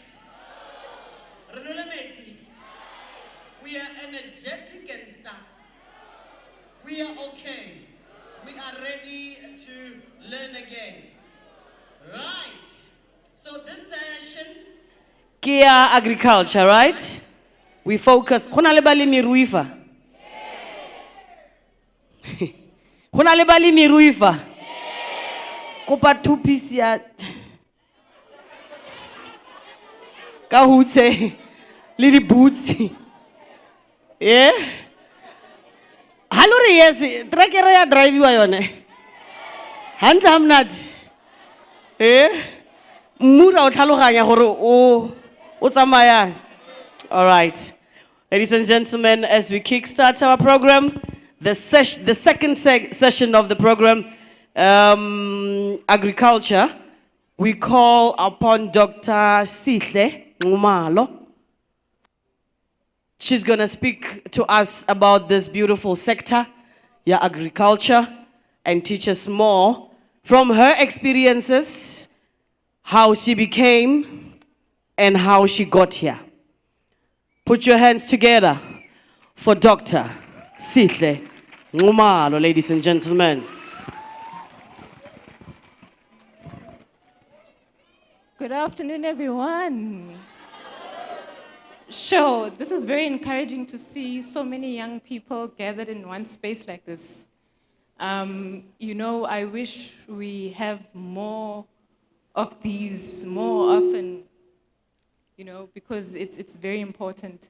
So I'm basically just going to introduce myself. And the one thing that my mom always emphasized, Ati, when you go to people, make sure you give them respect. So I'm a veterinarian by profession. I work with cats, dogs, sheep, goats, cows, horses. So this attire is not appropriate for the types of animals that I work with. But today, remembering my mom's words saying, Uguti, you respect abantu. Ngal kipi kwai kwai. You know, because I respect you guys. And the speaker in the previous session mentioned something about, you know, readiness and preparedness for your interview. That's your task for that day. You prepare adequately for that interview, you dress appropriately, you carry yourself, and because I respect you guys, right? So, brief background, I'm a veterinarian. I qualified in 2018 from the University of Pretoria. As it stands, the University of Pretoria is the only university with its one campus on the Steport that offers an opportunity for you to study to become a veterinarian. Now, that is rather unfortunate because my intake, we were 120 in the class, right? And I know the years after me, they tried to increase the intake up to 200. But because of the limited sort of, you know, lecturers, facilities, and things like that, that is grossly misrepresenting the number of veterinarians that are needed in South Africa. In fact, the current crisis that my profession is facing at this moment is that veterinarians below the age of 30 are immigrating and being employed in the UK, in New Zealand, in Australia, Hong Kong, Macau, Indonesia. We're in high demand because the structure of the course is such that, you know, when you're done, it's 4.5 years of hitting the books hard. But then the last 18 months, you practice real animals.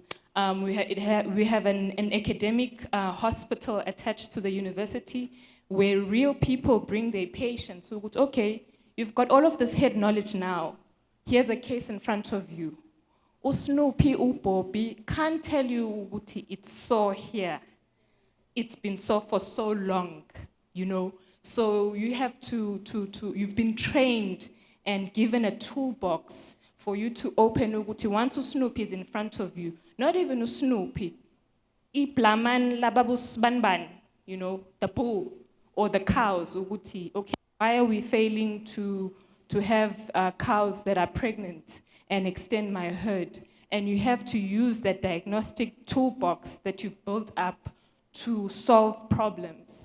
And I say that it's a tragedy. We have a mass exodus of veterinarians in the country because the need is there.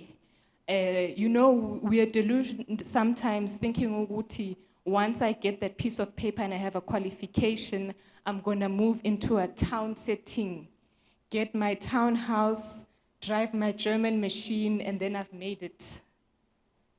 Kanti, where we're coming from, the places we are walking away from, where our elders and our ancestors have access to land that belongs to the community, that could be utilized to be developed. You know, you use your skill set.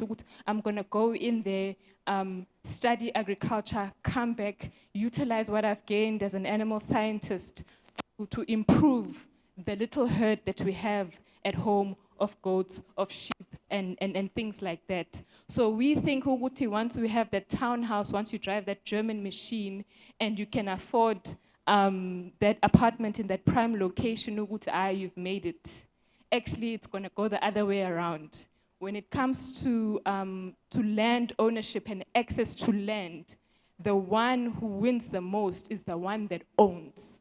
When that has the money to go and pay rental, that's different. But the real power lies in you owning the land, you deciding, I'm going to cultivate this crop, or I'm going to grow these animals, I'm going to take them to market and generate an income, right?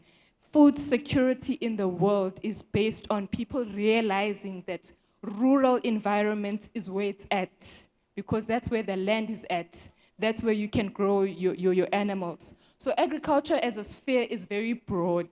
It's not just about you cultivating crops on the field, although that's one aspect. It's not just about you owning your herd of cattle or whatever livestock that you cultivating to generate an income. It is very broad. At this moment, I'm actually a research veterinarian. I'm based in the lab.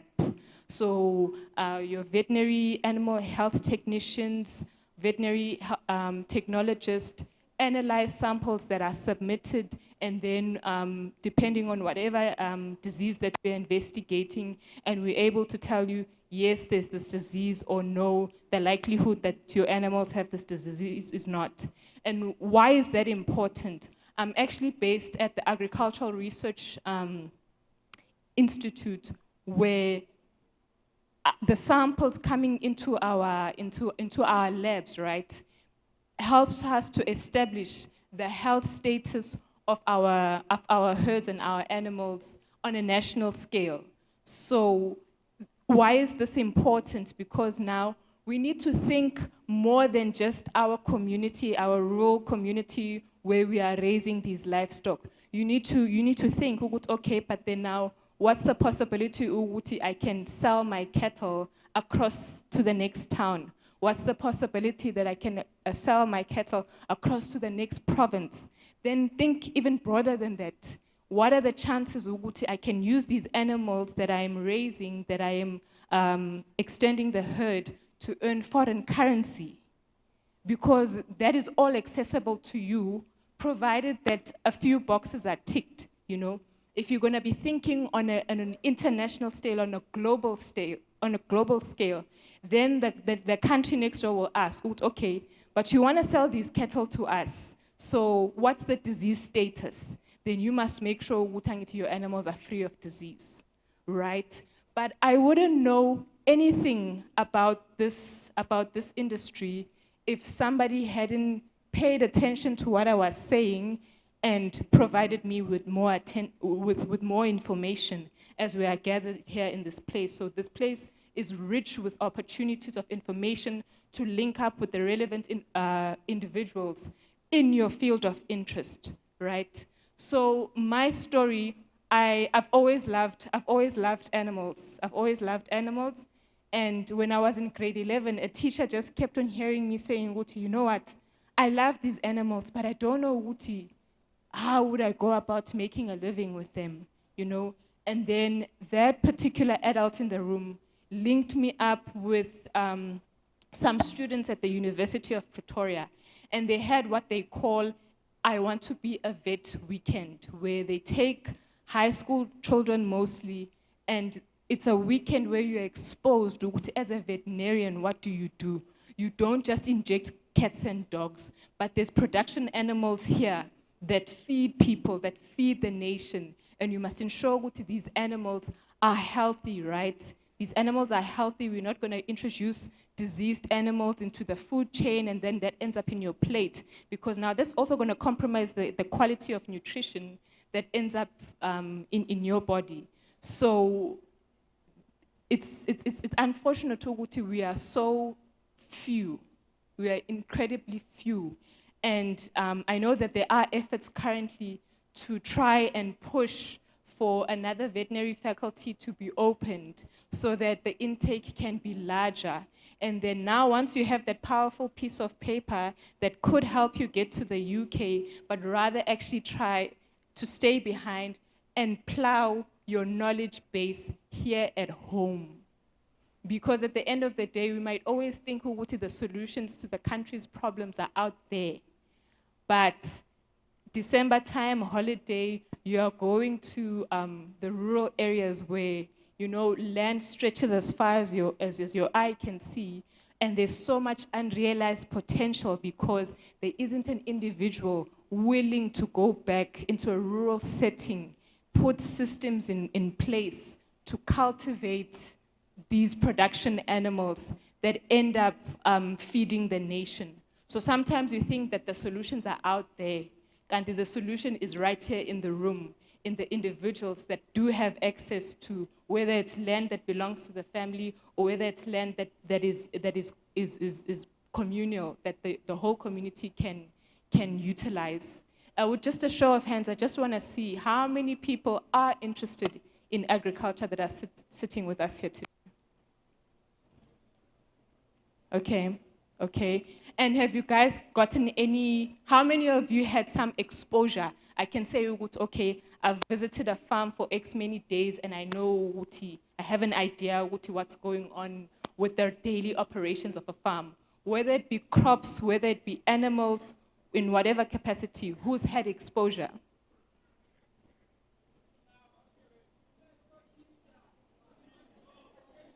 Okay, okay, okay. That's good. That's good. So now you've had the exposure, but then there are more opportunities. I think there should be more opportunities made available for exposure. So even where you are, I think, I'm not sure if people have access to veterinarians. Who has access to veterinarians in their, say, 50-kilometer radius? And then the hands were few. So do you understand what I mean, Uguti? There's lots of space, there's lots of room for growth within this industry of veterinary science, because it's not just myself as a veterinarian. We are not a one-man band. Our team, our profession constitutes of veterinary scientists, veterinary nurses, veterinary technologists, animal health technicians, and so on and so forth. And with the various institutes, at least with the other courses, there tends to be slightly more centers of learning towards getting those qualifications, you know. Yeah, and we really need to have enough interest in that field so as to capture, you know, the people, so that we are producing veterinarians for the future, and that we're in a position where the national herd, so yes, there might be a farmer here, there, and everywhere, but overall, when I say you go to the national herd, when I take into consideration all of those animals, are they in a healthy enough state for them to enter market? Are they in a healthy enough state for us to continue to trade with with people overseas and things like that? And all of these things are not out of our reach, as long as you get plugged into the correct sources. And where I am based, yes, I am in a lab. I do process samples, but I take up whatever opportunity that I can grab my hands on, for example, to get involved in training. So collaboration is also very important, you know. As a veterinarian, I don't know it all, but then I know when it comes to a farming enterprise, there's financials involved. So I'll go to the relevant person with the relevant expertise to help me on that front. You know, okay, but then there's medications involved. Then your vet comes in. You know, okay, but then now in terms of trade and things like that, then you need to be read on the law and the relevant things that you need to have in place to trade on an international platform. So I would really encourage you, Uti, it's not just certain professions that we should hold in high regard. Do not neglect this one of agriculture, because at the end of the day, people will always need to eat. As long as people need to eat, somebody needs to produce that food. As long as somebody needs to produce that food, there's opportunity for you. And you don't always have to start big. You don't have to start big, you know? You can start with those 2, 3 chickens there, you know, and you observe them. Because sometimes we'll have farmer trainings and I say, you know, first thing in the morning when you wake up, go over that kraal and look at your animals. It's like, okay, doctor, I've looked at my animals. What am I looking for? I'm like, the day you see something abnormal, then you will know what you're looking for. But if you haven't had the time and built the discipline or the habit to look at your animals in a healthy state, you will lose animals to disease because you don't know what normal looks like. You going every day and looking at your animals informs the day when you will spot something abnormal, and you'll be able to call out the relevant people to treat the animals. With a bit more time and collaboration, you can get the training. Okay, as a farmer myself, this is where I can intervene. So I think for the rest of the session, please keep an open mind. For the rich discussions that are about to take place here, and give agriculture a chance, and know that as young people, we have a role to play in addressing food security and hunger issues in this country, not just for today, but also for the future. Thank you, guys.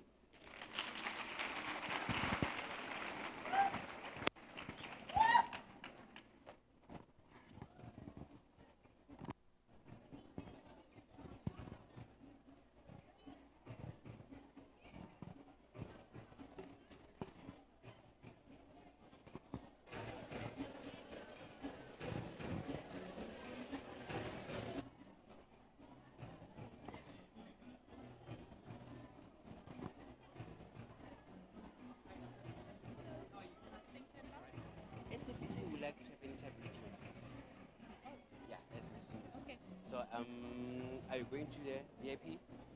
Wherever I'm needed. Okay, let me just ask him.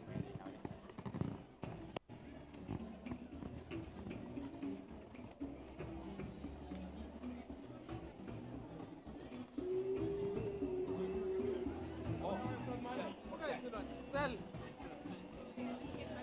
Yeah, sure, no problem. I was explaining to Mel, I said, so I interview for that school about Bernadette.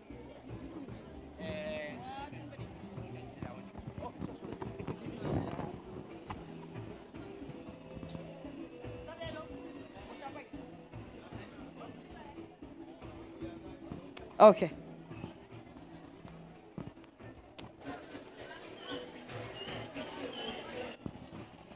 All right. A round of applause for Dr. Ngumalo. One more time, ladies and gentlemen. So, are we empowered? Are we empowered by Dr. Ngumalo's note? Okay. If the weave guy was to come here and say, goodie bag, you would answer. If you were to be asked on what Dr. Ngumalo was saying. Neregadita di goodie bag ne? All right. Okay.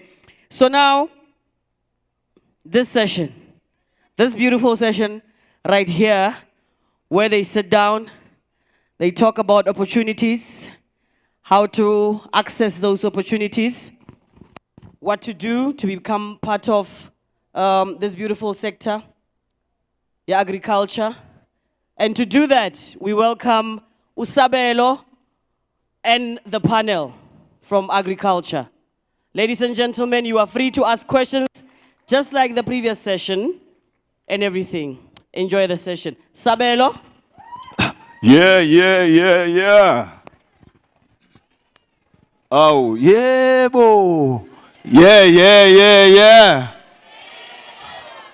Oh, you sound like you are waiting for me. Great stuff. All right, anyone in agriculture here that is already farming chickens, the huhu, lidi nku, lidi nkonyan? All right, so we are busy doing something to do with farming, right? Anyone who's farming some crops somewhere?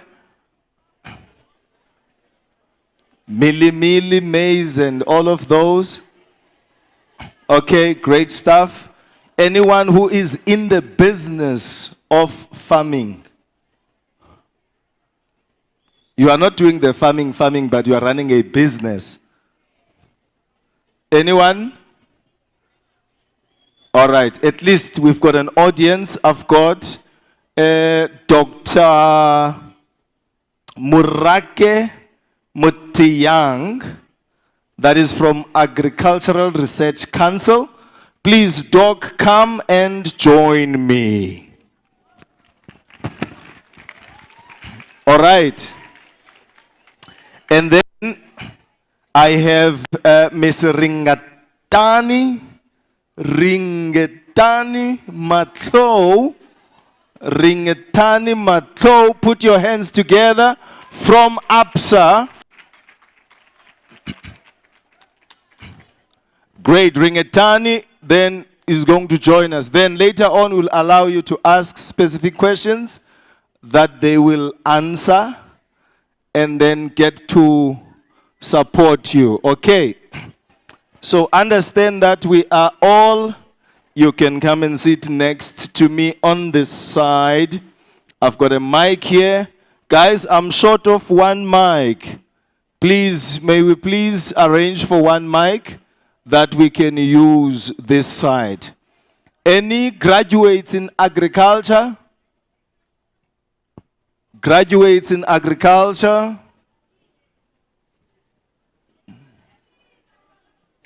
All right. Oh, yes. Thank you, we've seen you.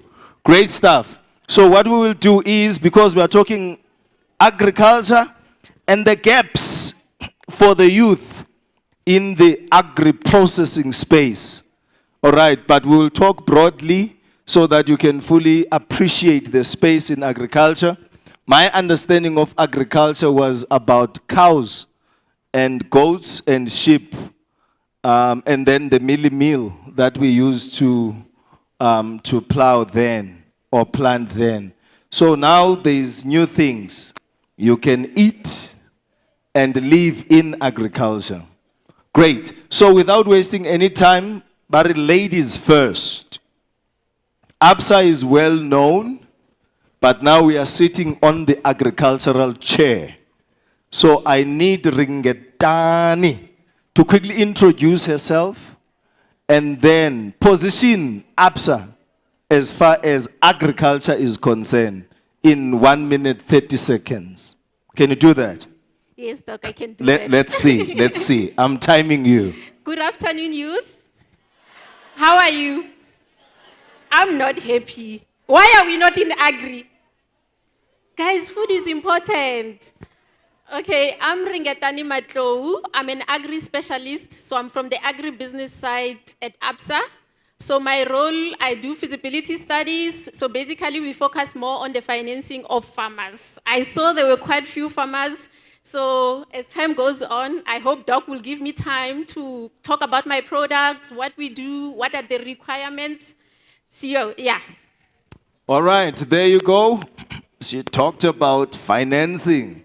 So that means if your ears are wide open and you are already in that space, you should be thinking on how do I access funding to expand my business. Doc, Dr. Morake, let's hear from Agricultural Research Council. Dumelang. All right. We are coming from the Agricultural Research Council. The Agricultural Research Council is a division of the Department of Agriculture, Land Reform, and Rural Development that is focusing on doing research to help the nation become better than other nations in terms of food production. when we are doing agriculture as a sector, there are two things that we produce. What are they? It's animal products and crop or plant products. So there are plant products that we produce that we can eat, and there are plant products that we produce for other purposes. Purposes like your flowers or producing oils from those plants. That's how we will get perfumes and we get oils that we are using to cook. So in the process of producing those products from agriculture, we have to use other technologies, machines, and get those products out. And that process of converting those products into what we can use in a different form, we term it agro-processing. When we produce livestock or cattle, for us to have a meal at home, we are not going to have it standing on its 4 feet, 4 legs, okay? We are going to have the meat that is processed. So that process of agro-processing is very important, and what we want to engage with you today is to look at opportunities and what the role we can play together to make sure that we help the nation to be better in terms of producing and preserving the food so that it can be enough for everybody. Thank you very much. All right, thank you so much. Now, I'm sitting here and there is a garden where I am, and they are producing these beautiful flowers, and then there's another bigger garden where they are producing maize meal and all. And this is the community that is sitting here. And this young person says, I want to come out of here with something that when I go home, I begin to change the story because I've heard something. What would you say to those individuals that have those tangible opportunities already in their yards? Koma Simung, already there is land, but then what do they do from here? What is it? Whether it be it's the research that is already there that they would need to access for them to fast track their thinking in aligning whatever business that they want to venture into, looking at the resources they already have. One of the responsibilities that we are tasked with is to make sure that we help the agricultural sector to transform. In other words, to make sure that more youth participate in the sector and more black people participate in the sector and they become competitive. So when you compare what we do in our backyards, yes, the output, the yield that we get is not as good as it's supposed to be. So one simple solution that we provide is to make sure that as the Agricultural Research Council, working with Provincial Department of Agriculture, Department of Agriculture, we provide training to farmers so that we can help them to do things in a modern way that is going to make them more productive. So I think I must stop there for now. All right. All right, you're getting that, ladies and gentlemen, right? If you've got a backyard farming business happening, think of using them to get the right information so that you can fast track changing the story of where you come from, the quality of the food that you produce, so that it is at a standard that you can commercialize. All right. Now, let's take a shift. I saw a number of hands, Ringetani, that were saying we are already in business. But when I was talking to them at the back, they were saying to me, I am in business, like that is in agricultural business. However, I need to expand, but I don't have the finances, that's number one. And I've been trying to apply for funding to assist me get my business on the go. Now, I'm hearing APSA has an agri portion or segment or department within. How do we assist each other? Okay, so one of the key things that I'm gonna highlight, remember agri, as much as you have maybe 10 goats or all those things, you need to have a business account. Because when you come to us looking for an application, your application comes to the business side. So that's where the farming is. So when you come to us and you want to apply, the first key things that we're going to ask you is your financial statement. So basically, it comes back to record keeping. Do you keep records of what you are doing? So that's the most important thing that you need as a farmer. You need to keep record of what you're doing. Okay. Ringetan record keeping. This one is selling eggs. Yes.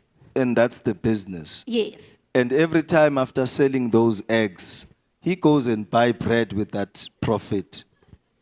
That's a mistake. Is that what you are referring to? No. Oh, okay. What I'm referring to in terms of record keeping is you are a farmer, and as a farmer, you must have that farming account. So it's not your personal account.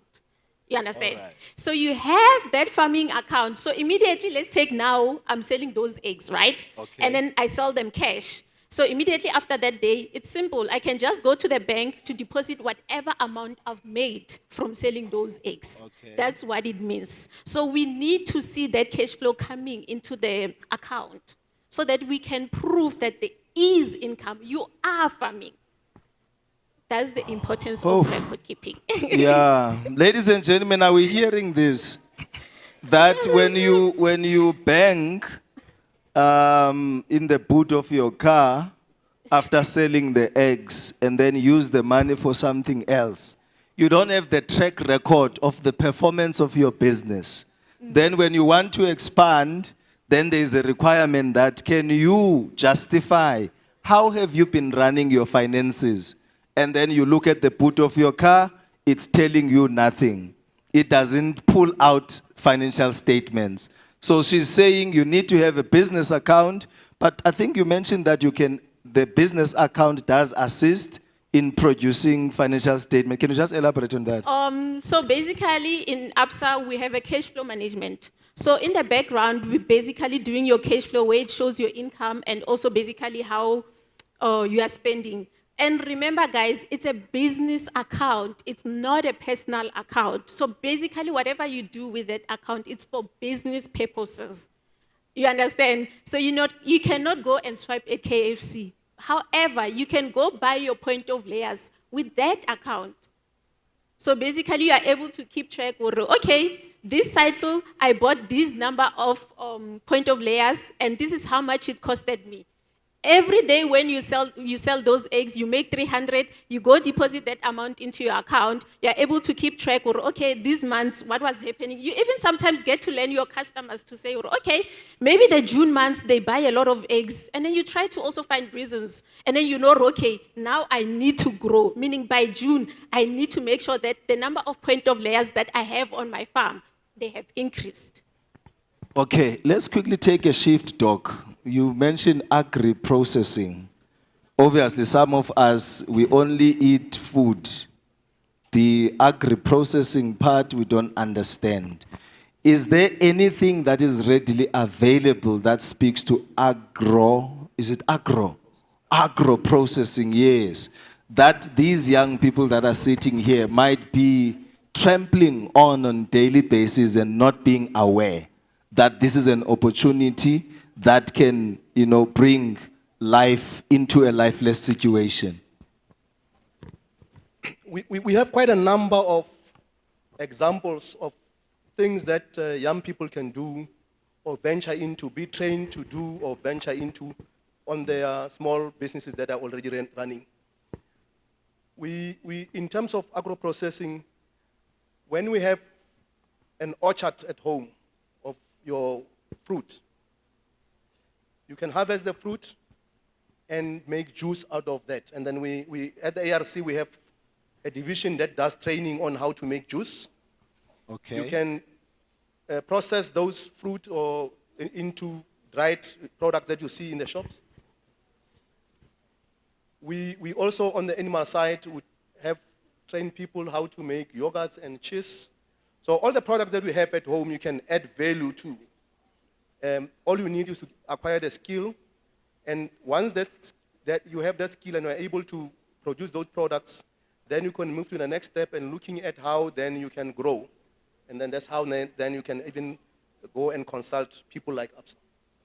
Okay, let's quickly check. If, for instance, these young people that are here could group themselves based on where they come from, let's say there's a number of 10, 15, or 20 that have a specific interest where they need to be trained now to specialize into agro processing, that specific area of specialization. Is there any help that can be put forward to assist them? Yes, from our different campuses, we do this type of training. And all you need is to contact us. We have a schedule of training for the year, but then we are also trying to make things easier for communities. So when people are organized properly in a community, then we can arrange for the trainers to come and train them where they are. And that becomes part of our training program that we usually do as advisory services and the support that we provide to farmers. Okay, okay. Taking it from that, Ritengani, am I pronouncing? Yeah, Ringetani. Taking it from what Doc is saying, in terms of young people having grouped themselves, they've got a small business that they are running, but they now need the expertise and the advice and all of that for them to move forward. Is it something that you could look at since they have come here and they now considering grouping themselves so that they can say, Ringetani, can you then come and then capacitate us because we want to take a step further? I think with that, they'll have to come with a business case because we do also finance the agro-processing side. Okay. It's just that in terms of the capital to start for agro-processing, it's a lot. And you also need the working capital. So the CAPEX is a lot, and you also need the working capital. So basically, they need to come up with a business case, and then we'll have to assess that business case to check now whether it's feasible or not. But bearing in mind that the business does not finance 100% of the business. Okay. Yes. All right, so you won't give them 100% assistance, but I think the advice, as well as the little that you can fund, it is something that they can start with. Yes. So now, I don't want to eat up all your questions because I'm not you, right? So I'm going to look for people now that have specific questions that they want to ask from these panel members. Exclude me from the questions because I've been asking the questions on your behalf. Okay, so I just need to get an indication whether the mics are ready for the people. There are people that are sitting up there. Can we start up there? I'm sure they are also listening attentively. Is there anyone with a hand up there? Going once. Going once. And then, is there somebody? What you can do, you can just stand up so that you are more visible. Because I think my eyes are eyeing. All right, let's get the questions so that we can then see if we are addressing the issues that affect you as young people in farming. Go ahead. There's no one. Okay, yes. Dumelang. O buang mo ke Violet. Nna ke kopa go botsa ka masimo. Go na le masimo ko gae so ga lemiwe so ke ne ke kopa go botsa gore a le ka kgona go nthusa gore ke kgone go lema masimo. Ke a leboga. Okay, ausimole o batla go lema masimi. Masimi a sa lemiwi. So she wants to start getting in there. So I think.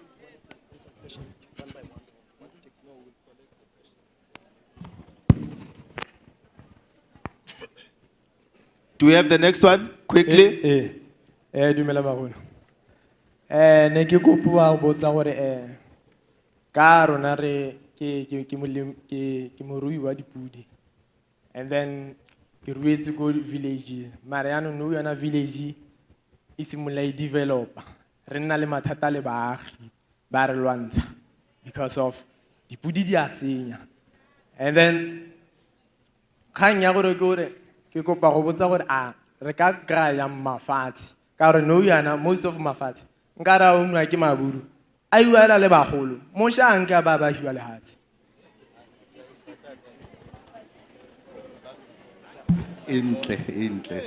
Okay, thank you so much. Hey, that was deep, ne? Innate for closer people. All right, yes, sir. Madume ke se Afrika. O buang ke Pabalelo Mere wa badimo ba temothuo. Ke pusha backyard so ke dira ka di vegetables le di herbs. So ke tshwere dipodi le nna. So ntse ke rekisetsa di shopo like my local shops le street vendors mo ke mo Sweding ka bodulo.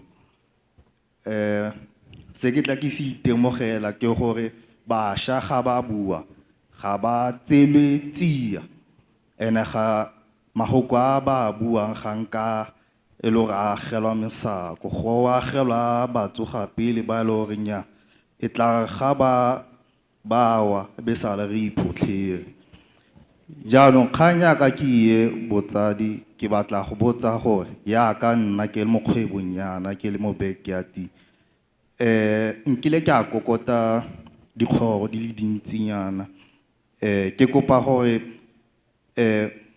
go na le market o tlamehile ke o produce ke a taboga le di-extension officer balemisi ke ba ka etsa se ke se tshwereng ke re bona so ke ise le bua thata ka bašwa youth empowerment ba re so nna ke tlile ga jaana ke tlo go kopa mo go lona gore ke na le letter of intent mme ga ka ke ka umaka gore ke ba feng so ke batla go producer ke na le maikemisetso a gore se ke batlang go se dira nka se dira ene go ka diragala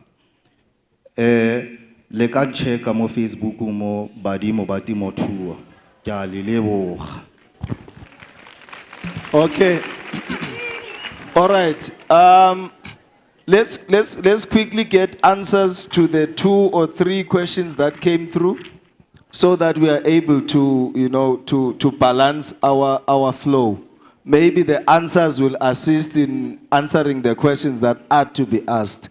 Doc, I think you were hearing it, properly, and then my Sutu and Tswana got lost in the mix, so I was still trying to figure out. All right, let's start with the plowing one. Yeah, the first 2 questions are related. The first one is about assistance to utilize the land that is lying fallow at home. And where do we start? And I think maybe the last speaker spoke about the people, the relevant people who can be contacted as the first line of engagement. Okay. To say that in your village, there must be an office missing. Maybe approach them and tell them about your intentions, and that together you are going to end up even engaging us at the ARC to say, how can we help you? We can start by helping you to even test the soils, to see what crops are suitable to plant there, and then be advised accordingly into what training you should go for so that you can be able to start the business again. The question about land for keeping goats, where do we go? Again, in your area, there would be that office, and ask them to refer you to the relevant people who are dealing with land reform, who are likely to help you to say, can you apply for a farm, or what can you apply for you to get secure land that is enough for you to keep your goats. And the last one, I think, was a comment. I think badimo ba temothuo are informing us about the business they are in, and they want us to make sure that we also support them. Oh, okay. Wow, it was deep.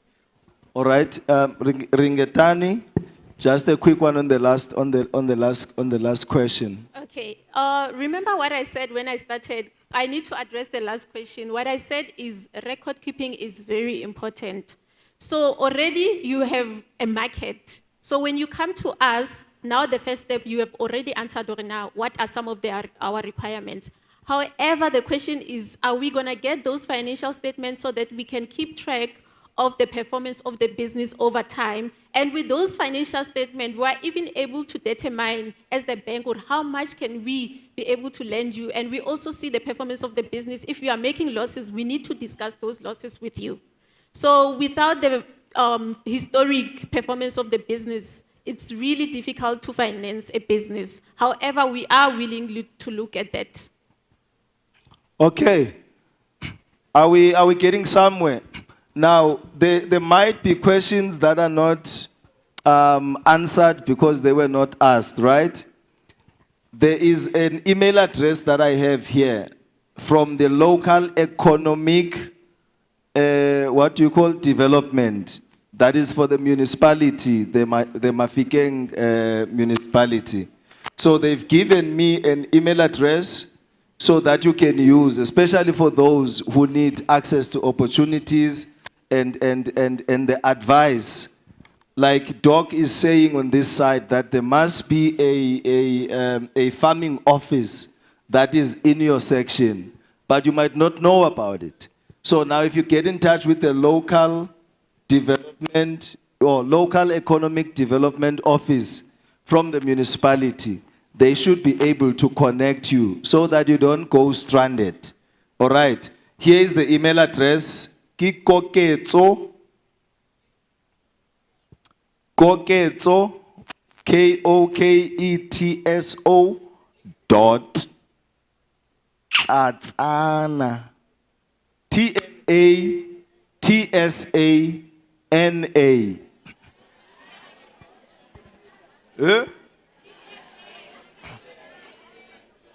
Tsatsana.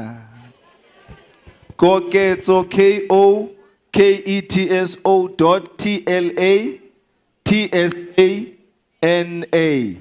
at gmail.com. So she gave me a Gmail account because there might be a problem with the municipal account. So that you don't get frustrated, she gave me this dedicated email so that you can access her. All right. Right, let's proceed. Let me get, I saw a couple of hands. Let's come down now to the people. Can I get ask? a few questions here. Hello? There's somebody who says, can I ask? Can I be noticed? Who wants to be noticed? Where? Oh, speak. You already have a mic. Okay, thank you. Dumelang ba botlhe. Leina la ka ke Agisanang. So, my father and I re na le garden, something like, let me say commercial farming. We started commercial farming whereby we sell to community, ke village. So, ne ke batla go botsa gore how much bookkeeping is it required for you to get funding? And then funding, is it a loan or how much money do you get? Or it depends on the hectares of your farm. So, ne ke kopa go botsa ka person tsa mas. Okay.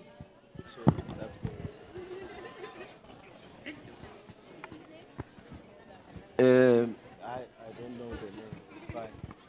All right, can we get another question downstairs?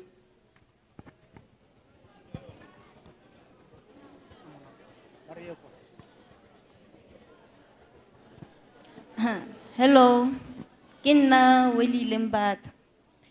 Kopa go botsa ne. Nna ke interested mo agricultural ke na le interest mo gone, then I don't have any capital. Then how do I start? Then how do you fund me? What do you want to start? I want to start ka di home. Okay.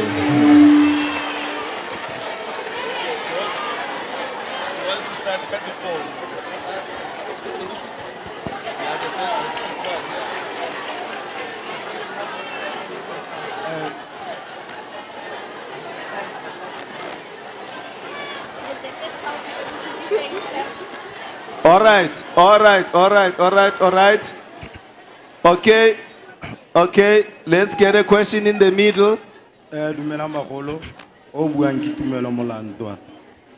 Ne ke batla go botsa ngaka mo le ka di opportunities tse di student tse ba dirileng farming. Guys, please. Ne ke batla go botsa ngaka mo le ka di job opportunities tse lo re bone as a council ba di fa di student tse di dirileng agri gore ke tse feng le gore ba tsamaya kae ka go fa di student di job opportunities. Because gona le college yongwe ba re ke taletso le team campus mole bana ba rikira ga bana di internship ba sokola go kry diploma ka 20 ga se ba te ba chipi ka ba eni phatla tiro ne kopa gore o thusa ne ke batla go botsa le mme mo le gore ka gore a re ha o dira fani a wa tshwana gore o ne o ntsha madi wa dirise mole yaanong jaaka rona ba bang mo tla bontsha madi o tla ka one go tla teng mo yaanong yaanong ra go bereka yang ga go ntse yaano. The last part.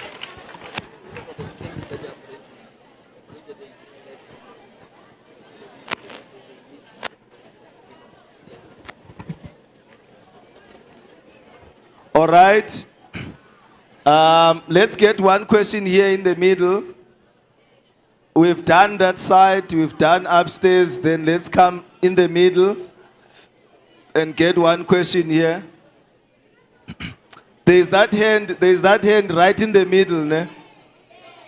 That hand in the middle, that one. That one with the wristband. That one with the wristband, yes. You can even come to him because you are passionate, ne? Yeah, let's quickly do that, and then we get the answers.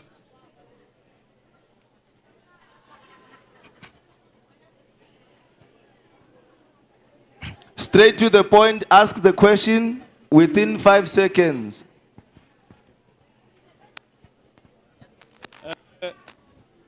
Dumelang, o buang ke Tautebogo go tlhaga Makhubu. Le nna ke student sa ko Taletso. Ke la se le rosel roela langa sone ke la ka sone. Tota di internship ha re di kry. Mara re a sekolo. A re tamile re kry di internship ke bothata. Monno le ke classmate ya ka ole. Ka itumela le ena le nna ke. Okay, okay, thank you sir. Thank you sir. Then nako ya gago e fedile. A re fiteng re kry o mongwe. La bofelo. Nako ya gago e fedile a re fiteng. I said straight to the point. Agere. Now re utlwile gore ke tsala ya o question ya tshwana. Let's get another question that side. Let's go that side. Hello. Swell. Muruti that side. Oh, kopa go botsa before we go. Mela. Nna ke batla go botsa ka go tateng wa agri process gore like ha gona di initiatives gongwe tse di rutang batho gore ha jang o simolla jang ka go o ka se kgone go jala mo mbung mongwe le mongwe ene o ka se kgone go jala sengwe le sengwe mo mbung mongwe le mongwe. So ke di initiatives tse feng tse le nang le tsone tse di rutang batho gore ha o simolla go jala o jala eng yang and then o se maintainer yang. Thank you, sir. Thank you, sir. Beautiful, beautiful, beautiful. You've captured that talk, man. Great. Yes, great stuff. Let's get that side. Dumelang, o wange Robert Dingogo. Nane ke tlo butsa ka kanye ya bookkeeping. I'm a registered business ne, but I've been doing my own bookkeeping.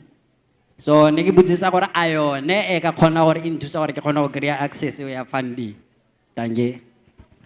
Okay, is my bookkeeping up to date? Is it relevant enough to get me the opportunity to be funded? All right, let's check the last row.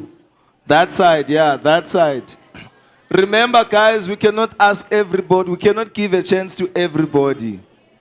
Those who get a chance are representing all of us. Just please don't repeat what has been said. Age nna le nna la ka kelesego se tlharene ke tlhole ke bana dilo tse di mo TV ga go na le harvesting of dinotes, bee farming. So nna nka itumela re fiwe information ka dilo tse dingwe because tse dingwe re di bona mo TV ga ke go dira di-workshop ko metseng ya di-farming ya eng dilo tse re di bona fela mo TV la go tlile ya ka go tlile yana. So re batla go rutiwa ko motseng re seka ra pagama dibese go tla kwano batho ba re latele ko motseng. Okay. All right. So my brother there says, can you please take these programs, Koma Haying, Utle Moriling, so that at least, you know, we can all get the necessary support that we need. Okay, can we quickly get the answers now for the questions that we have received? Let me start from this side, then Doc, you will cover the rest.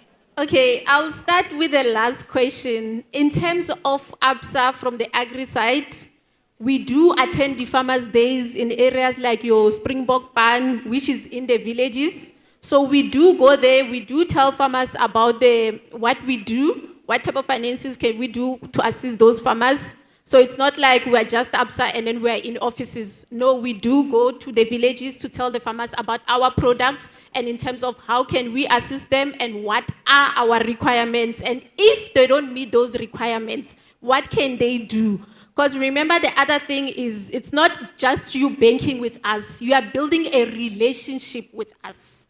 So that was the first question. And then the other question, yeah, bookkeeping.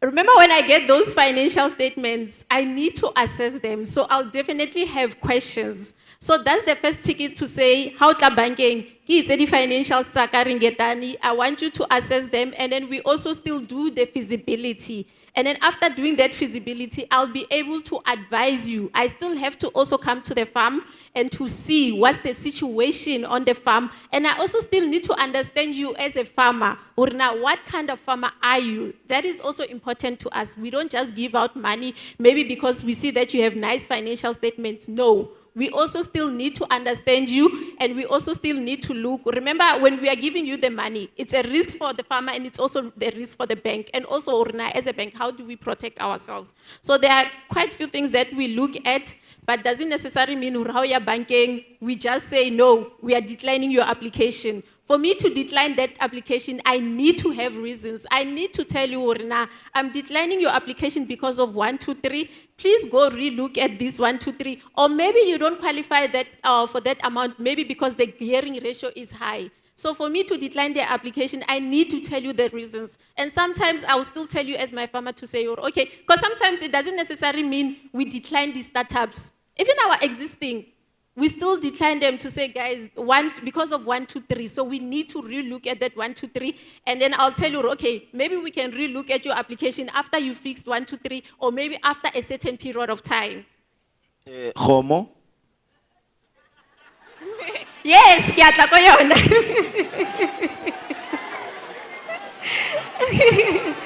So in terms of home, guys, building a cow head, it's not easy. It's not just waking up and saying, kilo reka home. Remember, you buy that cow. When I buy you those cattle, I expect them to repay me. You understand? You don't have a salary. So basically, home itlamele mpatale. And imagine now, ule reka home, high pregnant. Home itlamele be pregnant for 9 months. Highly pregnant for 9 months. Itlamele ijag.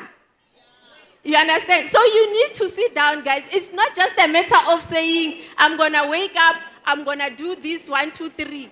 I understand that. So within that 9 months, after 9 months, you still need to keep that homu Guys, until a specific time. And what we have seen right now, the prices for the homu are very low.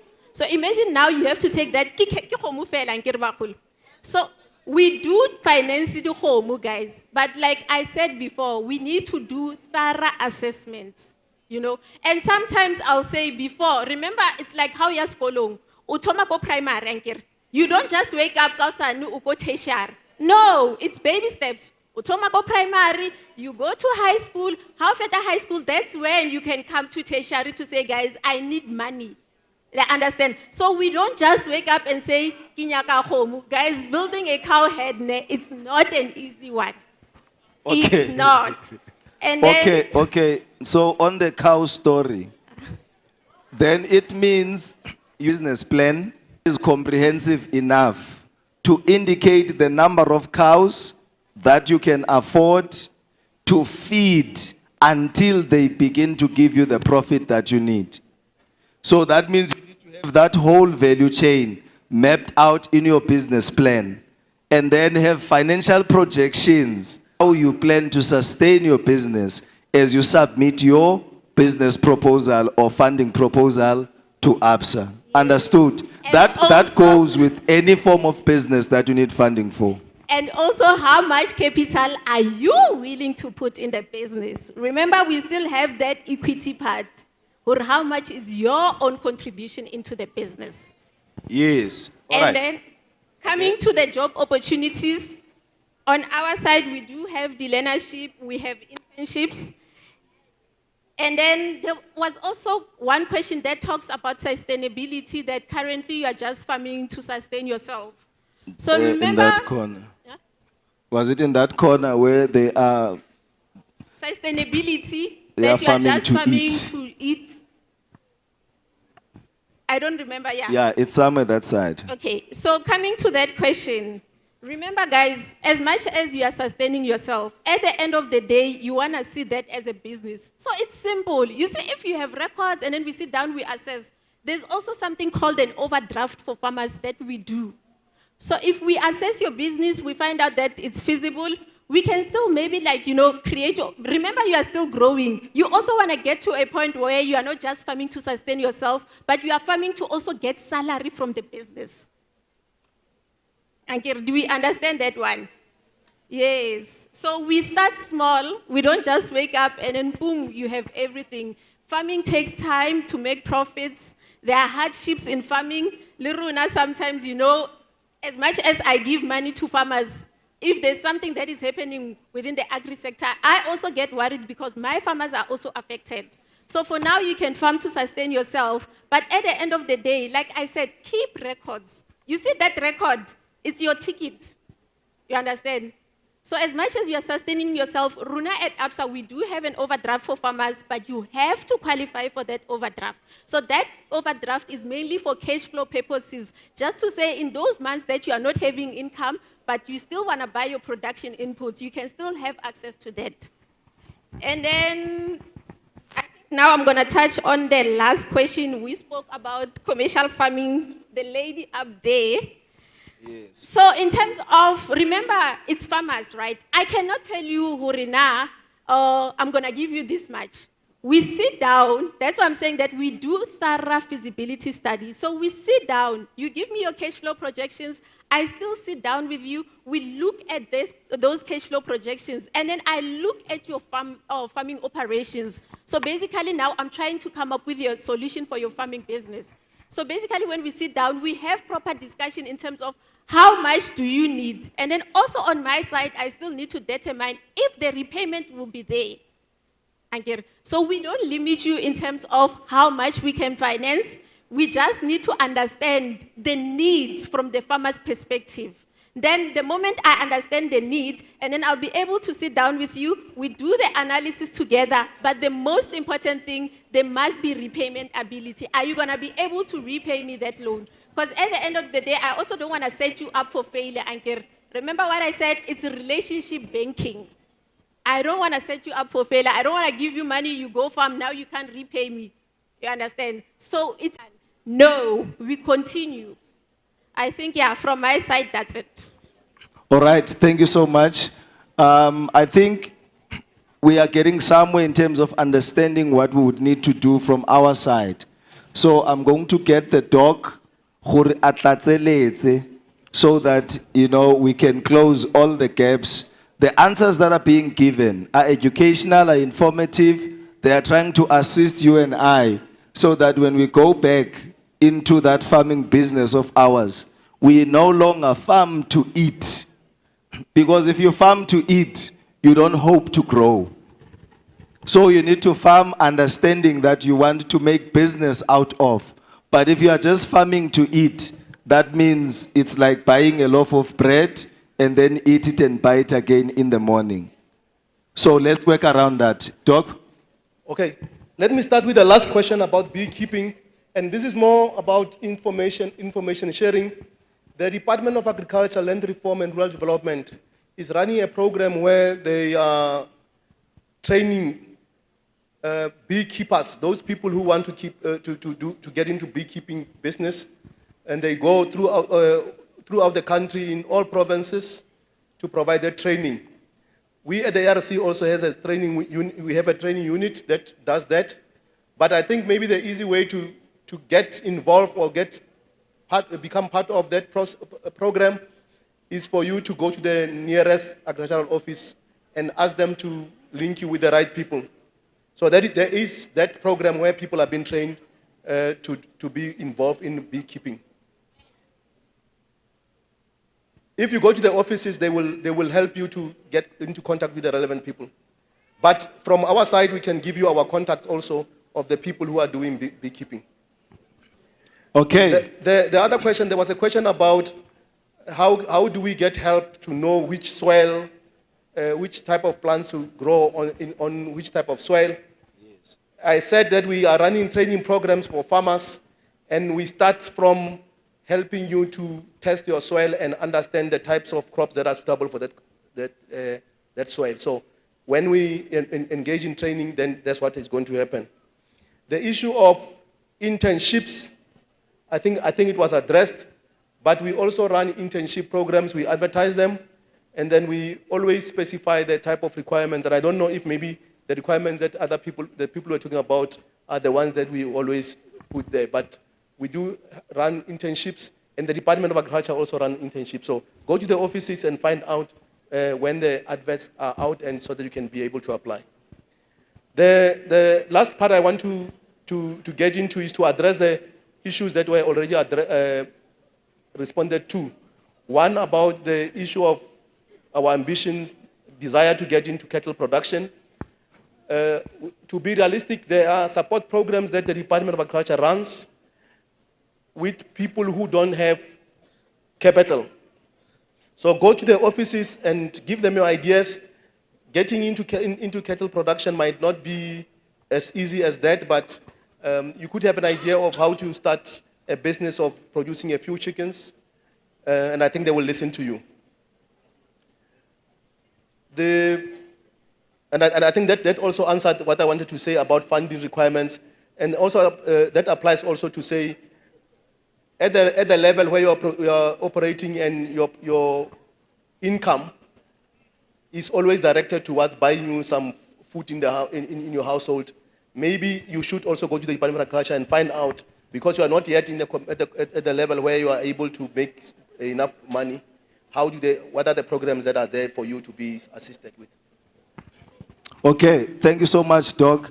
I think, colleagues, if you noticed the announcements earlier, they indicated that entrepreneurship focus will be tomorrow, right? So that means CETA, CIFA, all the other funding agencies will be able to provide information that is relevant, that can assist you in terms of building your business plan and all of that. Then at least you can get some guidance on that. All right. So now I need to wrap up because I'm only left with 3 minutes. 3 minutes. I don't think there's more questions that you still need to ask.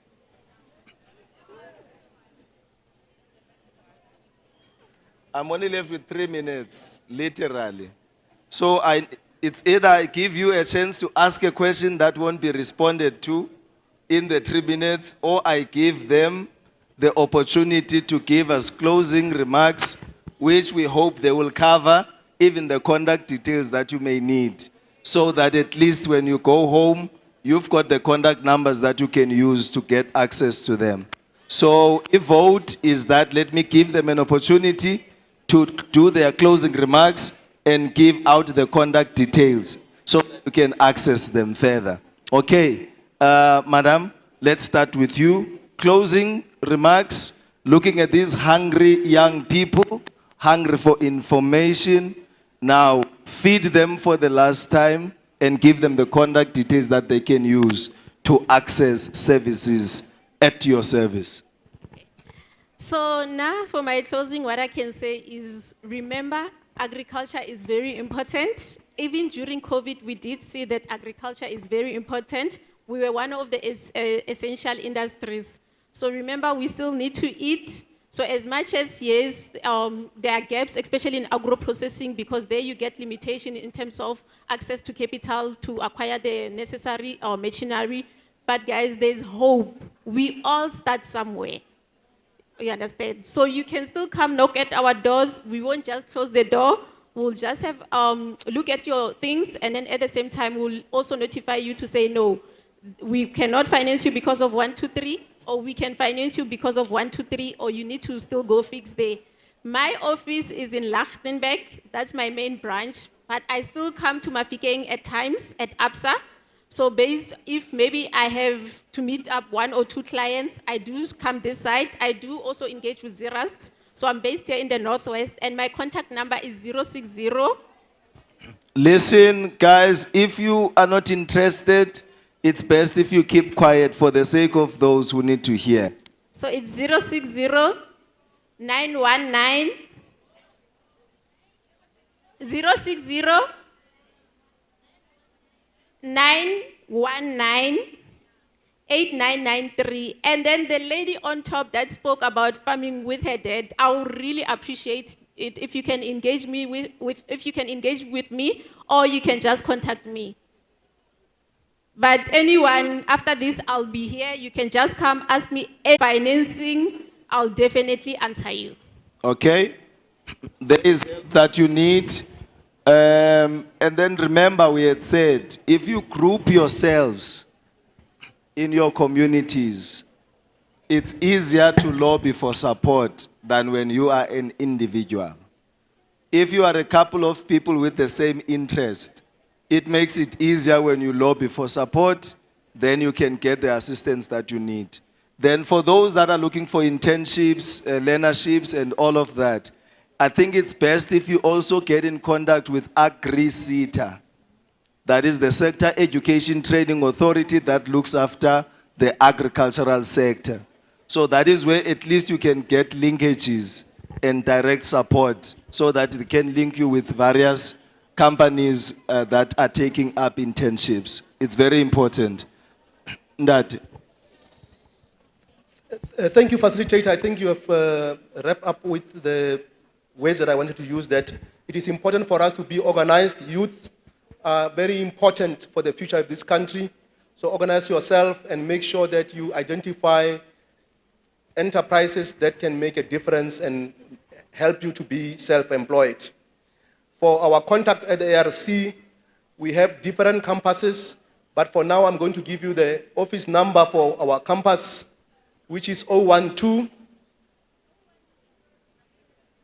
672 9147. That will be my office number. But I think you should also visit our website. It is www.arc.agric.za. And then there you are going also to see the course schedule that we have for different training programs that we offer. All right, there it is, colleagues. Put your hands together for...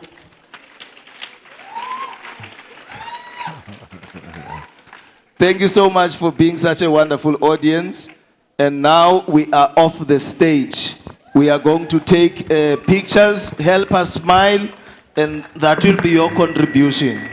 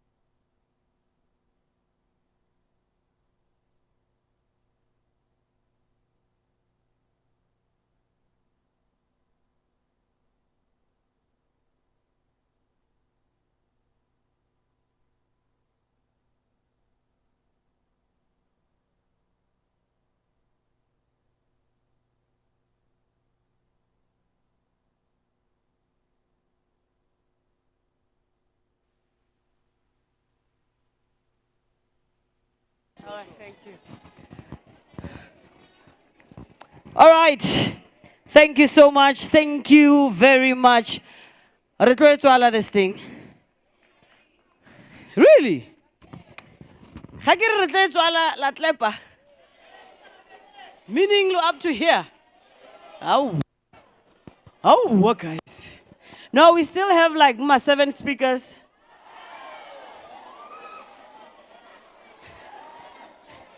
And the seventh one, Barutla Bansadi 100 rand. Kadala, guys. Love you too. Love you too. Luckily, ko gae ke kgona go nyala Sthepu, so it's all good. It's all good. All right, guys, our last speaker for the day, talking to us about, now we've been taught, we've asked questions. What's up? Are you okay? So after asking questions, we need somebody honoring experience in the sector. Somebody who can say, I'm a farmer. I've started my business there. And I used these channels to solve my problems. And today I'm here. Go Luena, Ohui Patlela Kai, Ifuna Lebota Eakai. Miss Mokaila is here to help us with that. Umpi Mokaila, ladies and gentlemen.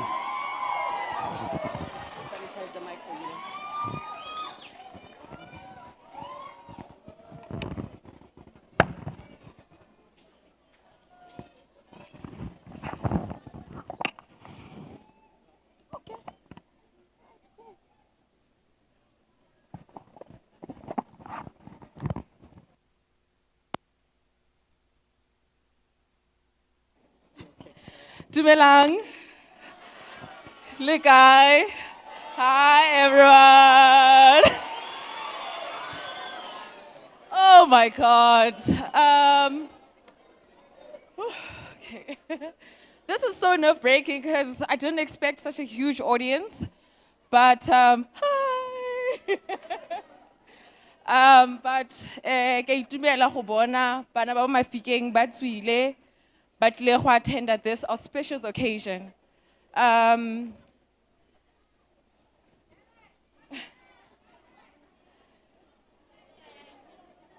you.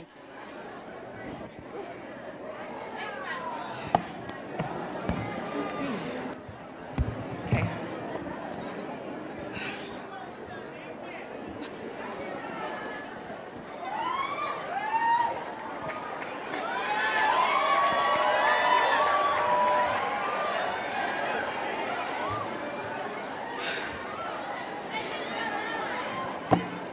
So I'm very nervous, right?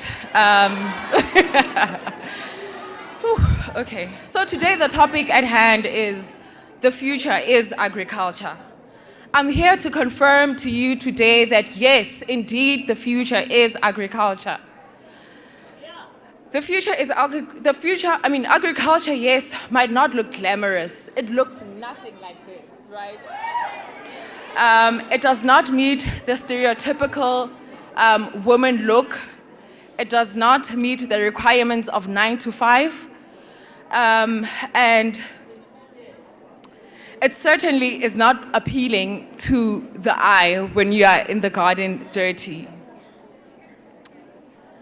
But again, let me reassure you that the future is agriculture.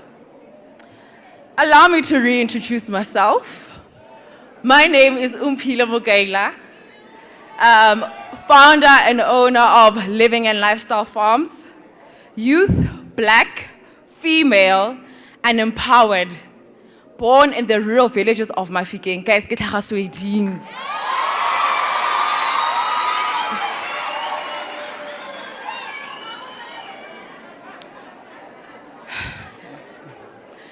So I'm simply driven by the art of always relentlessly empowering myself and the life of others through small strides, whether small or large.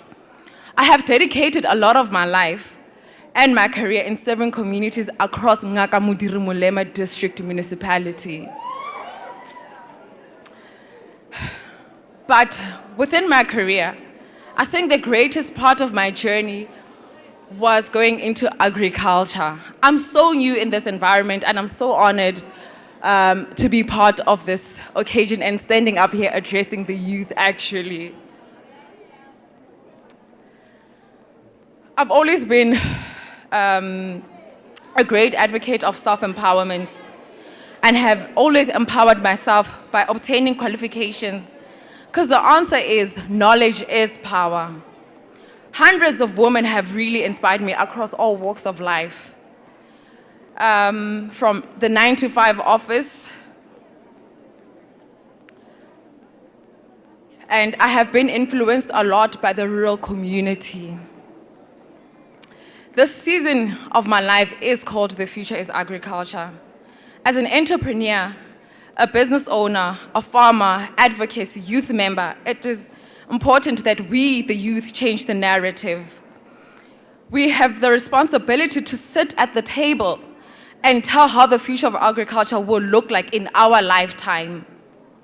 What is the legacy that we want to leave behind as the youth of today? Guys, this sector plays a critical role to the GDP of the country. Sorry? This sector plays a critical role to the economy and contributes largely to the country's GDP. The population of the country, 60% of the population is employed in the agricultural sector. Food is not affordable anymore. I'm sure a lot of you can attest to that. We used to go to a grocery store with 500 Rand and you would walk with plastics. But now you go into a store, you leave with one plastic bag. Malls are empty. Food outlets and restaurants are empty. If anything, employees are scaling down on waitresses and waiters, impacting and rising the number of unemployment in the country. So again, the future is agriculture.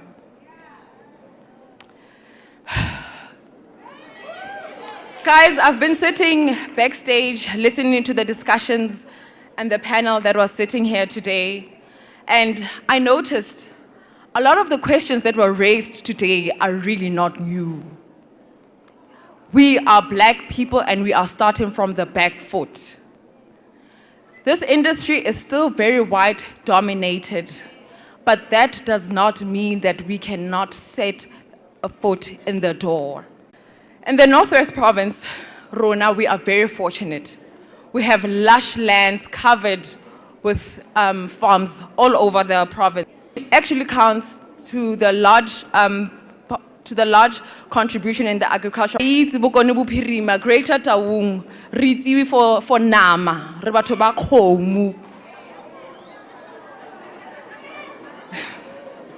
And we are actually the things that are like at on har ke mo Africa ke tlhaga Mafikeng. Again, like I said, how nagana agriculture, if you think crop farming, you will think spinach, cabbage, tamati, aye. But it's actually bigger than that. And if you think about it, we are all interlinked, right? Meaning, how rekisa tamati? So I expect you to harvest so that I can sell. And that's how we are codependent on one another as entrepreneurs and as farmers. The chain is enough for all of us. Guys, today millions of South Africans go to bed hungry, not knowing what they're going to eat. You know, and we are the youth and we need to bridge the gap. We need to weigh the coffee that we are producing. We need to train our minds, guys, and go back to basics. We need to teach the boy child how to plow. We need to take it back to the schools and take it back to our community halls and have community members that are plowing there so that the community can eat? Can we stop being on government and other people to come feed us? Can we as Black people stand together and unite in feeding our own Black communities back at home? No one is going to save us. We recognize the continued support on the National School Feeding Program that addresses malnutrition in South Africa. Over 9 million children are fed under this scheme every day. Yet, a whole lot more still go to bed suffering with malnutrition. In our deep rural communities here in the Northwest, people are still without basic necessities such as water. Are we doing enough? Can we not be enticed by the Western cultures and Western ways of living? Can we go back to what an African is? We need the land. We are the minerals. We are the resources. And we are the future. Not ruling out that fourth industrial revolution is obviously taking place. It has landed on our shores, unfortunately, and we need to adjust. The markets have now moved online. Products and produce are now online. And revolution is so fast-paced that the agricultural environment needs to adjust. And the likes of you and me, generally the youth, we need to get involved. Who else to sit at the table than us? We have the greater influence than the people that are using these instruments. We are the users of technology, the innovators and the leaders that need to set the global footprint. We are now pleading with government to create a seat at the table for us. We demand to sit and make those policies that affect our livelihoods. Young Black South Africans and Black female farmers are more than capable and willing to break all protocol. The future is agriculture, and so is the Black farmer. The challenges have been raised by youth members here today, and it's nothing new, like I had alluded earlier. Additionally, to the content of systematic issues such as unequal access to land, markets, it is difficult for small-scale farmers to compete with the large-scale farmers or even established businesses for that matter. We need assistance, guys. We need the government to form part of our discussions. We need farm management. I was listening to the lady saying that you need to bring financial statements of your businesses. But how do you do that? We need to learn about farm management, constraints in the production line, access to credit and funding, adequate business plans, access to markets, and advisory. I think the greatest challenge of them all is load shedding.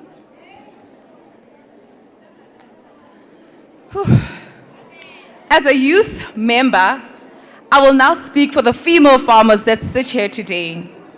We need to be fully visible and represented.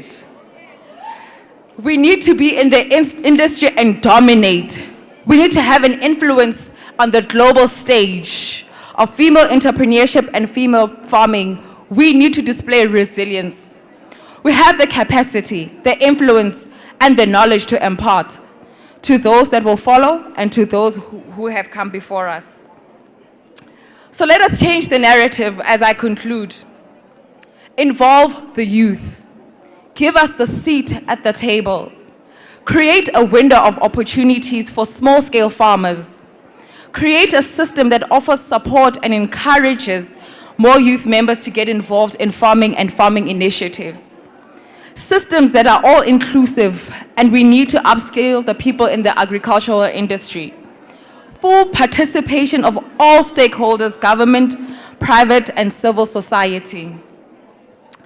Together, we can create a hunger-free South Africa, a country we have imagined. So, like many other self-starters, it was proven that working with other farmers and networking, building strong relationships, with suppliers and customers, staying up to date with the latest agricultural technologies and practices has grown the business from strength to strength. I did not study agriculture at all.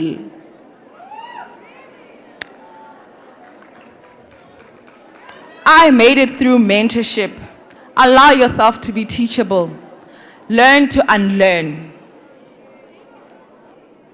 I have also received guidance from other successful black farmers who have faced similar challenges. It reminded me that we need to remain dedicated and we need to educate ourselves. Small-scale farmers face a lot of issues, or rather a lot of challenges. So we need support. Lastly, by empowering small-scale farmers and reducing the red tape to enter the market, this will have a positive ripple effect on their entire value chain. Other entrepreneurs can claim their tuck shop backs. We can claim our businesses back. For many South Africans, hope is a powerful force. The state of child hunger in South Africa requires the efforts of all members of society, from the public to the private sector to the ordinary South African. We all have a role to play and ensure that the children have access to basic needs, and this will allow them to have healthy lives. If our country is to eradicate hunger and prosper, let us not dwell on the challenges, but rather pull up together and rebuild hope. Re-energize and reimagine a South Africa we all love to create. Thank you.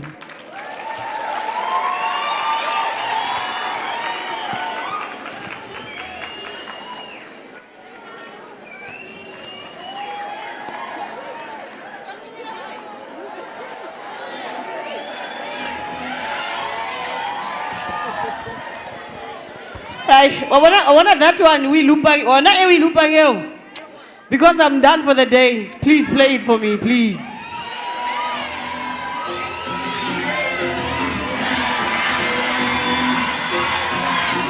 I can never dance. Woo! Can you dance a little bit? Could we dance a little bit?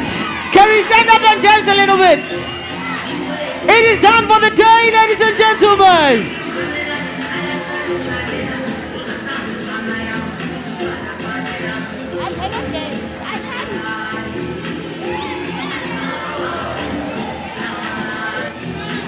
All right, okay, whoa.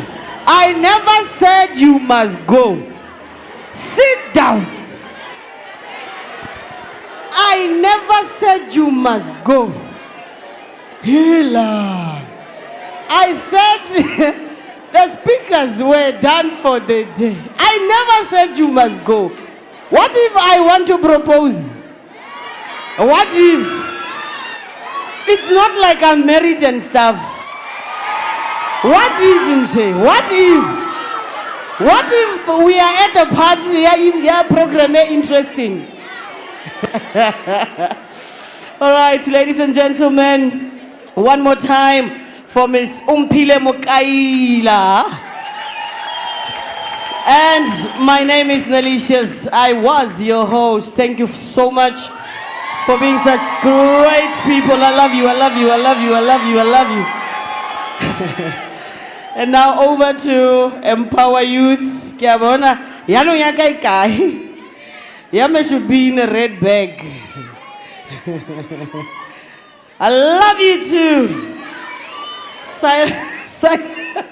Okay, guys, over to you guys, and thank you. Bye. Give yourselves a round of applause for staying until this time. Well done.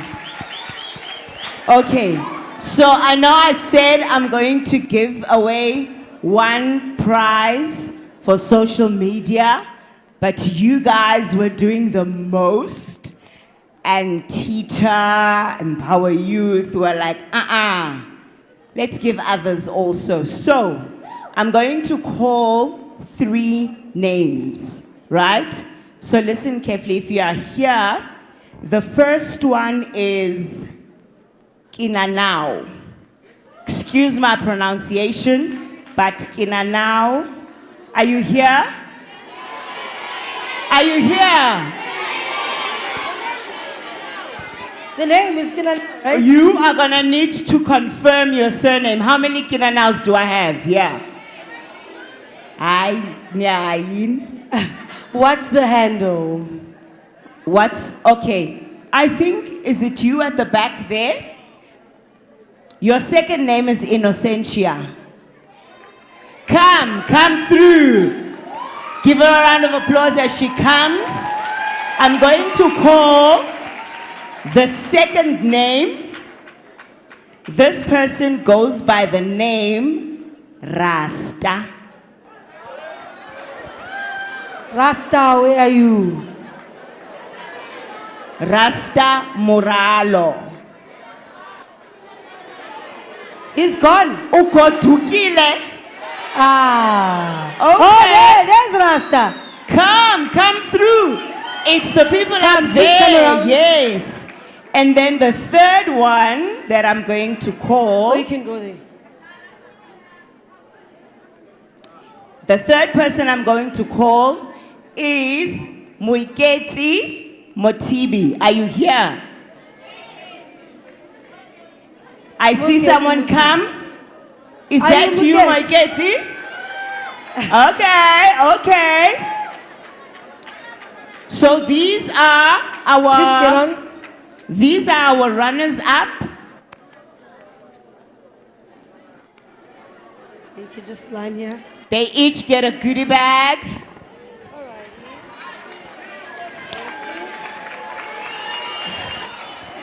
Come for a photo, Pay. Yeah, you have to wait. Go forward. Is it Muiketi? We're waiting for Muiketi.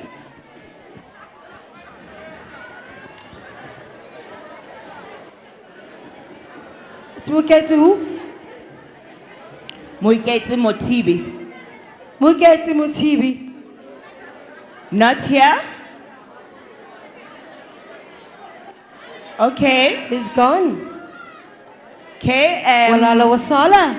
Walala Wasala. I do have another name. One moment for me, please. Do we have Lerato Sijaname?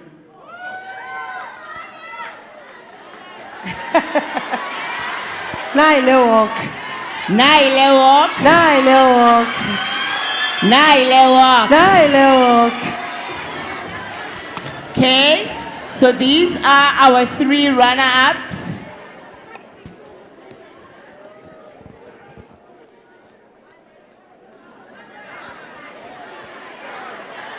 Yes, Lerato. Can we give them? Okay.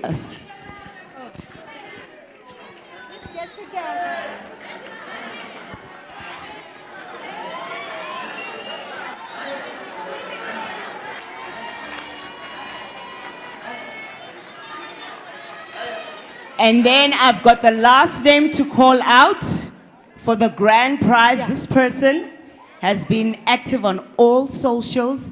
Their content has really been good. In fact, if anyone is not here, if they follow their socials, they will actually feel like they've been here.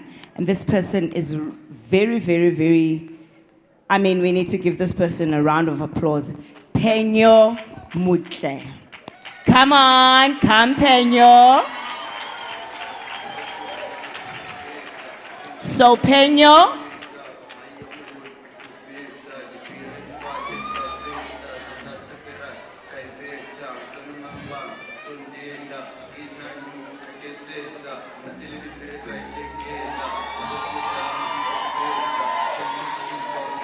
well done, well done, well done.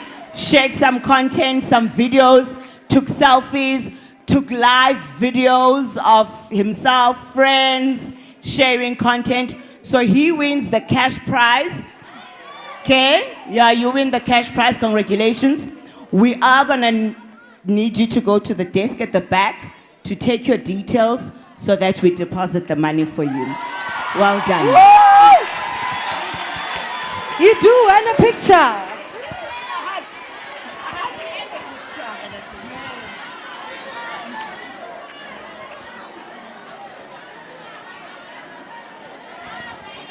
Well Thank done. you.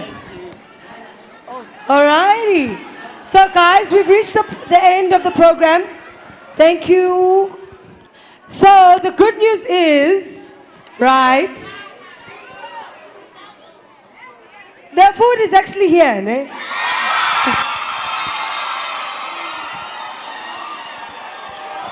Wow, guys. Did you really think we'll starve you till you depart? Yeah? Okay, whoa. Listen. Guys, please can you turn off the sound? Okay, Mahika. Ke kopa go bua hle. Ne? I'm asking very nicely for order. There is enough. I can let know everyone is seated. Ne? If you're not on a chair, even if you are not seated on a chair, there is room here, meaning there is enough for all of us. Okay. Order is the name of the process. Please. Ne? What we are going to do is what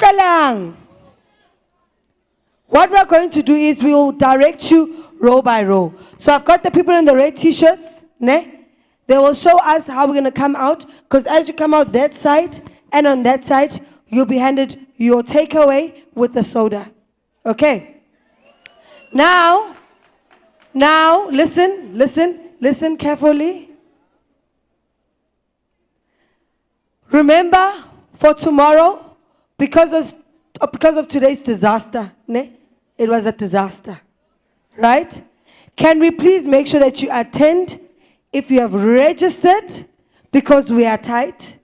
SAPS is going to assist us, and we're going to get more security.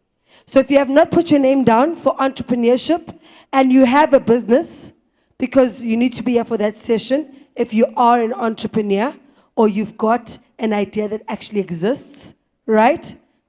Or the transport sector. Those are the only people that come tomorrow. And your name must be there. If it's not there, you are not going to, I repeat, you are not going to be allowed in. Okay. Then on Saturday, we've got health and wellness and tourism.